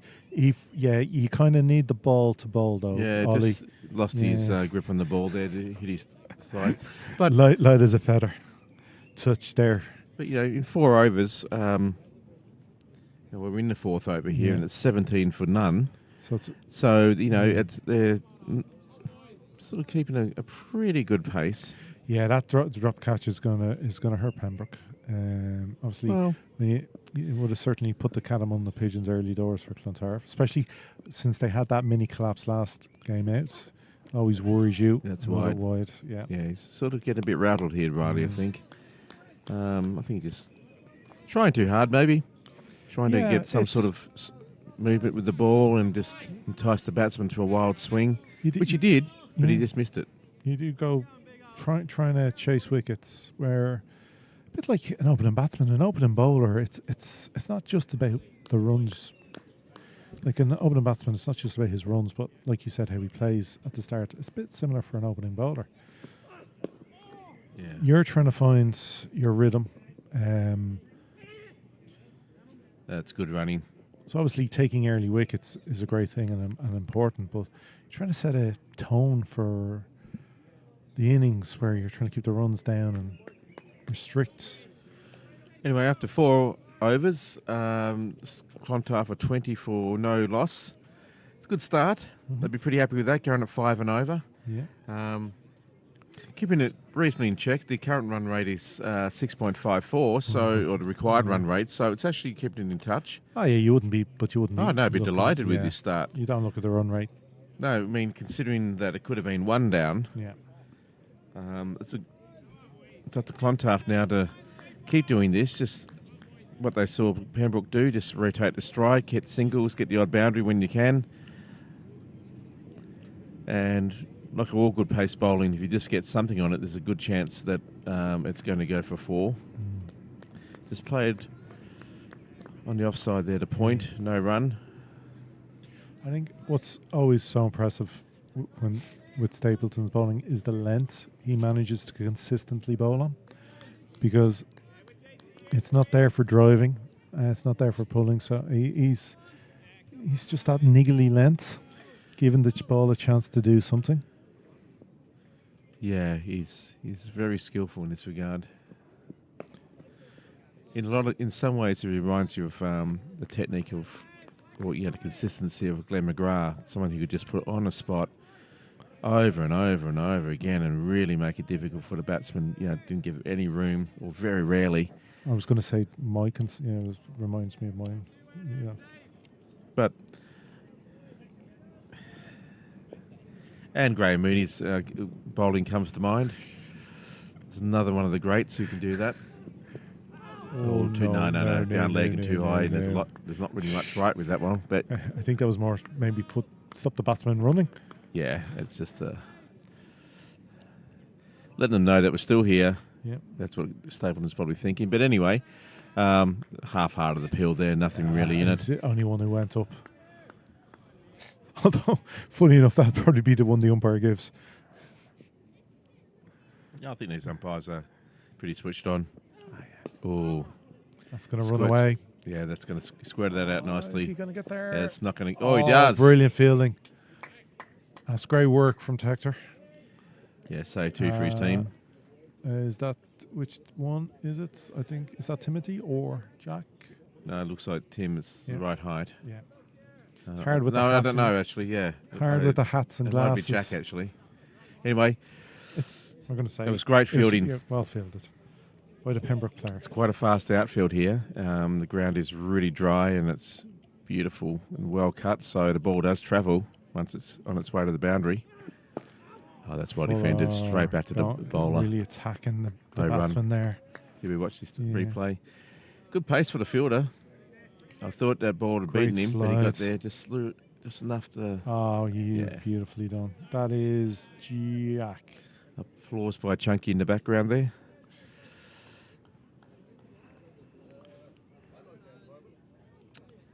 So Thompson now has moved on to 17. He's making the most of his reprieve, and this is what Clontarf need him to do. Just build and build a big innings. He needs to do for Clontarf what Tim Tector did for Pembroke. I like And- that. Tim Tector faced 100 deliveries. He got 100 runs. That's what these Pembroke batters need to be, or Clontarf batters need to be telling themselves. Face the deliveries. Get yourself in.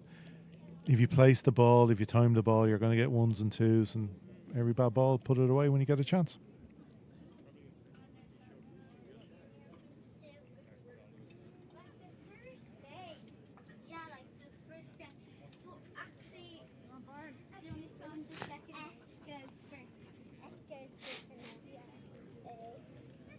There's an image you don't need.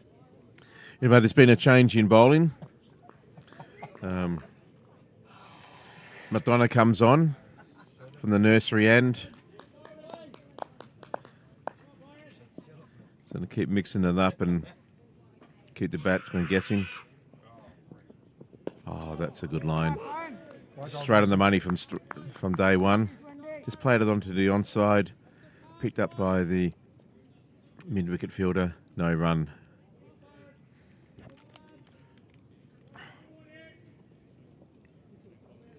No.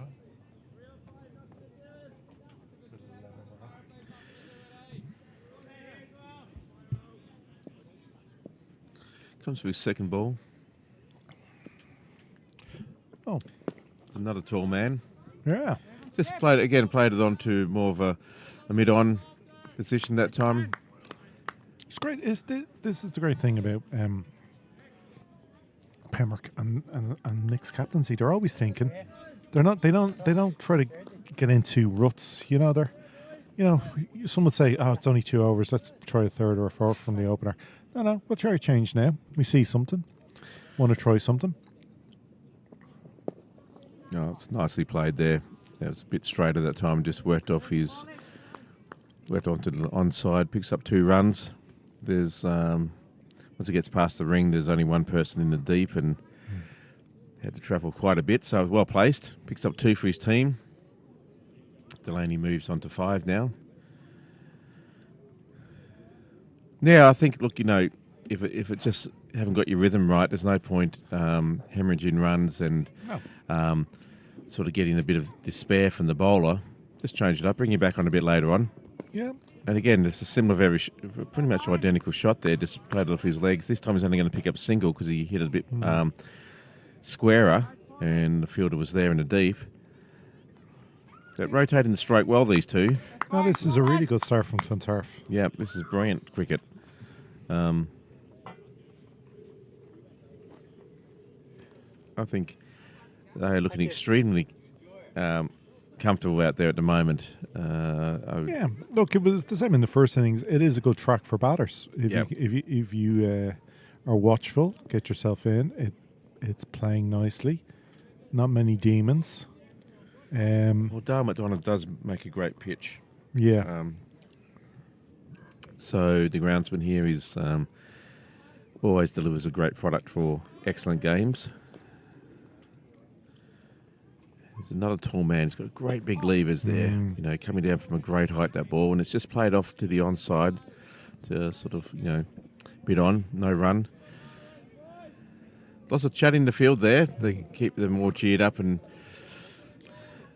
Byron, of course, last week took the match-winning wickets to end Leinster's chances. A very nice LBW.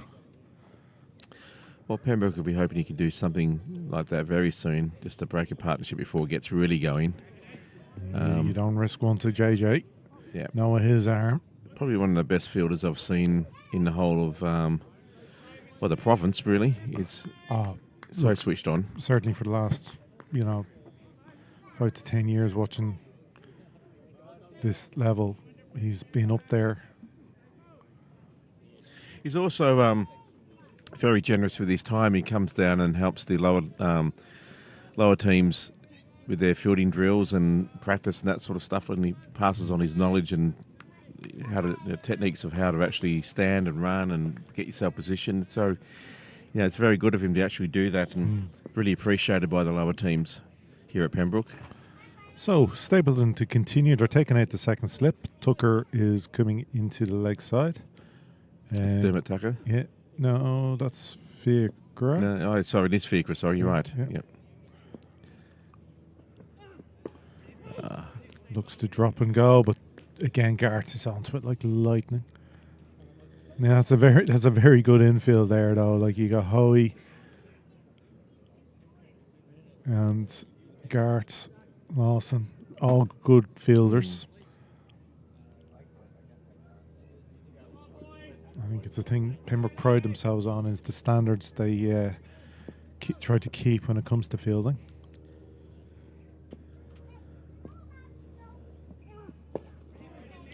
He's really putting in a bit of an effort here. You can hear the grunt there from Stapleton. He's really trying to get that extra little bit of speed squeezed out of this his bowling attack.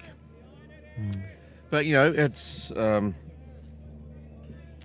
just need to manufacture a similar ball to what you did for your very first ball. Something that moves nicely and just clips the edge of that bat. But, of course, second slip is no longer there. No, it's not. So not quite that wide. But these two have put on a partnership of 25 so far. Yeah. So starting to look a bit comfy. Oh, Again, just tried to You're work. not taking that on. Yeah, he just tried to work that one behind square. The fielder there made sure there was no run. So quite an economical over so far, nothing from it. And Stapleton's figures so far over the 3.3 overs is 7 for none. So he's really putting on some pressure here.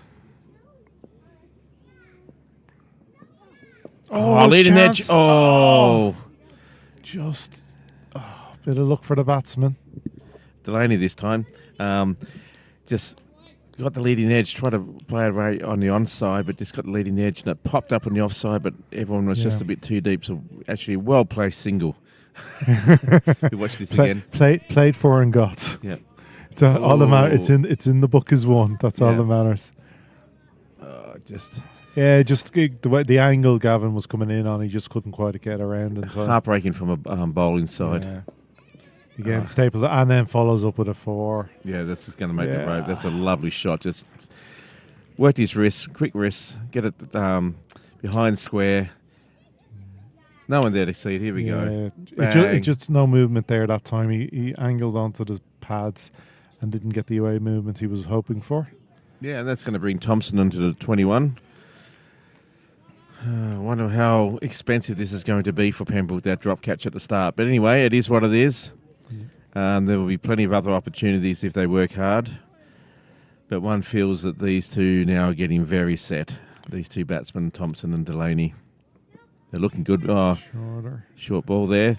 Just played away on the offside and again fumbled a bit there by Pembroke, which allows for the second. Unlike Dermot. Yes. I think the key when you're defending a total of over 300 is realising it's a hell of a long way to go, and you've got to keep your concentration and fight for the 45 overs, 50 overs, because you're going to get more chances, but they might all happen after the 30th over. Well, the interesting thing here is that they're rotating the strike well, etc., but the run rate is going from 6.5 to 6.7, so just slightly, the required run rate, that is. It's just slightly creeping up. Now, it's nothing to worry about at this stage, but if it starts to get to, to 8 or 8.5 or something, then, that does create pressure. Oh no, if you're getting it to the 8s and 9s early on, then that's where you might start talking about it. But at the moment, as long as it's in and around the 6-7 mark at such an early stage with no wickets on the board, Oh, yeah. you're not going to be worried about it. You'll be Again, stressed it's a ground where with such strong hitters, Delaney and David Delaney to come, you can make up runs quickly.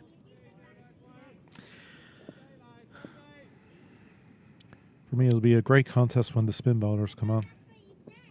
Yeah, it'd be good to see Gav have a go. Just a bit wide of JJ Garth there. Lovely But feel. Almost too good. Too, And yeah. I think that was Jack Dector. Yeah, backed up by Tim. Got an I think excellent in arm. in the white sleeves. Well, of course, the- Paul Lawson coming off his match-winning 7-wicket haul last week. Yeah, he'd be keen to get the ball in his hand and have a go. But these two now, looking pretty set. He's finding his shots. Played that one away to the offside nicely just for a dot ball. Got the body right behind that one. So he's looking pretty solid, Thompson. Yeah, he'll be a relief man at this stage. When you're dropped very first ball and you move into the 20s, you'd be delighted.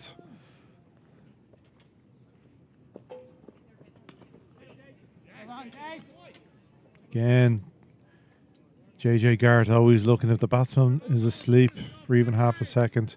He'll be hoping to get that run out. Back you go, Bob. Something. Yes. Yes. There'll be some hits. Oh, yeah. It's an interesting line he's bowling here. He's bowling like a 4-stump line, just almost enticing the batsman to have a go. This is a great start from Byron. He's, No, it's been very good. again, good Oh. shot though. Jinx. Yeah, Really it's well lovely. played. It's just a bit too full. Allow the batsman just to lean into it. Just played out. Placed perfectly. Great cover drive there. Just beat the fielder who made a great effort to get to it, but just Yeah, unfortunately, the mat is causing a bit of trouble for the fielders. There is getting some there's weird a- bounce off the edges. there's a big lip there. Yeah, So- it's actually funny enough. This season I've seen more weird bounces there than I've ever seen. I don't know if that lip is more prominent this year for some reason. Absolutely, you can see it looks like a huge big spine Yeah. down the middle of the ground. So whether they need to get the roller out, heavy duty roller, and roll it down there. Yeah, for a while. I think they do. But Anyway. I'm not going to tell Dale what to do. Are you? No, he does a great job. So after 8, it's 37 for no loss or wicket. I think it's actually going very well. I mean, It's you're we're going gonna to 4.6 Nova. Going to have a change of bowling. So Ollie Riley fancied the St John's Road end. So we're going to have a switch up early, which I'm personally glad to see. Have Nick and his skill, in the bank is always a great thing. As many overs he has left is always good news. Well, I think also once the batsman starts to look a bit comfortable against any bowler, it's time to shake it up a bit. Yeah, why not? So Riley, Oh, bit he's gone over. for the big shot, and there's no risk there. There's no one in the deep. No, power So play. once he got Anything onto it, it was gone. Yeah, it was short, it was wide. It allowed Delaney to free up his hands, let loose with the arms, and just play through the line. Oh, there's that catch again on replay. Oh, it's a nice shot there. Just going to swing big or hard. Getting through that 30-yard circle of fielders. Happy days. Anyway, it's in the air. They'd be encouraged by that. Oh, squeeze! Yeah, he's going to get another 4, is he? Yeah. Yeah, that's a lovely shot actually. It's a bit of a replay. Like Pembroke were lucky enough to have a couple of those in the first innings off Reuben Wilson, so it's a bit turnaround is fair play. Well, it's a super fast outfield here. Yeah. So if you can get something on it and get just wide of a fielder, especially with this pace of bowling, as we saw with against Hand or the bowler Delaney. The ball does travel and it's very, very hard to cut off. So good batting here. And it's a little bit short. Oh! He tried to go run him out, but wasn't there. I thought I might have played it out to the covers. Gavin Hoey was there, picked it up just in front of him, threw it back in very hard, keep him on his toes. No run after all that drama. So, Delaney's now moved on to 16.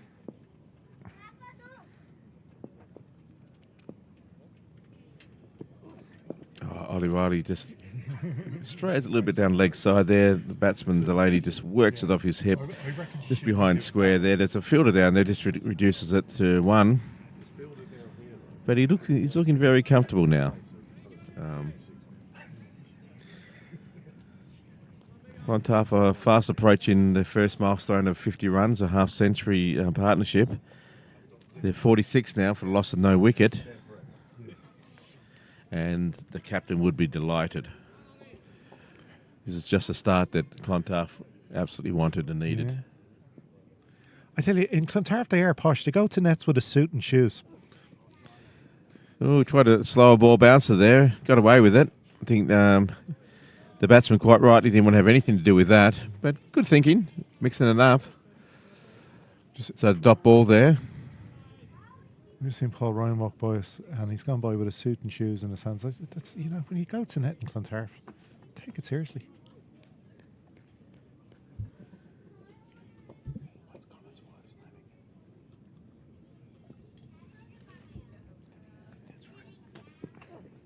Oh, nice big thick edge there. Deliberate play down past the keeper. Great over for Clontarf, 3 boundaries. And that brings up the 50 for Clontarf. And that's why you don't look at the run rate at this early stage. It really...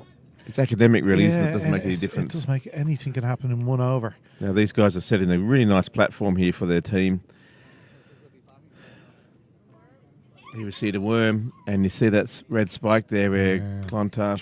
Just the last 2 overs, yeah. Yeah, they're quite in control of this at the moment. But the most important thing for Clontarf is there were no little dots on their line. That's right, there's no wickets down. So... Yeah, Pembroke, whereas it's not panic stations yet, they still will be a little worried at like 50 there's without 270 loss. runs still to get, Yeah, absolutely. But they will be anxious to maybe just pick up that first wicket, get their names in the book, you know, help keep the field and tempo going. well, you know, on this level, a 50-run partnership can quite easily become a 100-run partnership if, you know, there's... As we found, wickets can come in clutches as well. That's why they'll be anxious just to pick up that one, get themselves moving. Funny old game. Short. Oh, he's out! He got that bit of luck. Oh, That's a terrible way to go out. He went for the big hook shot there, or the pull shot, Yeah. and it just hit him in basically That's a big in one. his pads or in his stomach, and it ricocheted down Onto as the he swung stumps. around onto the stumps. So unlucky for Tragic Delaney. way to go out. That was really unfortunate. Oh, he was looking so solid and so good for his team, and that's a dreadful way That to go opening out. actually, even if you look at the stances even got more outside leg stump as Look at this. this innings went on. He's twirled Little- around. Yeah, it was. Oh no! It hit him and it went behind him. Yeah, it was a little. It was a little full for the full on pull shot because he was bent down in it, and because it hasn't gone up as high maybe for pull shots, Maybe not. and then it came onto him quicker maybe than he thought or felt, and got some bat on it. Played it into his own belly by the look of it, and then onto the stumps. Yeah. Look for Pembroke. Tragedy for Clontarf. Well, that brings up, the first wicket falling at the 50 on the Yeah, board. here we go. And like Here we go. he's well outside his leg stump, so he has Yes. moved wider as the innings went in. Yeah, so it looks like hit Yeah. his stomach and just Yeah. went underneath him, and then he Yeah. thrashed into the middle stump. Bottom edge, but that's the game. That's Bit of luck Pembroke needed to break up that 50-run partnership. Brings out Henry. Is it Henry Thompson? yeah, I think so. Anyway, 2 Thompsons out there at the moment.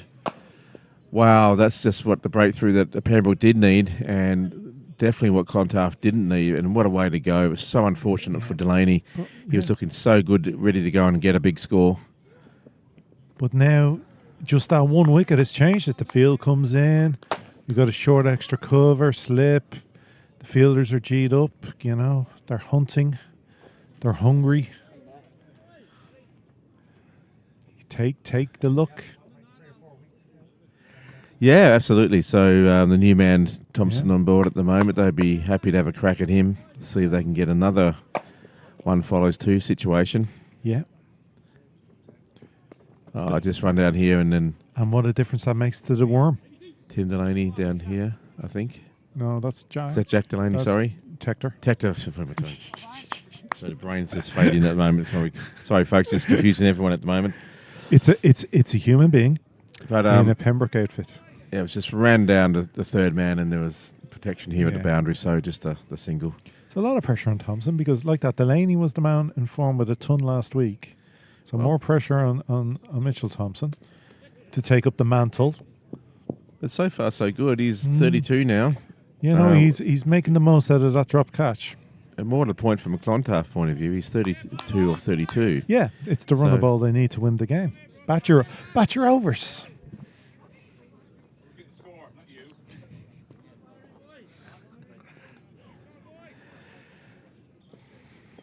But yeah, this is a great start from McDonough.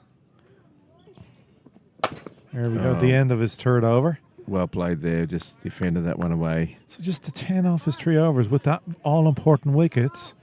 That's going to raise Pembroke's noise levels. Well, yeah, it's a shame that for Clontarf that Delaney got out in such a way. He was looking good, and it would have been great for to see him be part of a 100-run, 100-run partnership or more, or something would have been fantastic. Would have really had the game. But there's obviously very deep batting here at Clontarf. They're very good. This feels, as I said before, this actually feels like what a final should feel like. It's very exciting. Both teams are even on a lot of different areas. So,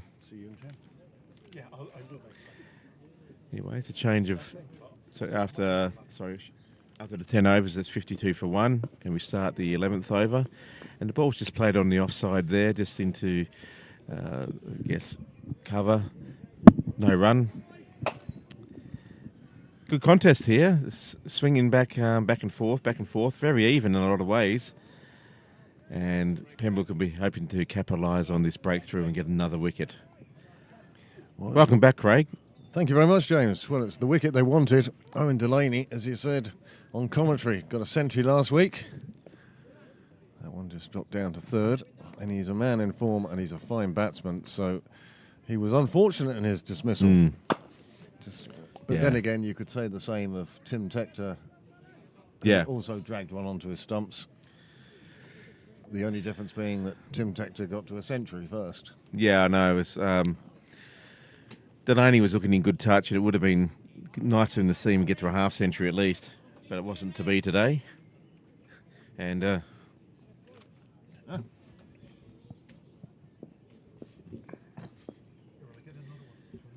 I'm trying to break the headphones here. Sure.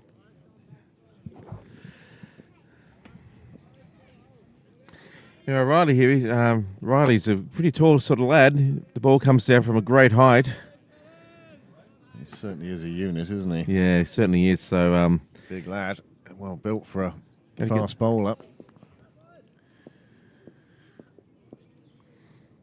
so starts his run up from the 30-yard square circle of the square. Ring. That too. The other one I've been impressed with whilst watching from the sidelines, Sam Murphy. Yes. Behind the sticks now. He's just, again, there's been no mention of him. And that always, for me, is a good sign of a wicketkeeper. He's just getting on with his job.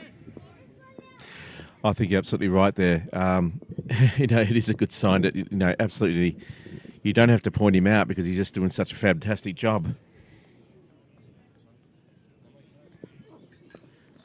Oh, Great piece of fielding. And, JJ. in the gully, JJ Garth, well, remember, was it last year, the year before? He got 4 run-outs in the one game. But a great piece of fielding there. You'd mark him down as a goalkeeper. Yeah, he's something special. He's definitely one of the best fielders in Ireland, I would say. He's just so agile and so quick to pick up the pace of the ball coming to him. Another one just played on the offside there. There's no run. Good over. So far, just the one from it. So Clontarf are rebuilding at the moment. H. Thompson is on, or Harry Thompson's on one, and is it Mick Thompson? I'm not sure what M stands for, I'm afraid. But he's moved on to 33. He's has the hopes of Clontarf on his shoulders. They'll be hoping he goes off to get a big score. And it'd be great for the crowd and be great for the game if he does. It'd be very entertaining to make this a close contest between these two great sides. You're quite right. Michael. Oh, No, Mitchell. Oh, Mitchell. Okay, right. Sorry. Mitchell Thompson and Henry Thompson. Mitchell and Henry. Nice bit of bouncing the ball, but he got up on his toes and kept that one down. Played it straight back. No run. I'm looking forward to seeing Paul Lawson and Gavin Hoey have a bowl today. Well, get some spin. Now we're out of the power play. It may not be too long before that happens. Paul Lawson off the back of his 7th for last weekend. His confidence has got to be high. Yeah. Again, just another ball just work behind square, but there's... So work behind point and sort of backward point, but there's a player there, and so there's no run. Well backed up there by the fielder too, in the deep. There's Jack Hector.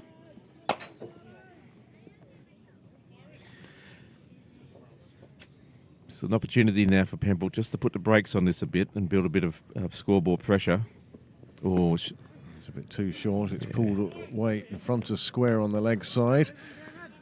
D. Tucker is the one fielding out there. He sends it back in, can't prevent 2. The score moves on to 55.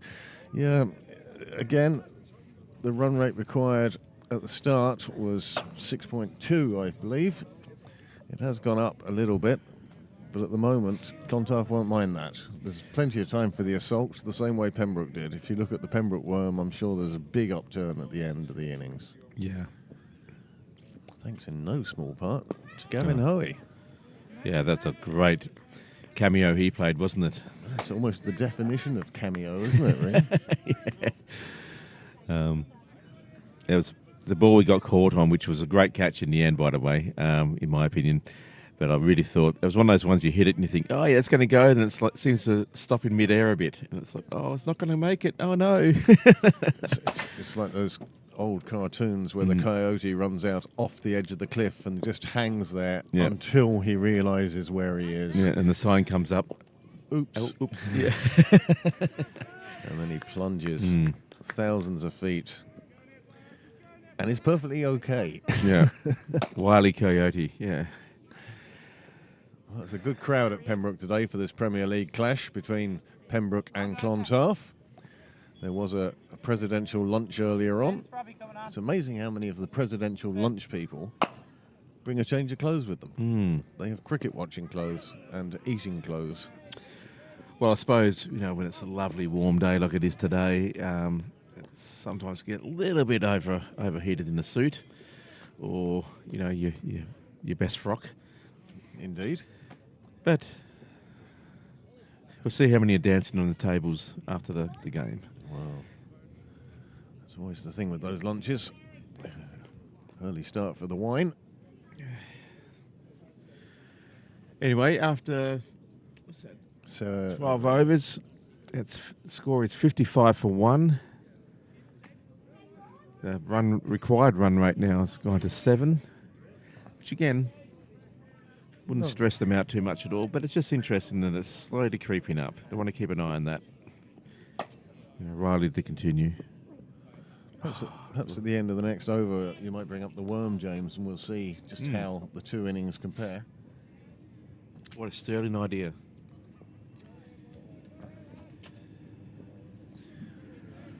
I shot that one. Just played that one down to third man. Picked up the single. Nice catch, Theo. Thank you. Yeah, that was an excellent catch, mate. Yeah.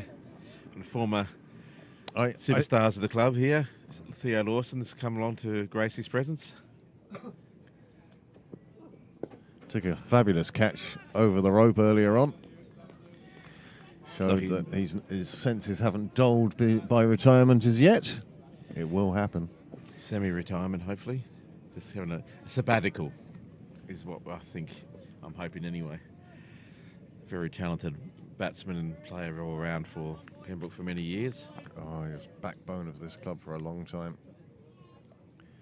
Super job as captain.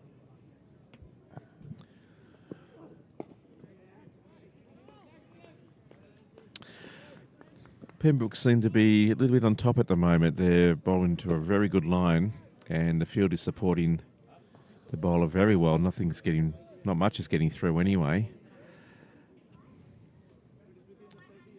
But Mitchell Thompson doesn't look too perturbed. He's on 35, looking pretty solid, just waiting for the loose balls. He's certainly making the most of that first ball fortune. Oh, it's a lovely shot just down straight drive. Just picks up the one, but still is happy to rotate the strike. Put another one on the score. Well, I actually think the weather's got better over the last hour than it has been for most of the day. It's absolutely glorious here at the moment. Are you getting the glare off the sight screen? I am getting the glare off the covers in the deep there. It's actually could be anywhere in the Antipodes. This sort of feel of the Well, off the bottom of the bat, it seemed. Flies away down to a bit wide that ball, so he just lucky up third. Yeah, just picks up the single though. It was not very costly, and lucky he didn't get a ricocheting back onto his stumps or anything like that. The batsman, that is. Anyway, Henry Thompson moves on to 3. He's just happy to play a support role, as you'd expect. And Mitchell Thompson is now facing, and he's on 36. Oh, it's an edge again. No slip in place. Another single. Disheartening as a bowler. It is, isn't it? Why don't I have a slip cord?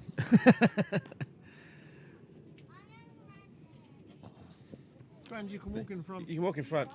Yeah, that's okay. It's all good. It's okay. No, it's all good. Yeah. The camera's about 25 feet high. Right, Well, it's just gone 5 o'clock. The situation is that Clontarf require another 262 from 37 overs. They have 9 wickets in hand, and they have a required run rate of just over 7. And we see a change of bowling at the nursery end as the hero of Rathmines, Paul Lawson, comes on to bowl. No wonder he's getting the first shout of the spinners today. Just to let you know out there, to the 34 of you connected to us, we're just 18 subscribers short of our target. We've picked up 205 since the start of the season, and we'd like another 18 to get us to 1,000, and then we'll see what happens from there. I'll bring up the worm in between the next over. I was a bit slow sorting it out today in this one. It took me over half an hour to find it. I love the way, though, that's a bit short. Play away on the offside. There is a cover out there. It's Gavin Hoey that's patrolling the Cyril's way. What an arm. Another fine fielder in the mould of JJ Garth. And Thompson looking for the sight screen to be moved. Oh, we don't mind that one moving. Yeah. That one can move wherever it wants and go on holiday. Yeah, Paul Lawson just having a bit of a loosener there. Got away with that. Just conceded the 1 run. And maybe it's a cunning plan to get the not-so-set batsman on strike. Let's go with that theory. Alexa trap is set. A bit short. It's played away on the leg side. That's all along the ground.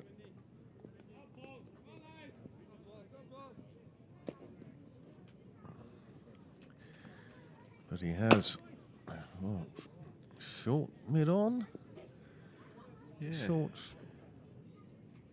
mid-wicket.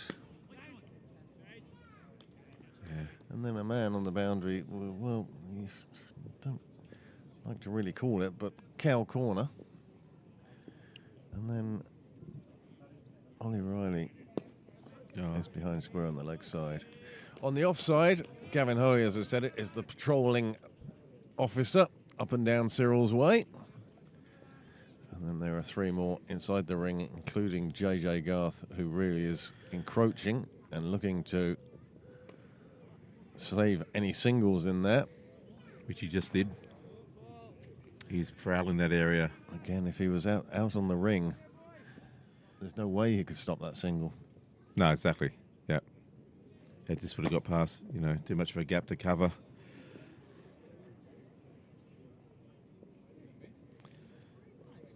So, better It's length. played into the leg side. But you can hear the cry of anguish. Lawson gets through his first over, just 3 from it. That's a good start for him. 14 overs gone, 62 for 1. And Pembroke are making a double change because I sense Gavin Hoey. Ollie Riley's still got his cap on. Gavin Hoey striding over purposefully. And I think in fact, It's a cunning ploy just to confuse the batsman then, but Gavin just marking his run up.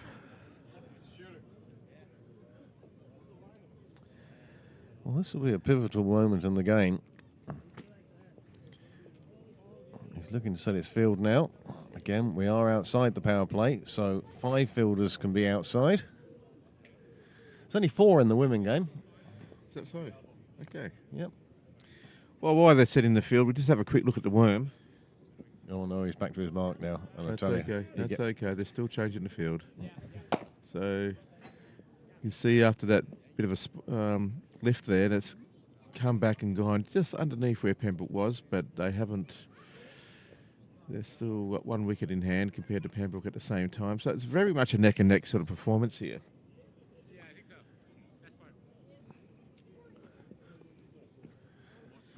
As I say, it's this great spectator cricket, really. It's both very even teams. well, it's So been far. a very competitive game. Here comes how he started his spell. That's good. Forcing the batsman onto the back foot there, and he just works on the leg side and picks up a single.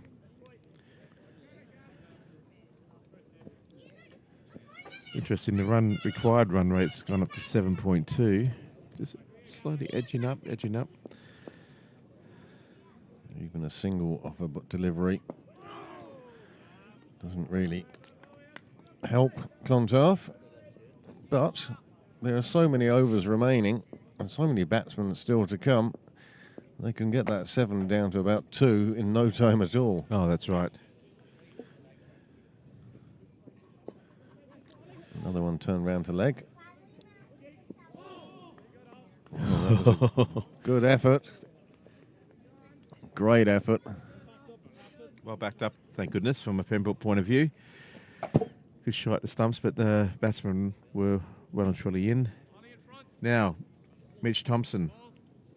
He's moved to 40. It's been a really good knock, actually. He deserves to get his half century, in my opinion. So I'm hoping that he can survive this storm.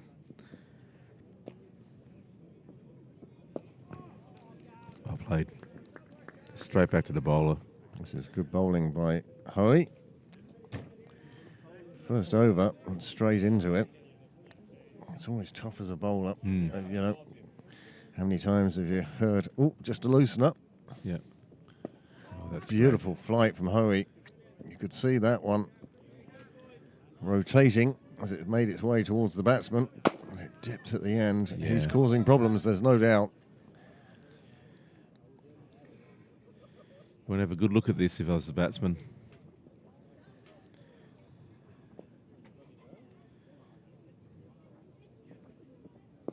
The other one just turned around to the leg.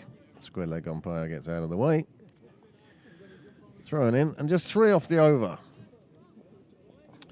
So, after the 15 overs, that's 63 for loss of 1. And that's the 63rd run. Oh, the run-out chance. Yeah, He was in he was in. anyway. I think it was pretty safe. Yeah, 63 for 1. They're going along at a decent enough clip. I was actually sorry, 65. I should stand corrected here. So, Mitch Thompson's now on 41, edging closer and closer to this well-deserved half-century, in my opinion. Well, he's still got a way to go. This occasion, they changed their mind, and quite wisely too. The fielder over to that very smartly.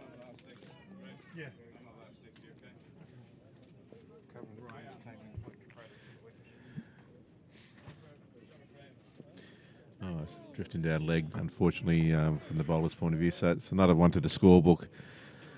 A wide there from Paul Lawson. He comes pretty wide from the crease, doesn't he? He bowls quite wide. He varies it. Yeah. Trying to entice the batsman there. Came across the batsman then, trying to entice him to go for the big swing and hopefully get an edge or mistimed shot.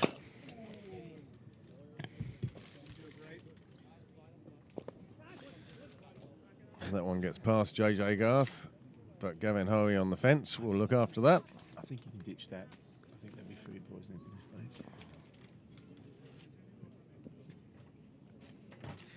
That's well to be. I'll do some talking for a minute now. So, just played out. Lawson. I mean, Clontarf will be just as aware as Pembroke are. Thank you. Bit too sweet for me. Spun sugar, isn't it? I don't know. What is in marshmallow? Oh, I once looked up the recipe because I was Okay. There's nothing. What is in marshmallow? Okay. Yeah, it's Yeah. just the variations of sugar. I think. I enjoy the rush, but it's Yeah. it's the drop off afterwards. I just off the side of a cliff. Yeah. It says fat-free in the bag, which is... Well, Which means 8 times as much sugar. yeah, that's right. It's just pure sugar. There's no actual Yeah. gelatin or anything in it. Can we not just go back Hey, to ladies. using... You know, like, I spent 30 years being told that butter was bad for you, give you a heart attack, and now they want you to use butter because it's the right sort of fat. Yep. Here's the ingredients for marshmallow if you want to make your own. Egg whites, gelatin, white castor sugar, liquid glucose, a bit Yeah. of pop. Yeah. What's the difference between caster sugar and It's about the liquid glucose? Solid versus liquid, really, isn't it? Right. Something like that. Isn't it? They all come Now- from sugar cane. Back to Gavin Hoey. He only went for 3 off his first over. Looking forward to watching this one.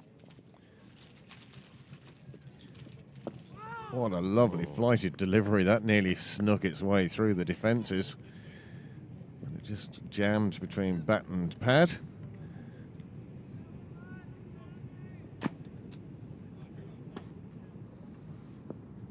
Take the sugar veg off.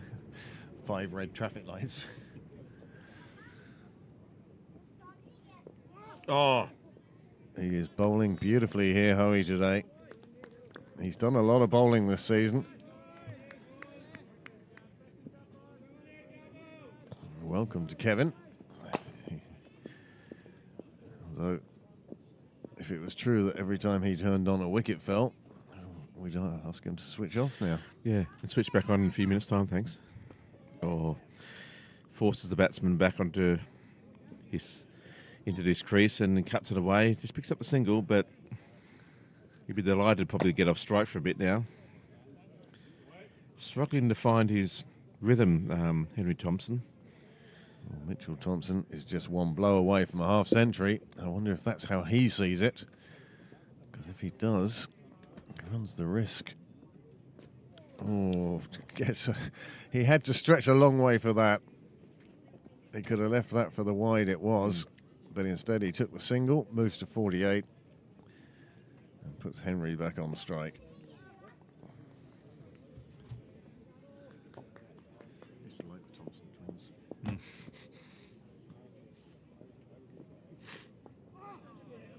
Well, that one just drifted a little bit too far onto the legs. It allowed It's been worked away. Henry to just play it around the corner. They're well fielded down there. It's got protection in that sort of. What would you say that's? Well, Lovely bowling again.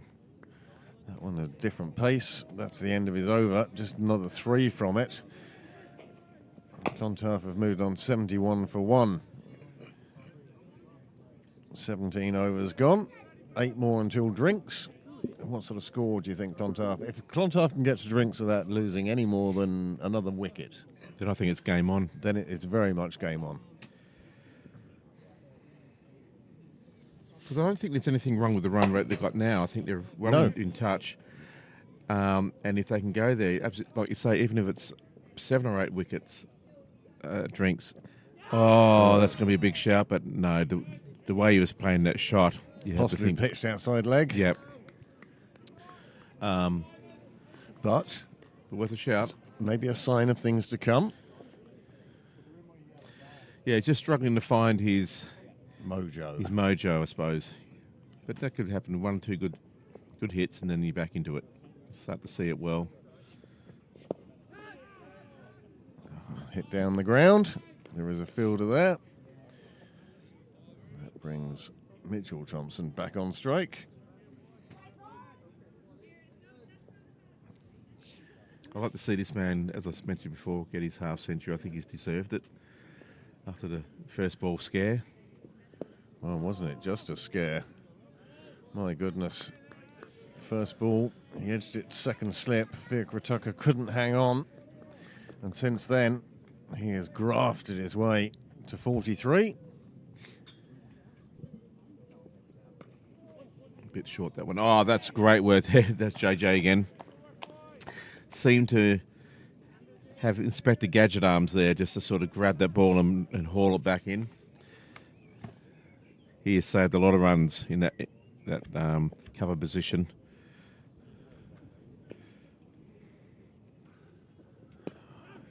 And Lawson fetching his own. That's the end of the over. Scoreboard in front of you is just slightly 1 ball behind, but I can tell you that the score is 73 for 1, and there are 18 overs gone. yeah, they're making Pembroke are making it a little bit more difficult with this bowling changes. The spin bowlers have actually been very tight, very difficult to get away. Required run rate now has crept up from 7.2 to 7.71. You know, just 1, 2 good overs away from being in 8, and then all of a sudden it starts to get a little bit tricky. You don't mind anything as high as even 10s, As long as you've but got it's wickets in hard to hand. sustain that for Yep. 20 overs. I mean, IPL teams can do it, but Yeah, it's a different type of. Well, you know, the bowling's been quite good. It's going to be difficult to. You know, how do you catch up without severe risk? absolutely. So you might say, yeah, we can make that up later, but all you need to do is actually get 2 or 3 quick wickets, and it's like, well, that's a big mountain now to climb. It's plan Z because Yeah, there's no yeah. plan that comes after it. No, well played there. I think that's good there by Henry Thompson. Just keep these balls out. Mitchell. No, it's Henry. Henry's got the green. Mitchell's got the red or the orange cap. Helmet even. Oh, he's tried a big swig there. Well taken by Sam Murphy. That's a great take. That could have gone anywhere. Kept He his just eye on it. happened to be in the right position at the right time. Yeah, quality wicket keeper, that's for sure. In his head, he thought that was going to go for 6 into the neighbours' yards. Oh, Great Yeah. piece of fielding at slip. Fiacre Tucker. showing the skill that he does have. That was a great bit of athleticism. Can't wait to say words like that in about 3 or 4 pints' time, but we'll go there later. Oh, this is a really good bowling spell here. Excellent pressure by Gavin Hoey, backing up the other bowler, Paul Lawson, at the other end. Well, it does mean that they're more likely to try and go after Lawson, which will provide him with opportunities. Oh, he's keeping this so tight and dangerous for the batsman.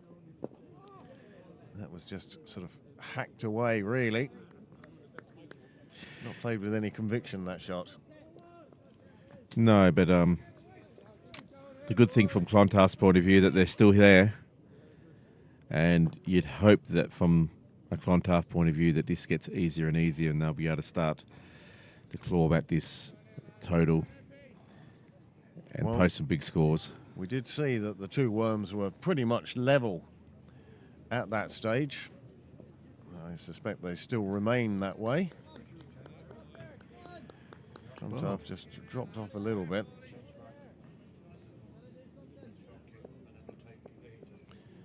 So, slight difference there. Pull back live. It's in the air on the leg side, but it's bisects 2 fielders and goes for 4. And I told you, because of the tightness of the over from Gavin Hoey. Yep, they have to go. It's a lovely shot.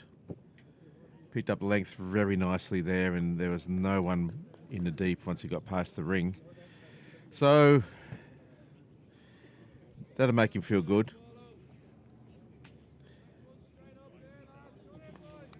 Give him a bit more confidence that he's seeing it better now.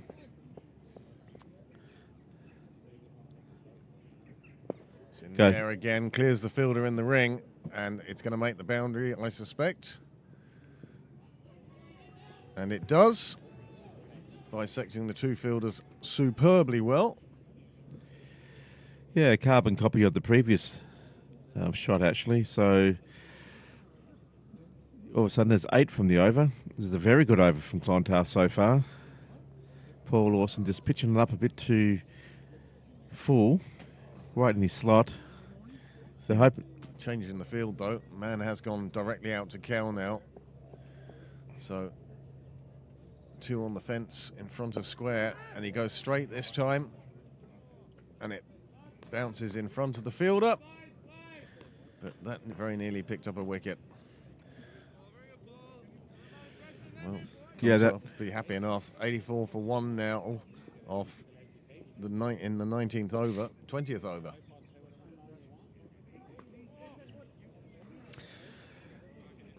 Rich Thompson there just plays the ball Well, just like on the James, offside. I think he's been very mean to you. You have been championing him, telling us how he deserves this half century. And you're going to be off commentary in 2 balls. Yeah. And he hasn't got there yet. I know, come on, get on with it. Well, that's Oh, going to that's be a- signalled wide. Yeah, that was a little bit... yeah, let's not talk about that ball. Let's just move on.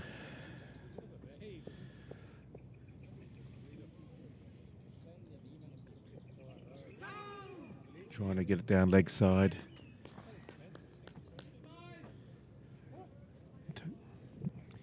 Still And- 1 ball to come.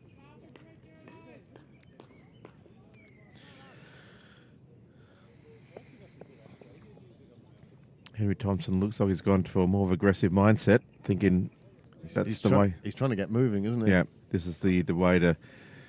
Oh, it's down leg side for wide. Yeah, I think he just thinks, well, the previous... I'm not getting any success, or not the success I want to get with the previous mindset. Now I need to just be aggressive, need to go after these guys. That one kept out. The umpire will call over, and that's 20 overs. And James will take a well-deserved break. And we will welcome Graham Mooney back to the booth to take us through another 10 overs. Oh, yeah, sorry. Just doing what you told me to do. Glad of the break? Yeah, back for a very interesting stint at the game. The middle overs are always where games can be won and lost. Hoey's bowling beautifully. Watching it as you stroll around, it gives you the different angles and just see how well they're doing. But Clontarf have to be happy. You know, you've only 1 wicket down, nearly 100 on the board. Yes, Pembroke perhaps ruining that first ball drop by Fiacre Tucker. Yeah, now Thompson's doing really well. Mitchell Thompson now. Yeah. He's seeing the deliveries, which is always key. Face as many as possible. I would say the good news for Pembroke is how few overs Nick Stapleton has bowled. Well, they're in the bag. it might be part of his injury, part of his recuperation. He may have felt a twinge. Yeah, maybe, but hopefully it's just because they're figure, well, let's try somebody else. And you know, they're all bowling well in tandem. Let's keep them going. It is a great start from Hoey. Well, certainly Hoey will be kept going for a while. Oh, he'll bowl 10 in a row if nothing else changes, if they don't get hold of him. He bowled a full 10 overs last week. And when you're bowling like this, why would you change it? You can certainly see how Paul Lawson would have had opportunities for wickets if Hoey's keeping one end like this tight. Yeah, they feel they need to go after the other bowler where the chances then occur. How often did you see that over the years where you be bowling great but your partner picks up the other wickets? But it's all about tandem. It's team. And Hoey just couldn't collect his own bowling. It escapes him and long off comes in. Keeps it to a single. The umpire signals 1 to come. Yeah, it's a bit like I'm reading recently Jason Gillespie and being interviewed about the number of wickets he took. He said, well, I always had to bowl at the top tail, the top ends. And then when it came to clearing up the tail, he brought on McGrath and Warren. So I didn't get a look in at the tail. Well, another super over from Gavin Hoey here at Sydney Parade in this Premier League clash between Pembroke and Clontarf. Pembroke managed to put up 320 for 7 in their 50 overs, mainly on the back of a fabulous century from Tim Tector. Jack Tector got a half century, and Gavin Hoey smacked 22 off 7 deliveries at the end. And some good other knocks as well, like people getting into double figures. It was all Nick all Stapleton got 60. Yeah, partnerships. Ah, there we go. Yeah, we get this. That's what we called for this morning. Knobbly knee contest. Flicked up in the air, the square leg umpire makes no effort. That's a poor effort. Could easily have taken that catch with a step to his left. Instead took a step to his right and it just guided past him. He wasn't even walking Trouble in. is, I've played with fielders like that. No, he wasn't walking in. So, fast asleep. Paul Lawson. And you can't even blame it on having a really good tee anymore. Do you remember like some clubs you go and they give you this fabulous tee and you'd stuff yourself silly and you'd be like in the second fielding in the second innings like, I don't want to move. No, I'm grand, thanks. I'll have one. This one outside off is just played into the offside. They're trot through for a single. Very good crowd here today at Sydney Parade.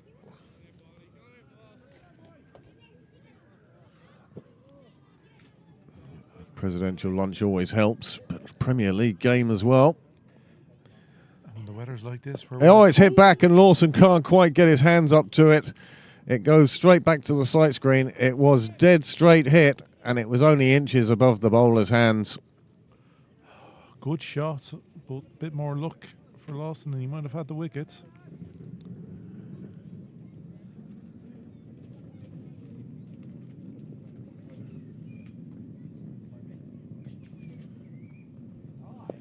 Coming down the track using his feet, beats the fielder inside the ring, doesn't beat the fielder outside the ring. Just another single. A little more circumspect with Lawson this over.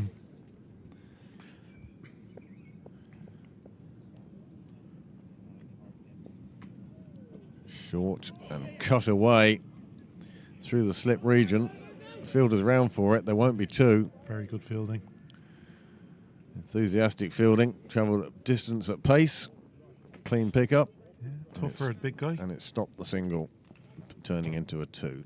Very good over. Paul Lawson will be happy with that. Only the 3-4 singles off. Now, this is how close Paul Lawson came to taking a catch. It was literally just above his fingertips. He would have needed to be Ollie Riley's height for that one.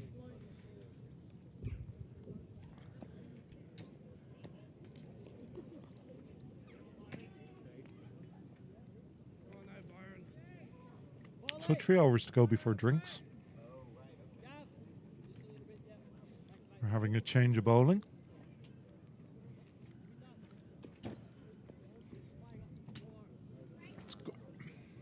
It's going to be Byron McDonough returning. This time from the St. John's Road end. His first ball was from the nursery end. Well, he's taken the 1 wicket full for Pembroke at this stage.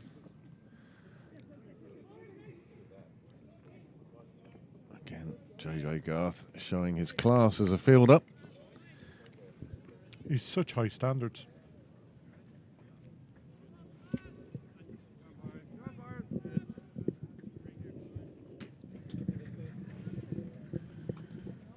It's the Pembroke posse doing another lap. Best boy band out there. Oh, a ball. Oh, there's going to be an appeal, and he's given in. What a ball. Now, What a take by Sam Murphy. That was superb. That was flying up over his head, and he got off the ground and stuck up a mitt, and it stuck. And that is a super catch, and the second wicket falls, and 95 on the board, and Pembroke needed that wicket.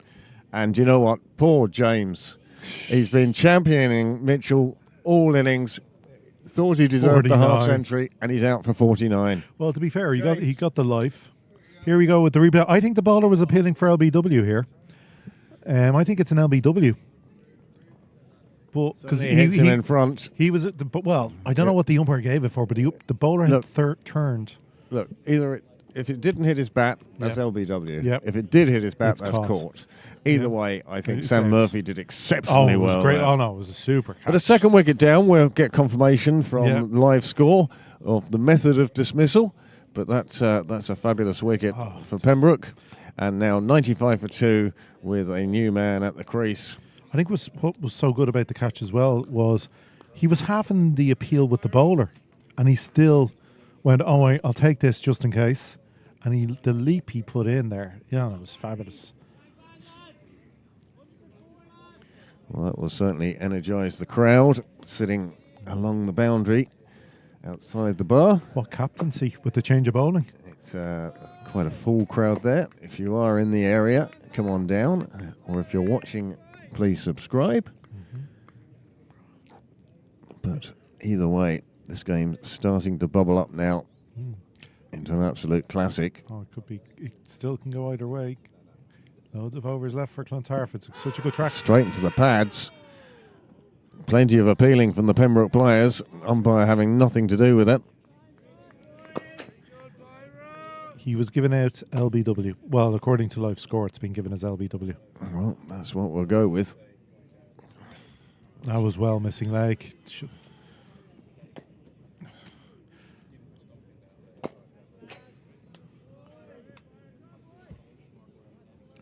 But yes, great. Considering how well Hoey was bowling, and he'd only bowled 4 overs, it's a great gamble to take him off and switch in the seam bowler.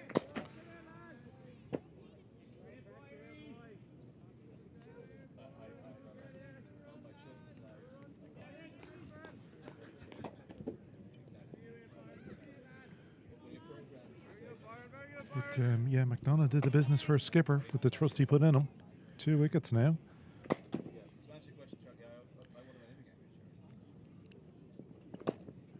He's finding a good length.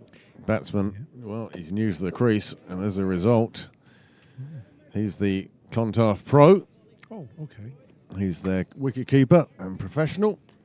And a good professional he is for the side and for the club.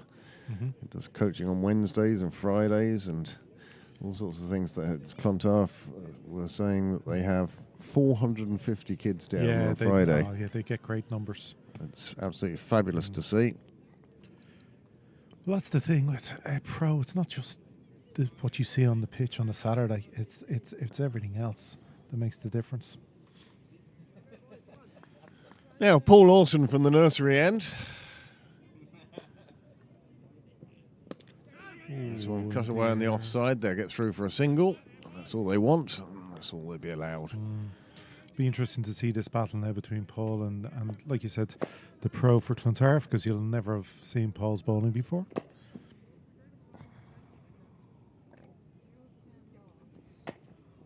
And he does entice shots, but he's so much skill and experience. He does drop that ball just drops on you.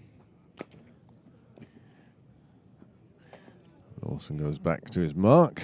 It's not a long way away. Very upright.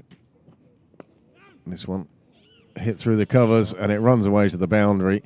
Fielder couldn't quite get down to it, and once he was beaten, it was just going to look like a lovely shot all along the carpet into the fence for 4. And that brings up 100 for Clontarf. That shot there got past the fielder and then just ran away. It's pick the bush time. Yep. And super shot. And as I say, Clontarf now on 100, and they still need another 221. Crazy. And we're just 10 balls away now from, or 9 balls away now from the drinks interval.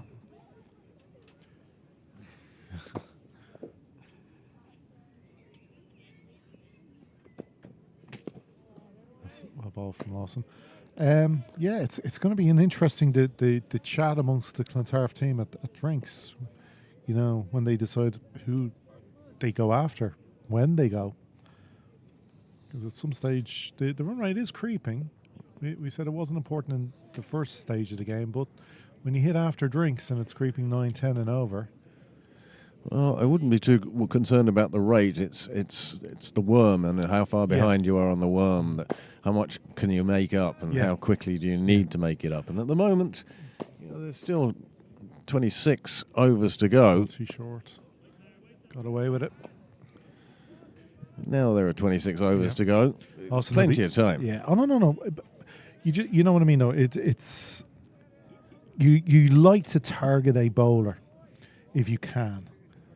You're hoping you can. You know, they have to. There's a weak link, and you get to target one and maybe get those extra runs off. You see, if they stay in touch on that chart, then I feel that, you know, the run rate won't really make a difference. It's down here in the 45 to 50 is where you can make up a lot of ground.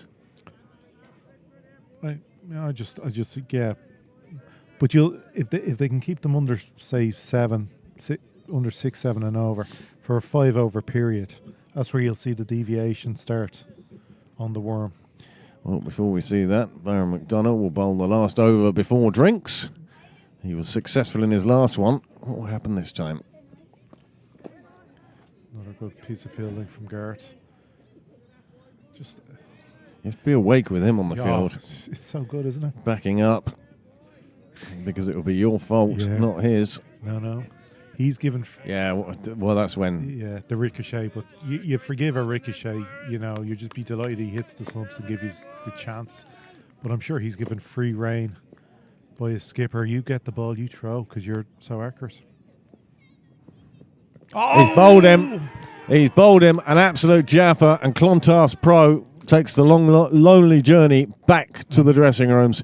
What a delivery, and that will be drinks. That's drinks. Noel, you want to show us that one again? Oh, cracker. We may ask for that again and again. That's an absolute peach.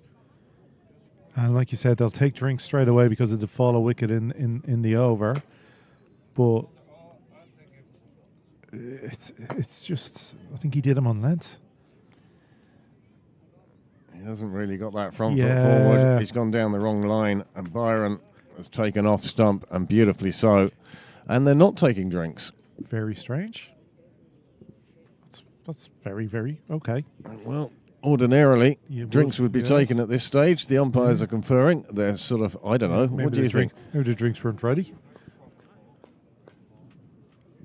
But that's it. Yeah, he didn't really get his foot down far enough down the pitch and left that little bit of a gap between bat and pad and Byron. Made the most of it. An absolute peach. Super delivery. Yeah. And it. Bite the No.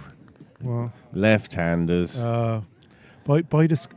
the angle will be a little off here, yeah. Noel has a plan for left-handers. Oh, okay. Shoot them. Well, something along those lines. Maybe not as dramatic as that, but it's like hockey. Everyone in hockey is right-handed. Yeah. There are no left-handed. Why is that? That's the way the game was. Okay. No, I don't know the game that well. And you have to remember that there was a time when left-handedness was considered evil, work of the devil. But that was more Catholics and the Protestants played hockey in the private schools. Well, that one just played away. David Delaney it is, who's in now. And he is no mean customer with the bat either. We saw his pace earlier on today. Great to see him back. Yeah, he's got so much talent. This is a man who can hit the ball far and long. So he has the capability of definitely getting Clontarf to the brink of victory. But it is a long way. But speaking of the right hand, left hand thing, so a great explanation. Is there one there? I'll have one of them. I'll have the other if it's gone. Thank you so much. Superstar. Beautiful. But the Pembroke Tails are definitely up here. They love another one. Just before drinks. Well, that one's taken the edge. Flies down to third. It will be a single. And now we should be just one ball away from real drinks. I'm just still flabbergasted that drinks wasn't taken within the over. I find it extremely weird. Caster has been flabbered. It has. Most vehemently. Oh. As our pitcher returns to near normal. Yeah, thank you for asking for the screen to be moved. Right-hander, left-hander combination. There's going to be some busy lads down at the sight screen. Well, we've got some young ones sitting there watching, so. Oh, chops, and it'll be 4. Well, Flies. You've been saying earlier that Thompson was having a bit of trouble with his mojo. Yeah. I think he's decided to sort it out one way or the other. Well, they will have to attack at some stage. The drinks mustn't be ready. Well, that's just sad. Yeah, that's terrible. Too many people keeping the barman busy. They're going anyway. Drinks are being taken. So at this stage in the commentary box, we'll take a short break and we'll be with you for the next 25 overs of this match.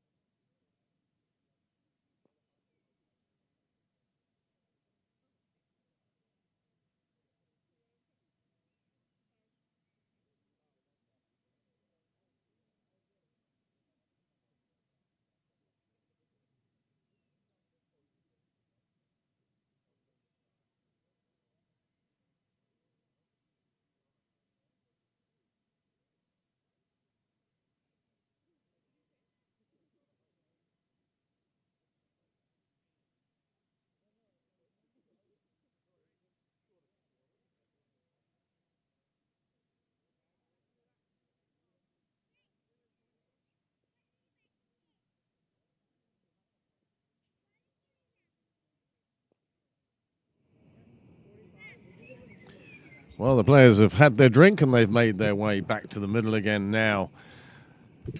106 for 3 of 25 and 215 required of 25. Which button do I press? Hmm? Yeah, oh, here. There we go. Okay, you know what button to press? So Lawson to continue. I would suspect they'd love to get through his 10 overs in one spell. Especially now with those 2 quick wickets. Pressure's really on Clontarf now. Delaney looking for the big shot. It wasn't there. It wasn't the right length.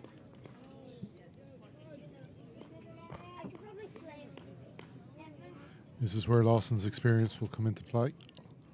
When a team is chasing runs,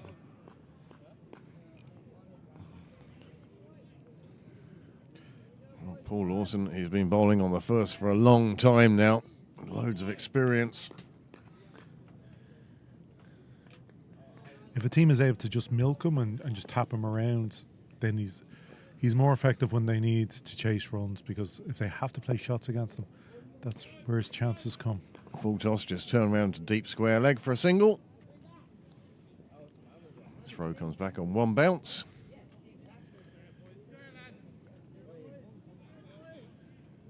Did you ever face Paul in the nets? No. Well, Delaney on this occasion came down the track looking for a massive hit. It wasn't there for him. He just drives it up to long on. They take a single. The score goes on to 110. Yeah, just wondering what it'd be like to face him, or Gavin. I never faced Gavin in the nets.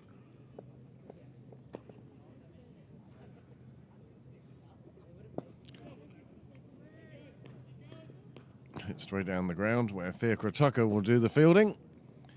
And another single. And again, I don't think that Pembroke will mind that too much. No. And I actually don't think Clontarf will mind it too much. They're rotating the left-hander, right-hander strike. Getting themselves played in. Delaney, we know, is looking for a big hit. That one goes out just outside the ring. Well, if you want to talk about a positive shot player, that is definitely David Delaney. So another over goes past. 1-1-1 for 3. Nelson, some people call it. And there'll be people standing on 1 foot, drinking with one hand and Actually, scratching one nostril. I forgot to say, like during the week when you were on commentary yourself and Charlie were talking about numbers. I didn't send in a comment, but you were saying, oh yeah, it has to be double digits, even though my number is 111. Yep. I went affect superstition. I'll take it. Sight screen being moved again. Left-hander facing. Byron McDonough going round the wicket to the left-hander.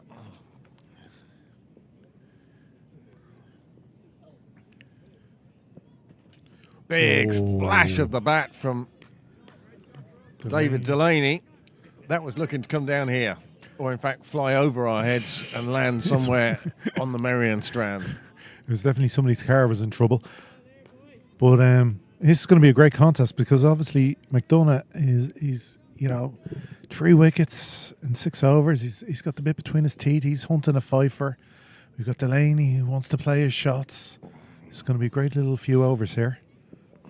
There we go. There it is, driven down the ground. High elbow shot, takes the single. And now the right-hander and the sight screen moves again. Sight screen! Maybe the batsman doesn't want to. He ain't precious. We want him to.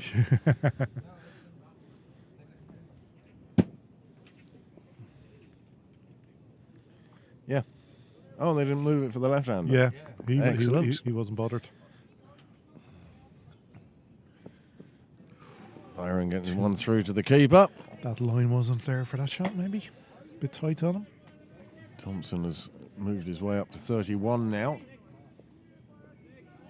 This is an important partnership. You've got Thompson, who's playing himself in the 30s, coming up and facing 50 delivery, so they want him to bat deep, and then the powerful Delaney at the other end.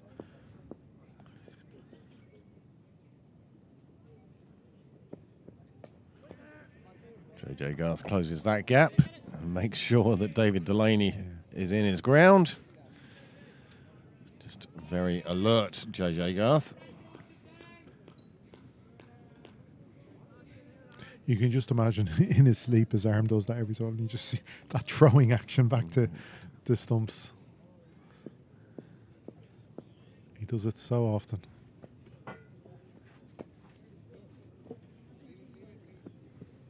That's well bowled. No single there. Ollie Riley covering the ground quickly. He tucked up the batsman, didn't give him any room.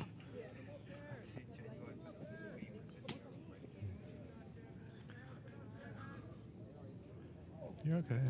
Preparing him for life in Division 17 as well.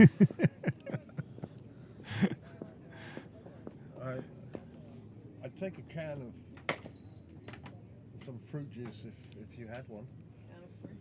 You know the sort of fruit Oh, juice. hit back, but no touch from the bowler, so no best fielder on the pitch. But that's a really good over. If it is over, yes.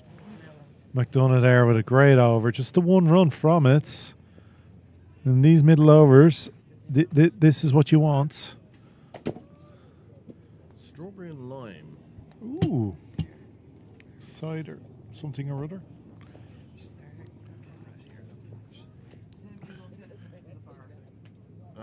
Not for me, thank you.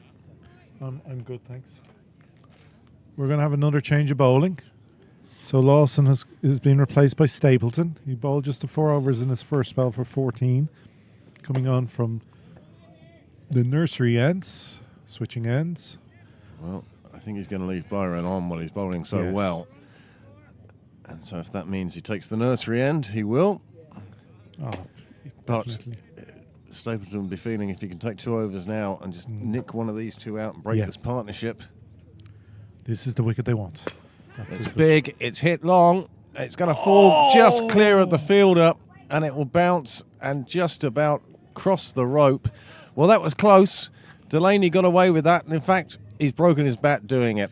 You could hear, you heard something wrong off the sound. Oh, it's completely broken. And just didn't get his arms stretched out enough, Tim Tector.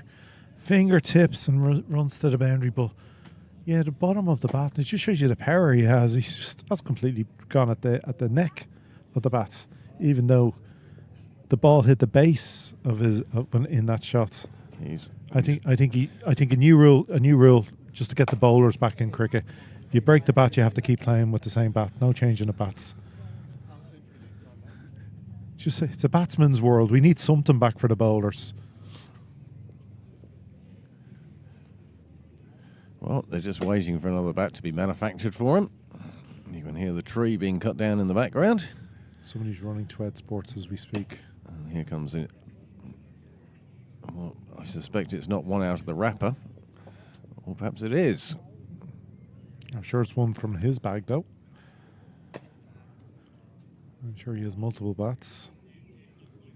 All the good batsmen do. Does seem to be of a similar brand. So, yeah. Well, fresh weapon. Anyway, he got 4 from it. So, imagine what happens when he doesn't break the bat. Well, that one really came off the toe. And then the force worked its way up and found the weak point in the handle. And that one's now consigned to the bin. Another big shot from Delaney. He's not hanging around here. He's decided he's going to do this one of 2 ways. Both of them involve quickness. Well, I'm sure, yeah, they're looking at, it's gone past 9 and over. It's still 200 off the last 25. It's T20 time for Clontarf, really. And they do have 7 wickets in hand.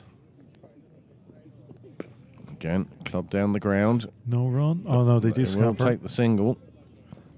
They weren't going to till it bounced off the fielder.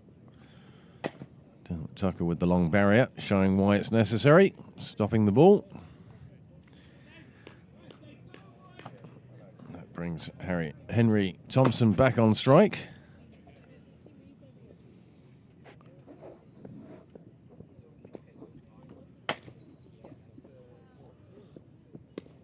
Played away on the offside, just a dot ball.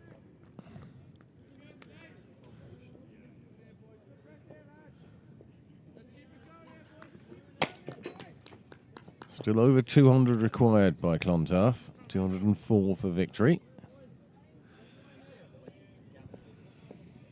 You do feel it'll require one of these two to go big in the score, the 80, 90 runs kind of level. That one's turned around to leg. They're going to be looking for 2, but they won't take it. Quite sensibly too. Good fielding on the outfield. Yeah, that's Ollie Riley out there. Quicker hands. Good work once again by Sam Murphy collecting the throw.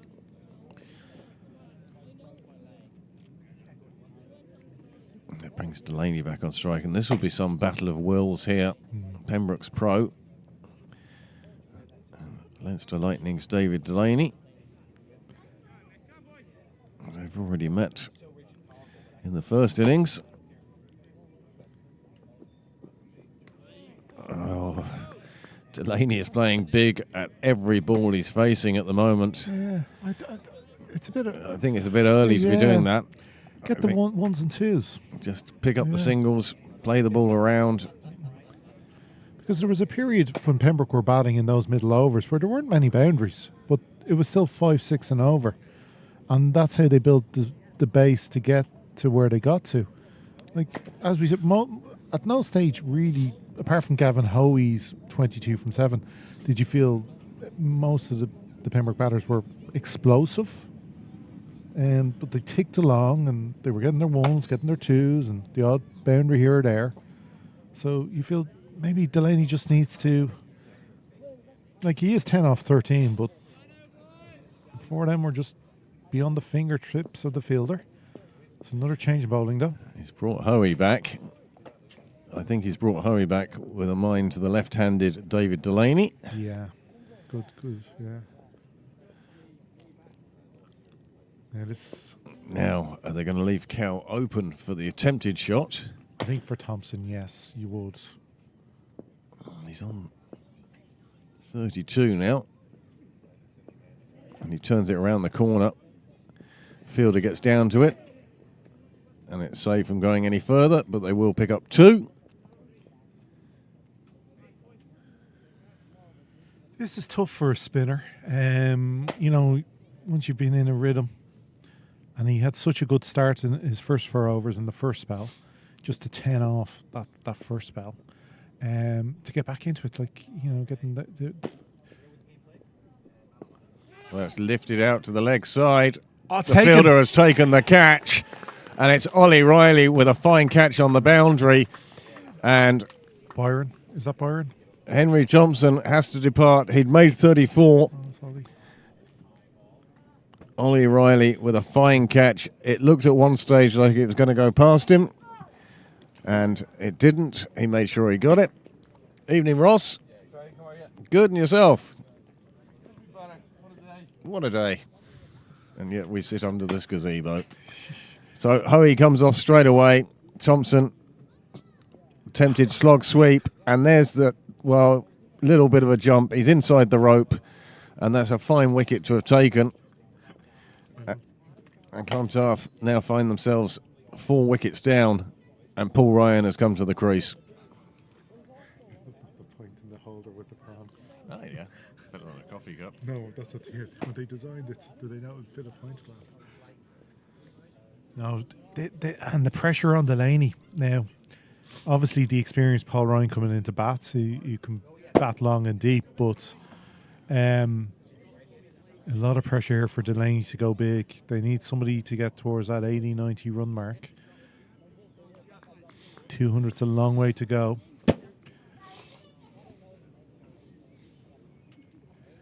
Obviously still possible. All you just need to get yourself in, play sensibly. There are lots of runs out here on this outfield. Big areas to aim for. Well, if you wanted experience to come in next, you certainly get that with Paul Ryan.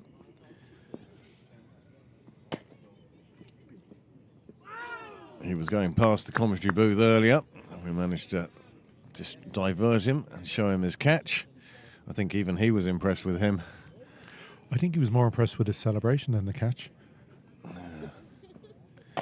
So, Hoey to continue. Oh. The young gun He's looking for him. Murphy's doing a good job there behind the sticks. It's good to see they brought the slip in as well. Still 2 balls to go in this over.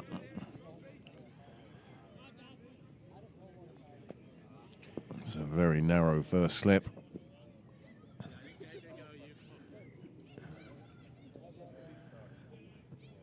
Well, he's now offering a lot of the onside for a single. I certainly don't think Pembroke will mind a single at this stage.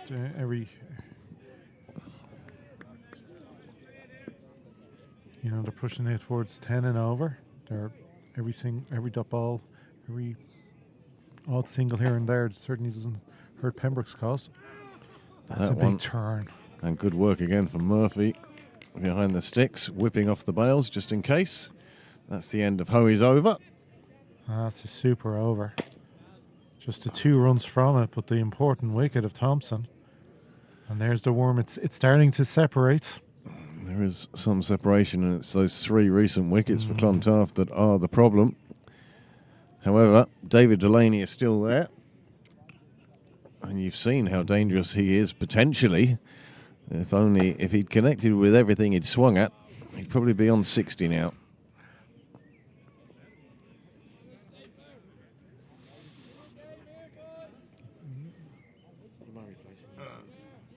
Graham. Yeah. Well, you stick up for one more, mate.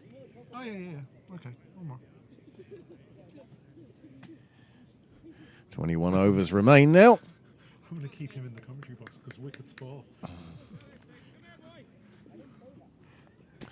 Now David Delaney, how's he going to cope with Stapleton coming over the wicket? A bit calmer this time. Certainly when Stapleton was going around the wicket, he was looking for massive shots. I think coming over the wickets is a good ploy from Stapleton. It kind of tightens the line a little, less room for him to loosen those big guns.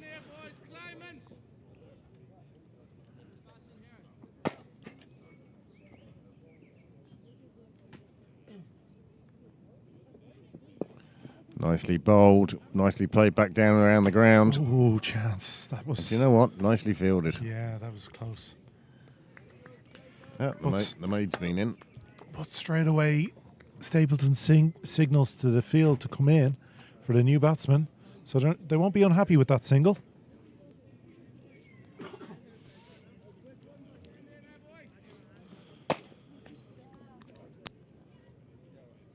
Byron. Going well, mate.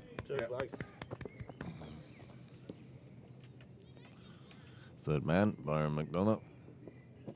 Oh, it's up in the air. Somebody's got a call for it. Paul Lawson it is. And there's a safe pair of hands. We've seen him take quite good catches in the past. This one a bit more of a bucket catch. But Pembroke will be delighted. It's a 5th wicket down, and Clontarf with only 121 on the board. They've got a long way to go, Graham. Yeah, that like I said, they weren't unhappy. Wouldn't be 200 runs. 200 runs when that wicket falls still to go. They wouldn't have been unhappy with that single to get the new man on strike and it straight away the next ball. He missed times one straight up, and he made that look a bit more difficult than it should have been. But he had to make a late adjustment. It wasn't too late, but late enough. Yeah. But he got there and made the catch simply. And it's a that's W. how you want it. It's in the book. And now Hand comes out to bat. Yeah. And you get the feeling we're in amongst the Clontarf bowlers. David Delaney. So much more pressure on Fionn him. Hand. No bug with the bats. But it's going to be tough for him here against Stapleton. You know, he still has another 4.5 overs to bowl. McDonough is bowling really well from the Johns Road end. So Hand's now to face his first delivery. It's short, and Hand is onto it quickly, and That's that goes well for 4. played. Oh, no, super piece of fielding. Ollie Riley again. He's doing a fabulous job for his side in the field as well as with the ball. And he keeps it to 1. But here for we all go. intents and purposes, that was going all the way. I get the feeling these play. two are going to hang around. Super. If they hang around, they will do exceptionally well. Yes. That's super fielding from Riley for such a big fella to get down so well. and one-handed stop, really supporting his bowler. This time played away. Offside boundary, just for a single. But again, every time Delaney only hits a single, that's a positive for Pembroke.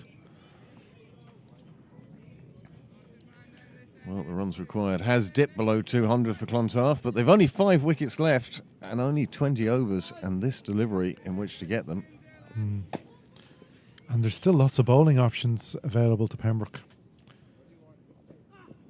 We haven't seen Fiacre Tucker bowl today. Now, I'm not sure if his hand is still injured, but if it's not, there's an option. Hoey still has overs to bowl.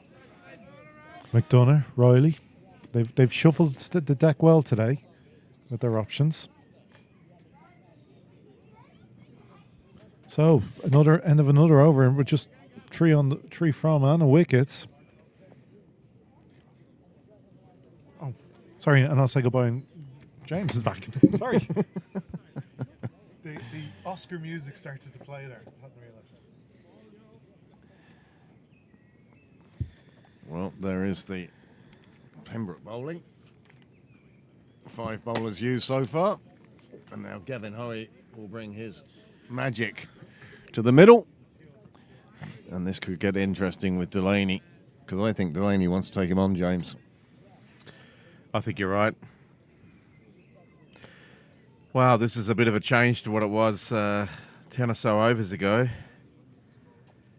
when it looked like it was virtually neck and neck. Not much in it between Clontarf and Pembroke, but Pembroke have made those critical breakthroughs actually, and then really switched the game around. So it's going to be an excellent contest here. I think he's going to want to go after Gavin Hoey, but whether he needs to be slightly within himself for a little while just to sort of gauge the conditions for batting, but it's a batting track. Oh, super delivery from Hoey. Jeez. I think even David Delaney would acknowledge that one. One gets the feeling, though, that it's going to be a little bit too late if they don't get on with it very soon. You have a run rate that's skyrocketing. It's over 10 now, an over required run rate. And they just seem to be finding the fielders here, the batsmen, and adding more pressure themselves. The interesting one now, and there's absolutely no chance of rain interrupting this game. Where's DLS? Yeah, exactly. What would that be? What would that be at this stage? Noel can tell you, because he's looked at so many of them. It's burnt on the retinas. Still plenty of wickets in hand. 5 wickets to go.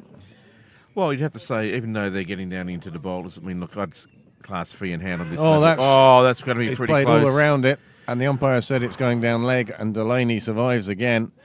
Well, it's an ugly shot, and it nearly got him into big trouble. Yeah, that's not. Here it is again. Maybe pitched outside leg as well. Yeah, it was definitely going down leg as well. But Delaney, he won't want to play that shot again. Big swipe at that. This is not what his team needs. He needs to knuckle down. He does. He needs to play as an all-rounder, not just as a bowler with a bat in his hand. No, I mean, if he comes off and he's playing himself in, the pity of it will be if he gets out to a mishit or something now. That's a better shot. He's well capable of batting, David Delaney. And he's well capable of hitting a ball a long way. No, he's a class player, and both of these should be, basically classes all-rounders. So 10 and over is within their reach. Yeah. The question is, can you keep 10 and over going for 19 overs? Well, with this bowling attack, you'd have to think that's going to be difficult, but it's not impossible. But if you start playing shots like that, then you're making it impossible, because you're just going to, either miss the ball at best or get yourself out. Anyway, that's pressure for you.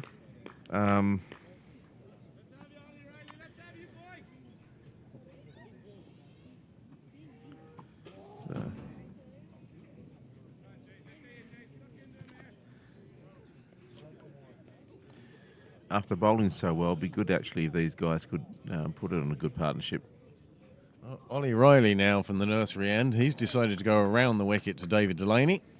David Delaney's had a quick look down to square leg, sees there's no fielder there. Anything short, looked at him to pull or hook. Yeah, well played. Nicely driven down the ground. You can tell he's a good batsman from the shots he's using. Even the ones where he was having a swing, they were still proper cricket shots. They weren't just wild hoiks across the line. Yeah, there was no... The man head- can bat. That's right. It wasn't like a real trail ender where the head goes back, mouth open, big swing, trying to hit it into the middle of next week. Yeah. I knew exactly where you were going with that. Yeah.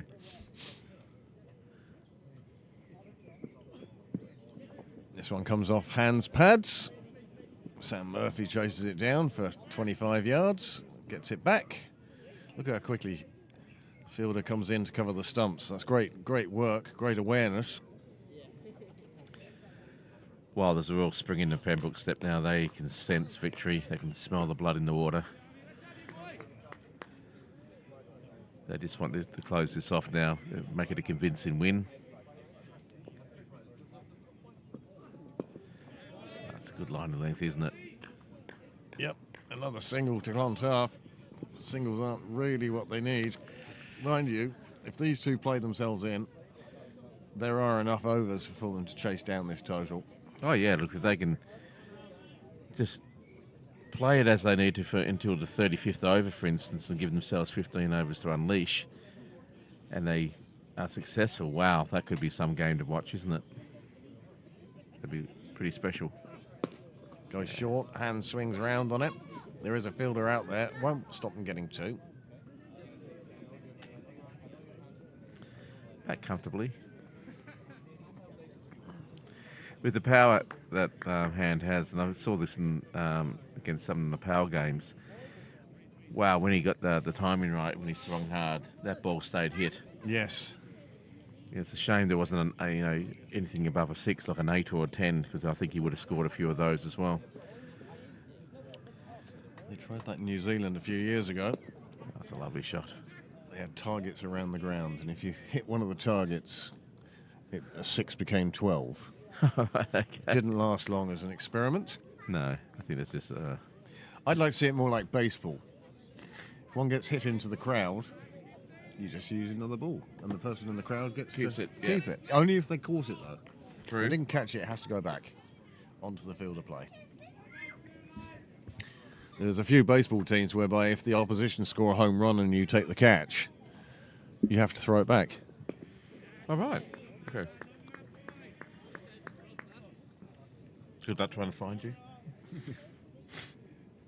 There are so many cameras at ball games, they find you, don't Yeah, I you know. worry. Anyway, end of the over, 130 for 5. 18 overs remain. Clontarf need 191 for victory. And Pembroke need 5 more wickets to end it early. Pembroke will be looking for bonus points. Yeah, they'd be hoping that, Gavin Hoey can get get an extra wicket here with his bowling attack. I almost wonder if you should bring Paul Lawson back on just for an over two, just to see if he can get them caught. But maybe, I don't know. Well, it works for Gavin Hoey. Mm. Ollie Riley taking a fine catch. Now with Hand at the crease. Ollie Riley has moved up almost square of the wicket. Slightly behind square. Those two gaps line up with the lines on the wicket. Oh, okay, right. That's how you can tell if they're in front of square or not, is basically by looking at the fence. Yeah, okay, Right. Gavin Hoey then to go into his 7th over. Just the 1 wicket so far. Oh, that's nice. Forced him back onto the back foot. How many times have these two batsmen faced Gavin Hoey, whether it be in Leinster Lightning nets or even Wolves nets, A-team, all over the place they'd have come across each other. You wonder if that gives them an advantage or whether it actually just still keeps them bamboozled. But Gavin Hoey was interested there. It gets signalled wide. it was a bit unlucky. It came off in. Okay. Anyway, signal wide. I don't really think that's going to upset Gavin too much. Give him another ball. That's the way he'll look at it. Yep.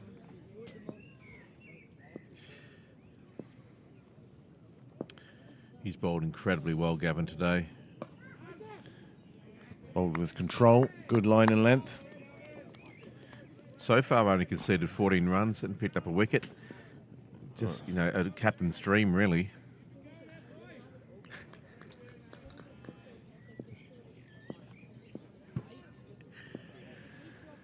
Oh, yeah, again, forced on the back foot, straight out there to the covers for no run. It's really tight bowling here. And playing quite responsibly against Hoey. He's keeping him out, but it does mean the mountain Clontarf need to climb is getting steeper. Oh, This one nearly came off the toe of the bat through to the keeper. trying to invent something there and didn't come off, but he was lucky. It didn't cost him anything. Just making a slight adjustment to the field here. Sending Garth down to square leg. Ollie Riley's come in front of square. Played away on the offside, and they'll take the single.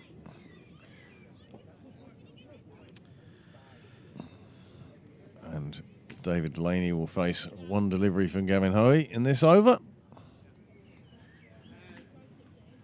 But the run rate you see on the bottom of your screen, it's crossed 11. Needing score 2 a ball from here to the end is a tall order, and that's not going to make it any easier. Another fine over from Hoey. 7 overs, 1 for 15. It's something else, isn't it, in the context of this game?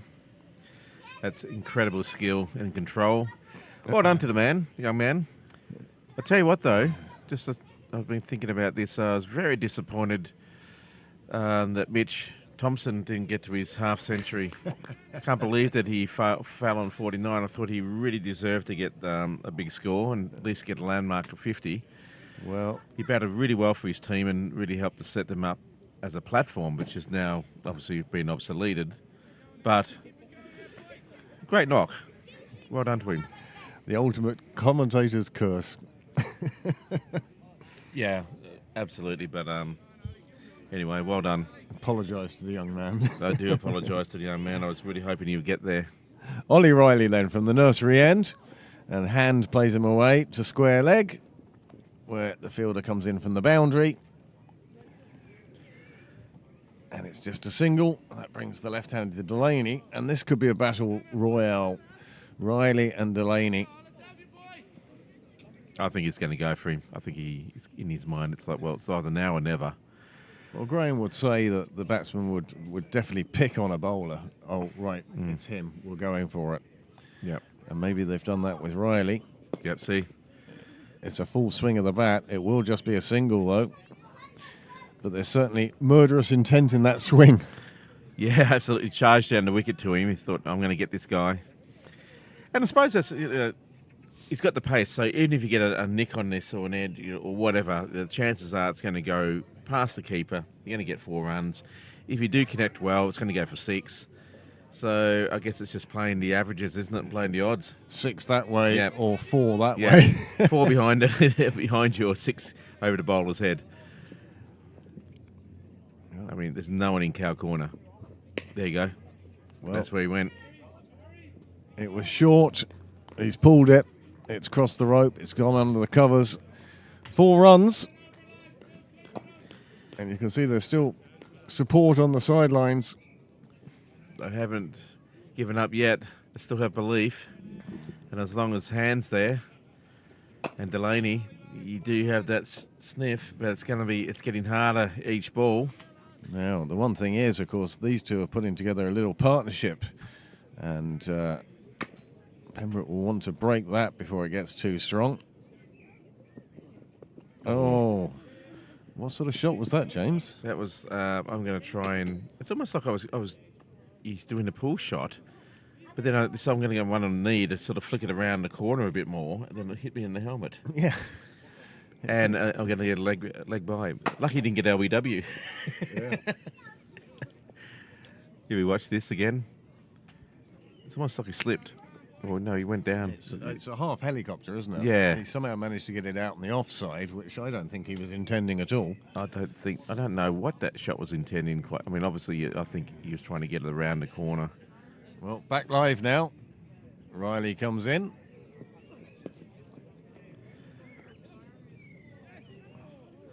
I think that shot is the cricket equivalent of jazz.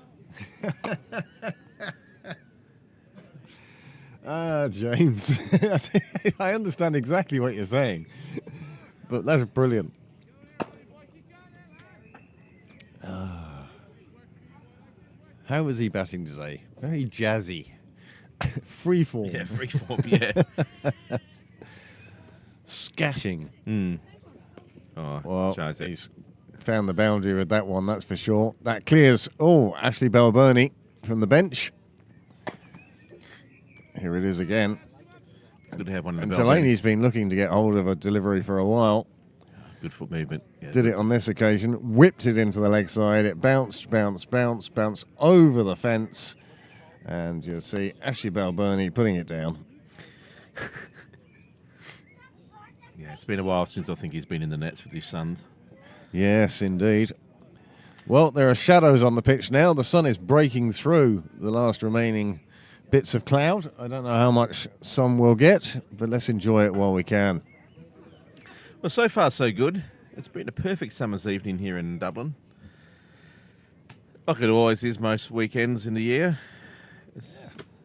Steve McCarthy's been in touch. He's out in sunny Spain at the moment, enjoying the sunshine, but also enjoying the cricket. Thanks for joining us, Steve. Thanks, Steve.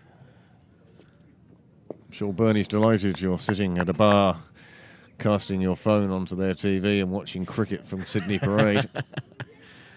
The England football fans probably wouldn't be too pleased either. But there you go. Hope you're having a great time. You're missing the sunshine here. Hoey, he keeps forcing them onto the back foot. Yeah, it's really cramped him up. Can't get that ball away. You know, it's almost like skidding on. I think Byron McDonough needs to be wide awake here now. Yeah, because that's going to be the frustration swing's going to come. Yeah. Ollie Riley coming back in front of square again. JJ going out on the fence. And long off has come in. He's expecting a hoik across the line, that's for sure.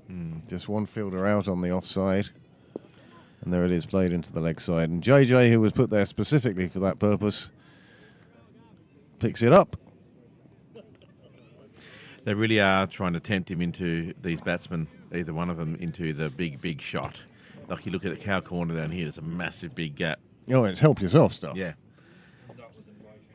Yeah, Yep. absolutely. Have a drive there. Yeah. Have a drive. What I'm not giving you is the free one where I get it wrong. Yeah. Well, Peter, how do you think this game's looking? I think Clontarf are thinking we've got them just where we want them. Oh, that's a lovely play Nicely shot. tickled around to the leg side, and it will run down to the rope, and it's 4 more onto the total, and the total now goes to 148, and 173 required. Well, that's sort of first loose ball for Hoey. Yeah. Never easy for the leg spinner against a left-hander.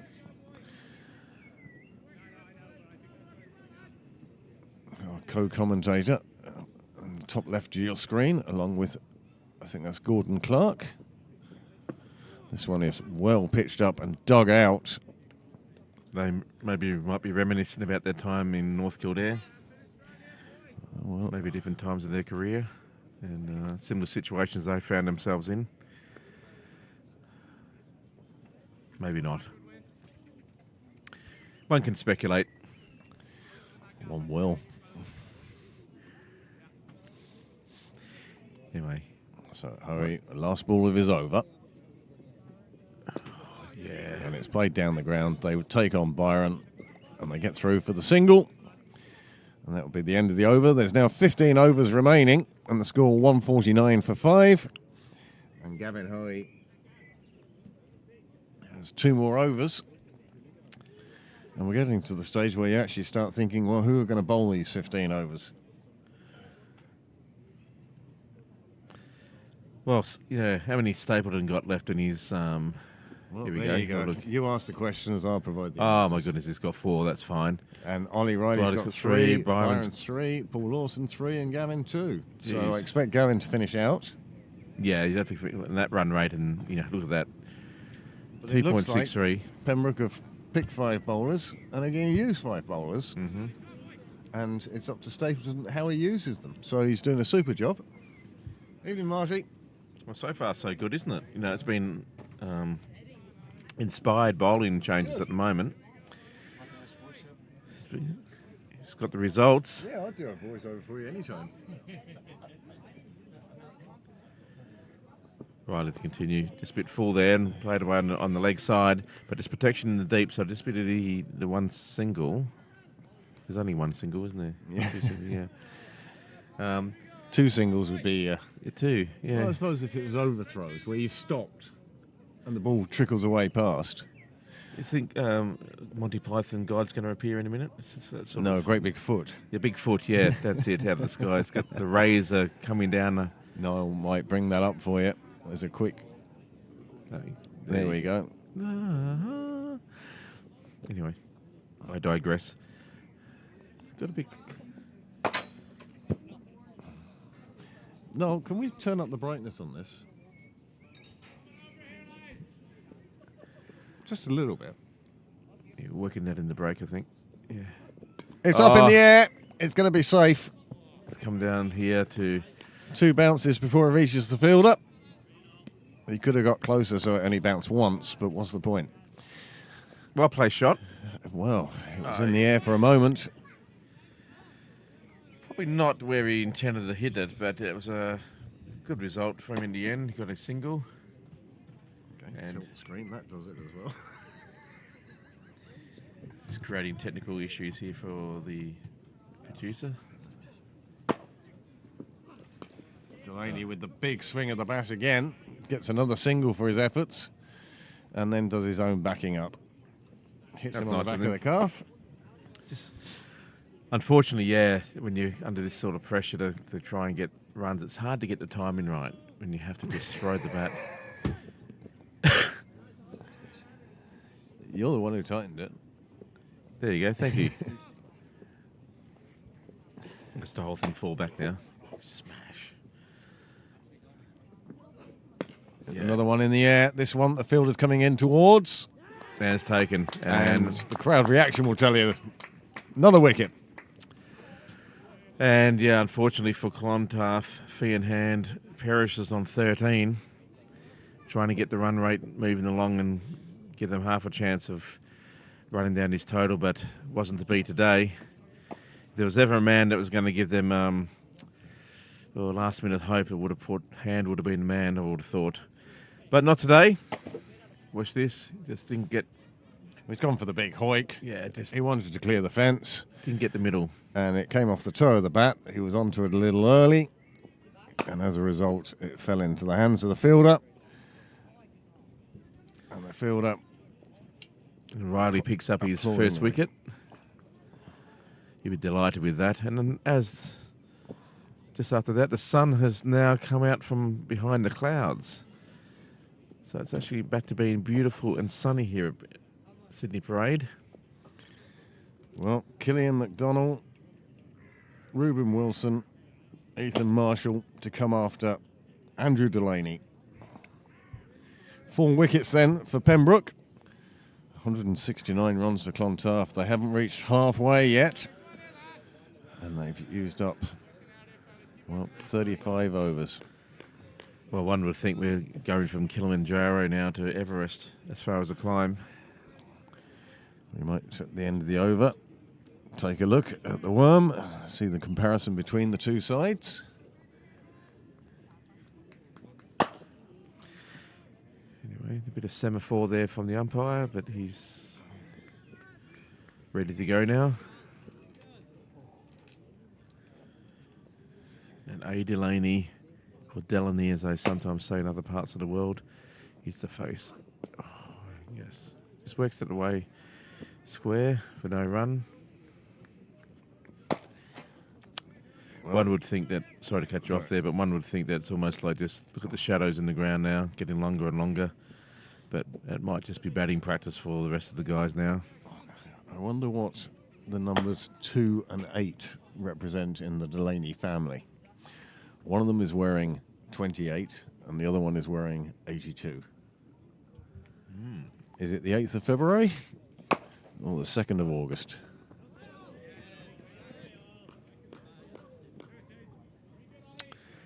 Well, anyone who has any ideas, feel free to send in your response.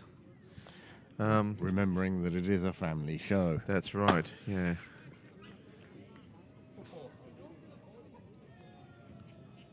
Okay.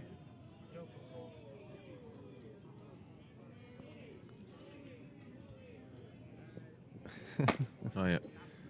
Great football skills there. Well, Well, it wasn't until that last bit until I spoke. yeah. Then it became plainly obvious why he plays cricket. So, Gavin Hoey then. He's 2 overs left, as we mentioned. I see no reason for him not to bowl. And I see no reason for David Delaney not to take him on and for this to start the entertainment.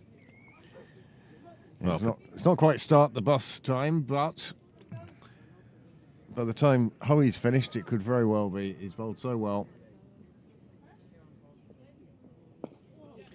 Look at that. Bang on the money again. Yeah, he'd be going to get the ball out of his hand now, even if you wanted to. Probably been the pick of the bowlers. 21 off 8.1. Well, that was dragged down a bit. It let Delaney swing his arms. Commentator's dream, this is. You have to say it's Delaney or Thompson Yeah. or Tucker or Tector. And that's 8 players dealt with.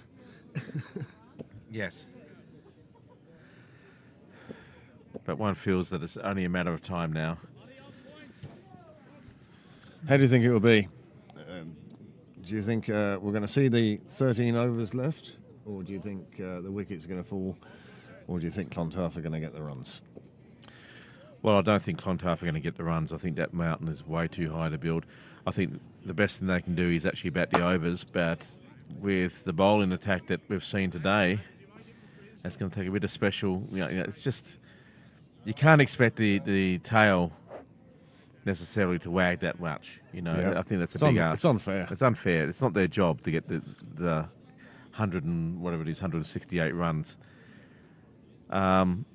I would actually hope that these guys now basically use this as a training session almost. Just bat it and get some form for the next game because this game's gone. Spend time in the middle. Yep. Hoey drops one onto the hips. They take the single. Doesn't just go back to the view you had there. It made him look. The fielder look on the legs on the offside made him look like he was very close to the fence.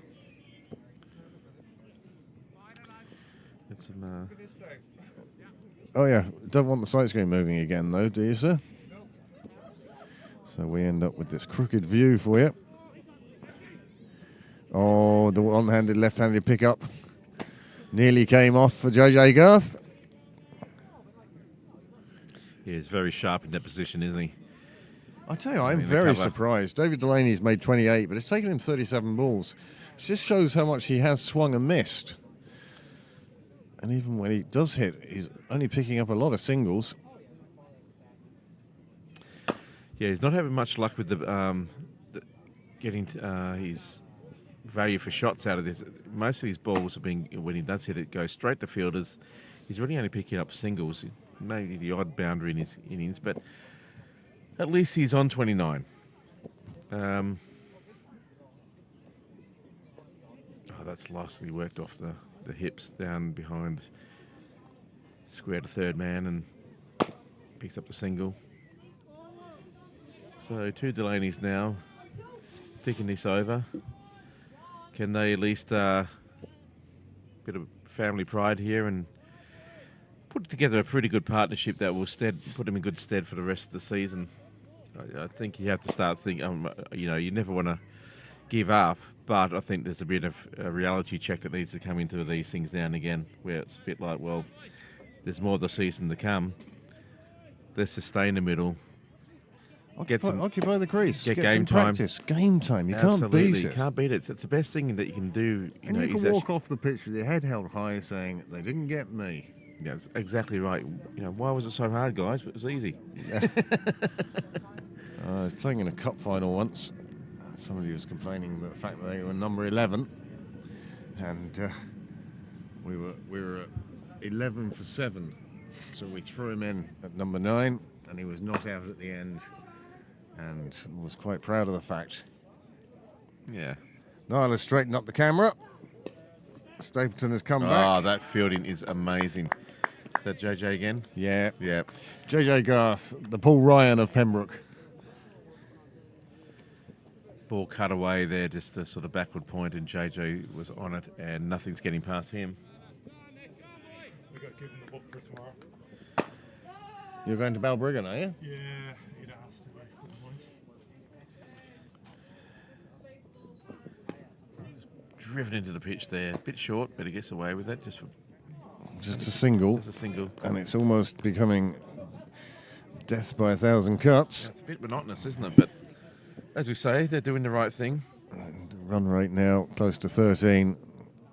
Camera would be straight if somebody hadn't made a mistake. Rod was going a bit far. Ah,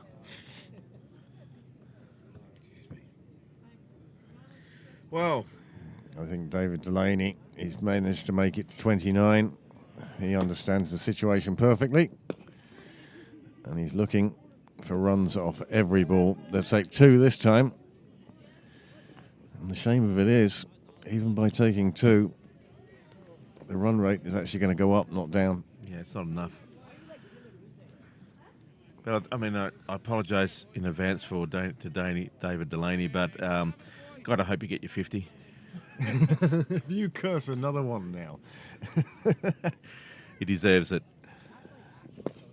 Straight to the field of this. Oh, gets past. A rare misfield there. It was bouncing horribly. Yeah. I think there was a bit of spin on there too. But it only cost a single. Again, the run rate creeps above 13. And with 12 overs to go, that is a high rate to try and maintain. Yeah, I think we're on the, the north slope of Everest at this stage. Clinging on to a crevice with our fingertips if I was Clontarf. Off-speed pitch, Yeah. as Charlie would say.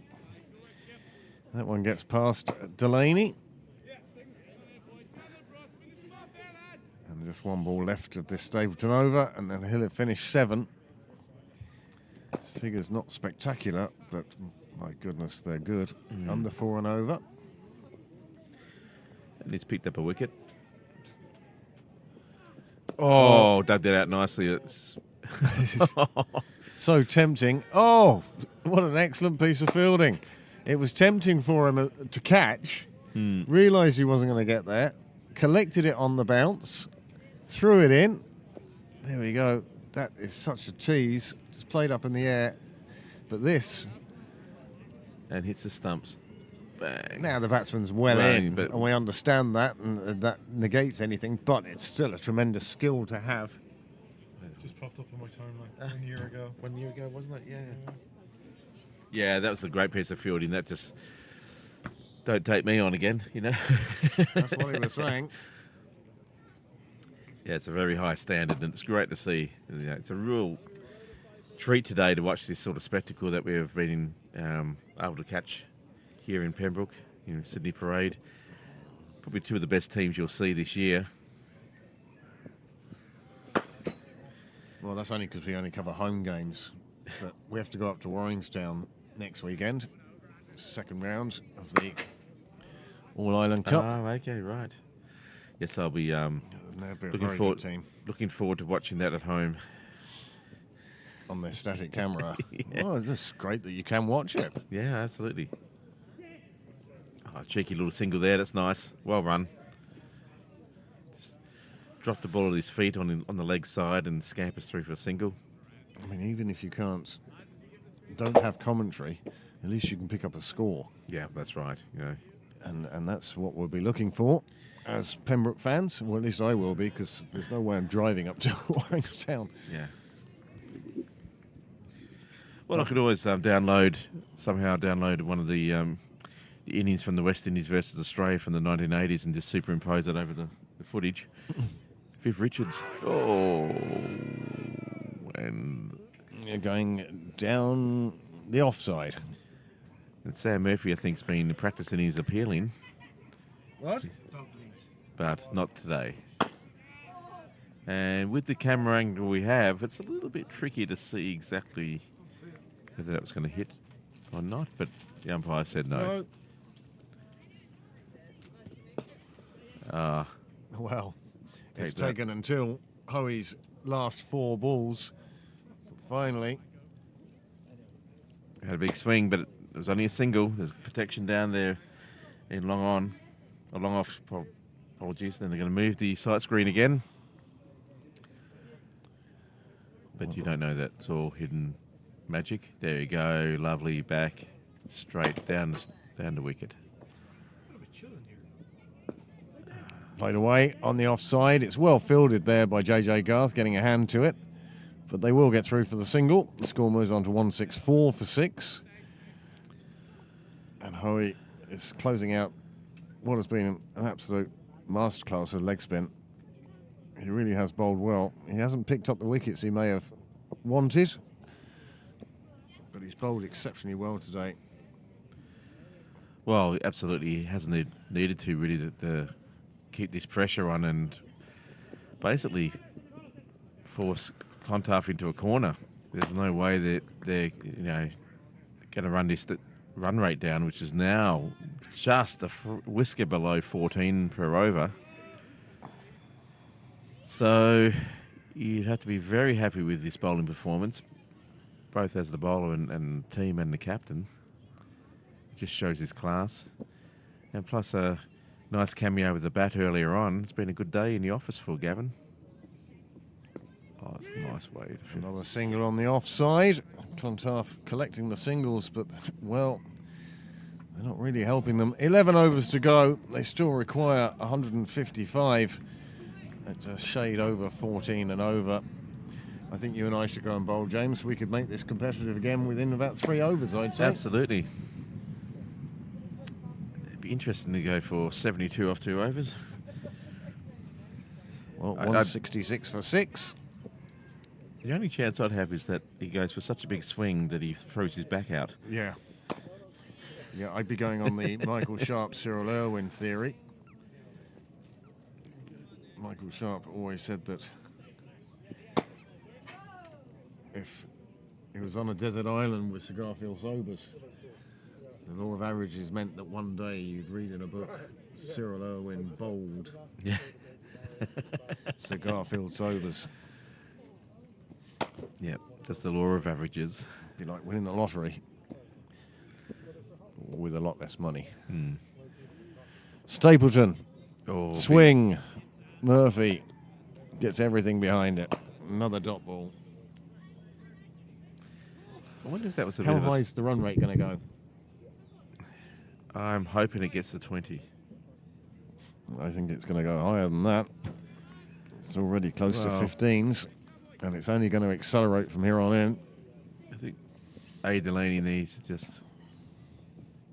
Yeah, that's a better ball. Just let the good one go through. Have a look, mate. Well, he has been out there for 12 balls. His side in a bit of trouble. You want a wiggle? Yeah, but you get to less than 100. I'll try it again, mate. Yeah, it's A little bit, when you first touch, it's fine.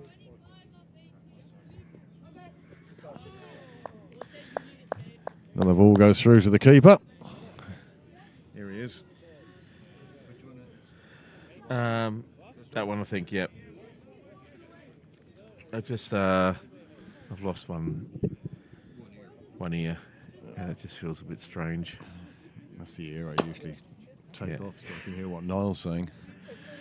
So A. Delaney. Nah, just give it a wiggle, mate. Be brutal with it. Now I've lost Oh, that's everything. wide. You know, Stapleton trying too hard there. yeah. He's going to attempt. I think we might have been investing in a new set of cans. We've got 2 more in the box here. That's all right. I'll just. It's not a big deal. Well, this has been an absolute pleasure of a game to commentate on from a Pembroke point of view. There have been some lovely... Oh, big shout there. It's going to be... Yes. He's given him, and that's Andrew Delaney on his way. He goes for 7. The score falls to 1-6-7 for 7. And to take you through to the conclusion now will be James Cresswell and Graham Mooney. Wow, that's a good breakthrough. If you move over, James. Yep. 1 second, folks. Take your heads off.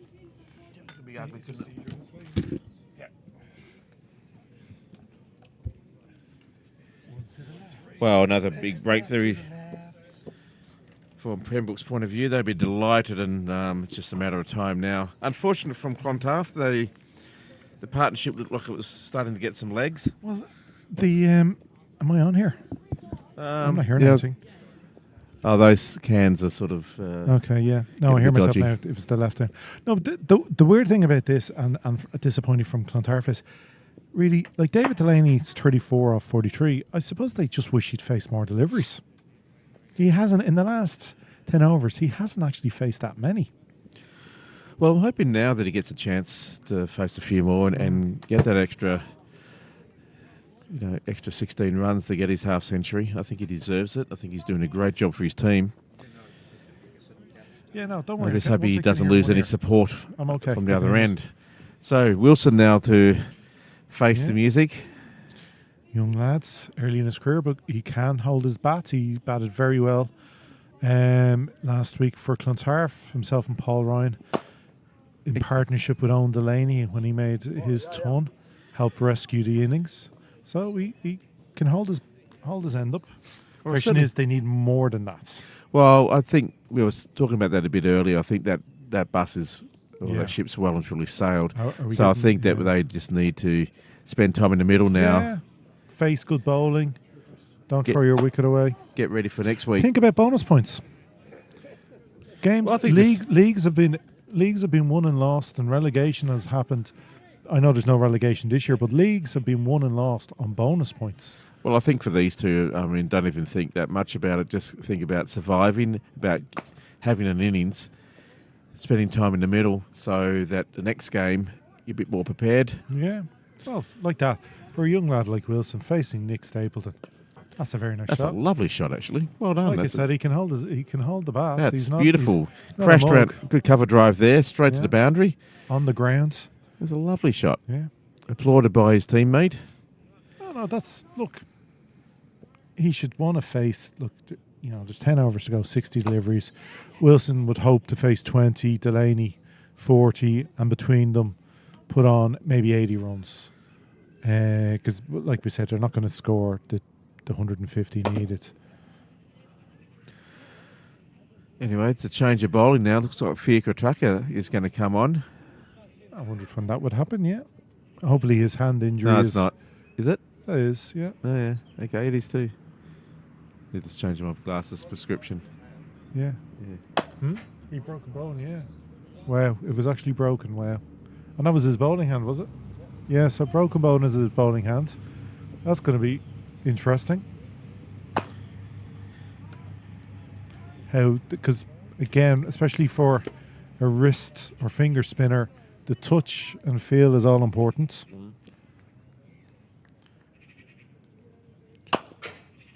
Like for a seam bowler, it's more about your shoulder. It's more about, body memory. But for a spin bowler, it's all about the hands. A bit of a loose one there, and it's punished. Yeah. Oh well, Delaney's gonna go after. He's gonna try and go after Tucker. Well, they're going to have to. Yeah. This is the This fifth change bowler, Yeah. bowler number 6. So This is where they need a 4 boundary over.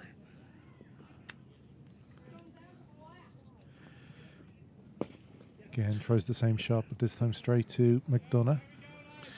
Yeah, just long on. Yeah. Just picks up the single. You expect these guys to try and have a bit of fireworks, but I actually think that, of course, if it's there to be hit it, but just Don't get out. don't throw your wicket away. Yeah, there's no point. You know, I want these two to be there at the end.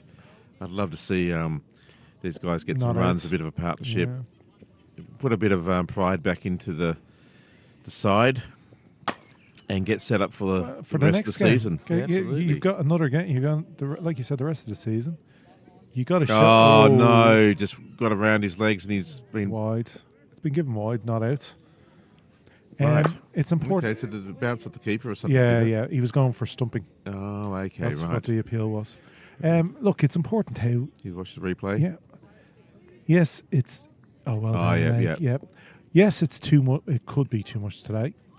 However, there's going to be another day where the run chase is tighter, where you need to be able to, as the number 7 batsman, come in and knock it around for 1s and 2s, and then maybe get the odd 4. So that's what they should be looking at. Maybe pick a different target in their own heads. Like instead of going, well, if we're not going to get to 320, let's see if we can get 250 here. Ball is another Wide, wide there. yeah. Faker's not too happy Well, about that. But if it goes over the stumps, it's they're not meant to give profile wides. suppose that one a bit overcompensating, a bit wide there, but Yeah. it's just cut out to the point fielder for 1.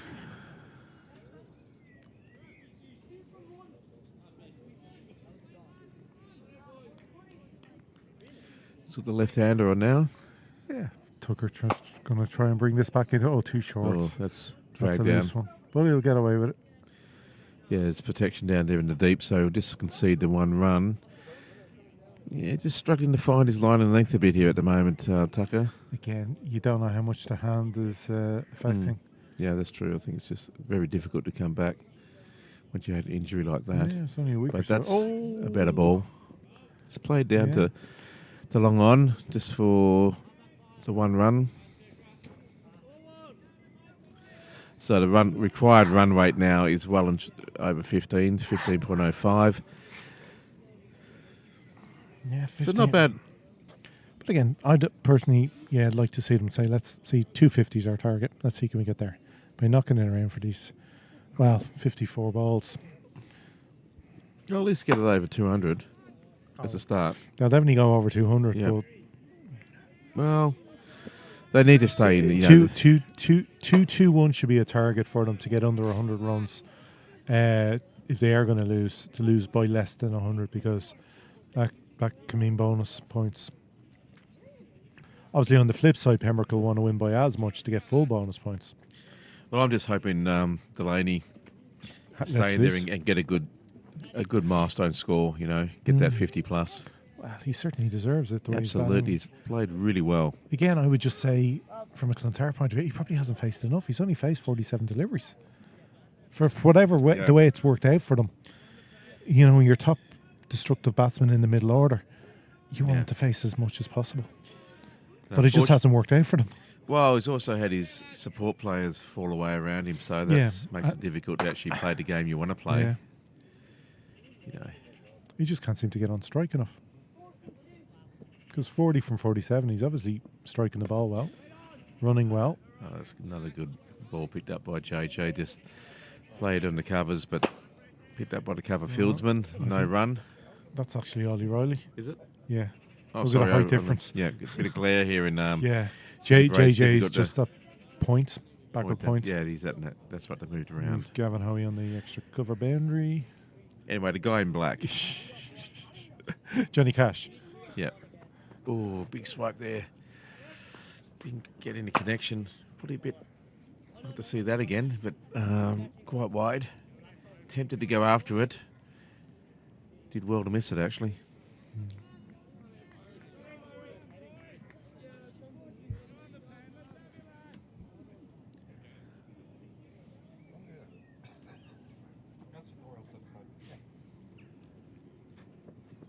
Oh, that's a better close. length.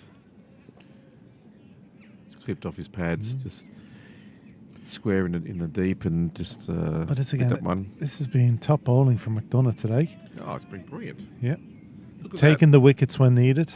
He's only gone for one so far in this over. Like he's nearly 8 overs bowled and 3 for 20. It's Yeah. outstanding bowling. Outstanding. Just exactly what his team and his captain Yeah. needs.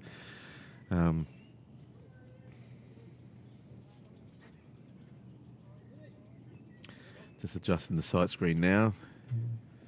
Down at the nursery end. He had the joy of taking the match-winning wicket last weekend.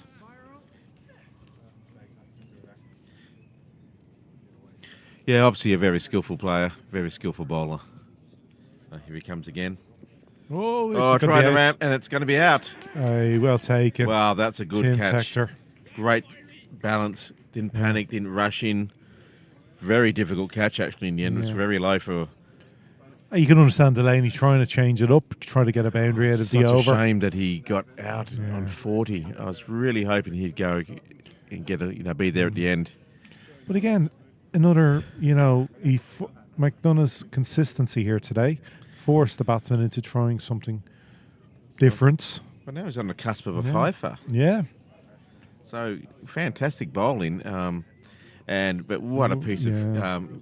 I would have. I would have. Look at this. Look at this. Yeah, Really low. yeah. I would have played the reverse sweep there myself. I would have if I had a fella fallen over or got myself into a bit of trouble. I'd pull about. I'd That's pull about about it. 14 muscles trying to play that one. No, but it was very wide. Unfortunately, it wasn't quite. I think Delaney would have preferred that a bit closer to the stumps to get the angle. He kept it wide of the Yeah. stump, and then it was too much to turn around the corner. Well, obviously he's trying to do the right thing for his team and manufacture some runs somewhere and throw the bowler off. But Just not quite his day. Like you say that he got 40, and we're saying not quite his day. yeah. Yeah. He's had a great day We'd with the kill- ball and the bat. We'd kill for 40, wouldn't we? Well, I think he's done a great job, but for his team, unfortunately, not many others have. Apart from Thompson. Again, there's scoreboard pressure is your 12th player, often. Without a doubt. And, you can even see some of the best sides. Clontarf are a remarkably good side. Yeah. It just hasn't worked for them today. That bit of pressure, you lose a couple of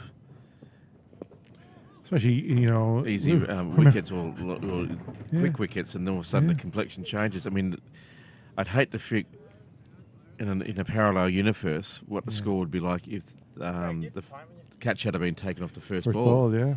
But then again, look, one run, by the way, from that over, another. So McDonough 4 for 20 off 8 overs. Magnificent bowling.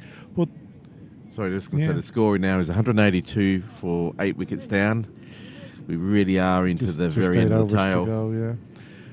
But I think that's why it's at the end of the day, these are amateurs.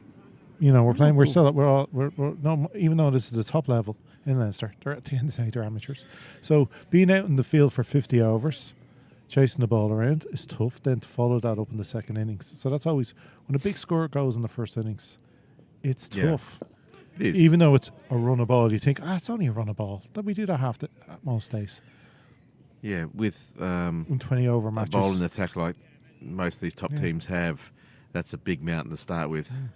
But like they'll say, if in a T20 you'd score 120 because it's a run of ball. In a 40 over, you'd maybe. But it's just more and more and more pressure. But I was impressed in how Wilson and Marshall handled the ball under tough conditions against set and talented batsmen. I'd love it for these guys now to get a bit of a score together.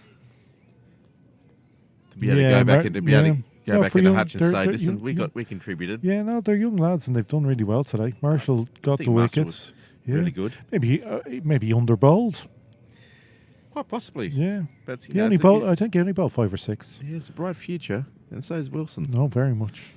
Let's see what they can do with the bat. Wilson, of course, probably will play in the Under-19 World Cup when the next one is because he is young enough. That's a nice shot there. Just played late to the offside, but there's someone down there in point and it results in a dot ball. So, of course, they were going into 18s. Oh, And nice thing whipped off his legs.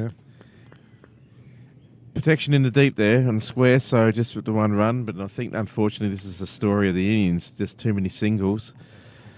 Some good batting, but just can't find the rope.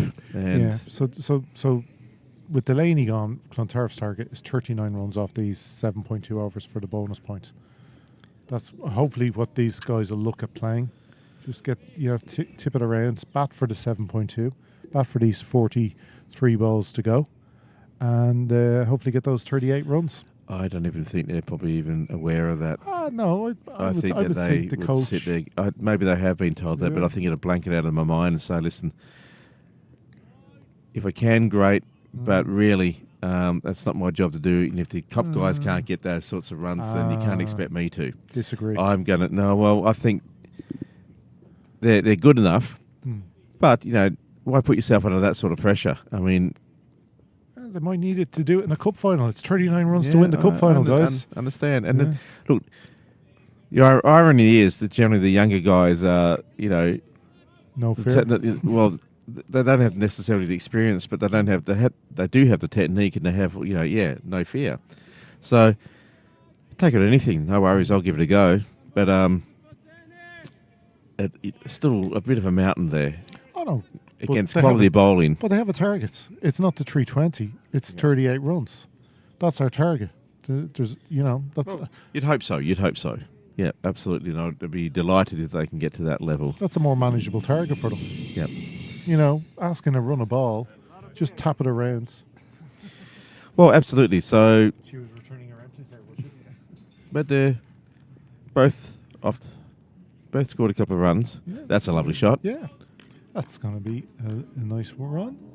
There was a just fielder keep- down there in the Yeah. what's Right. that position called again? Deep third man? Deep third man. Yeah. Yeah, deep third, sorry. Deep third. So that was a lovely little, just let the ball run off the bat. Picks up a single. Keeps rotating the strike. Looking for the loose ball, which is not too many loose balls. No, this has been so good. It's been a very, very...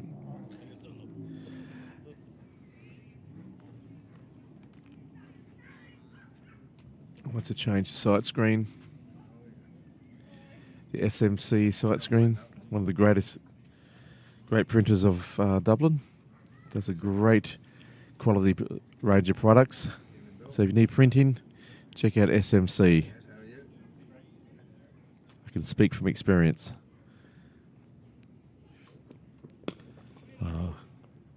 Plays that way on, long on, but there's someone there and no run.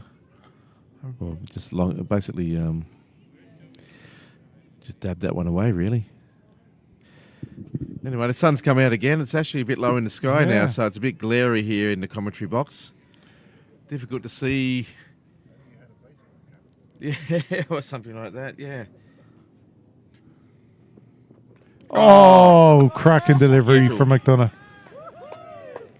Just did he? back of a length, the batter didn't get forward and just died on him through the gap. Well, I just think that was a bit of a additional pace or something like that. It just sort of cut him in half. And that's the fifer, Yeah, he's got a fifer now, so it's a very good day in the office for Byron. Byron McDonough. We got a little And- wave. Where's the little wave for Yeah. a fifer? And now where the last batsman strides to the crease. Not too much. Here we go. Oh, Just top of the middle stump. bit of movement in there. But yeah, Just- huge gate. Yeah, and Left just the barn door open. beaten by pace, I think, as well. Just Yeah. couldn't get his foot movement happening there. That's a shame. He made it to 9. Stuck in there for a little while, but just unable to see it through to the end.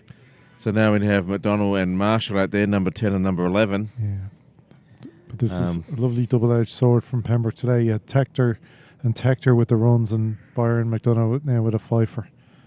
Yeah, it's... yep. Stapleton did very well as well, half century. Yeah. 60 odd, I think it was. 60, No, 60. 60 wasn't it? Okay, Yeah. 60. Another really good knock by the No, captain. it's been an all-round great team effort. The fielding has been Oh, it's been outstanding. excellent. Apart from the one... Howie's bowling has been Yeah. remarkable. Yeah. Apart from the drop on first ball. Yeah. You take away that first ball, it's been pretty perfect as a unit. Yeah. So that'll be what the most pleased the guys going into tomorrow's cup game. Because, of course, they've to get themselves G'd up again for a Leinster Senior Cup game against Balbriggan tomorrow. Well, the way this is going, yeah, it could be over very soon. And Relax. Into the ice bath they go. enticed to have a big swing at that one. Just trying to get something on it to get it away. Beaten by the bounce.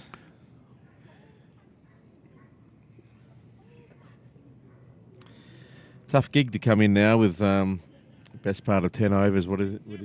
6.1. 6.1 overs to navigate. It's where heroes are made. Yeah, but I think that might be a bit of an ask. He just needs to have his own little battle, his own little... Oh, well, that's the end of Picks that. up 6. That's a superb performance from McDonough. Well, It's game over. After an interesting start there from Clontarf that looks like they were going to be very competitive. Unfortunately, it wasn't their day today, and the batting lineup just wasn't able to put those partnerships together and those runs. Yep. So we're just going to watch a bit of a replay here of the final wicket falling. Just beat by pace, I think, in line and length and all that sort of stuff. I played a completely wrong line. He came wide of the stumps, angled it back in, but unfortunately the batter was playing a much straighter delivery than the angle he came in on. Anyway, Marshall remains undefeated on 3. Yeah. So now we're just going to have a look at some of the cards and some of the story of the day, really, in summary. So here we have, coming up first, is the Pembroke card, the batting card, and look at that.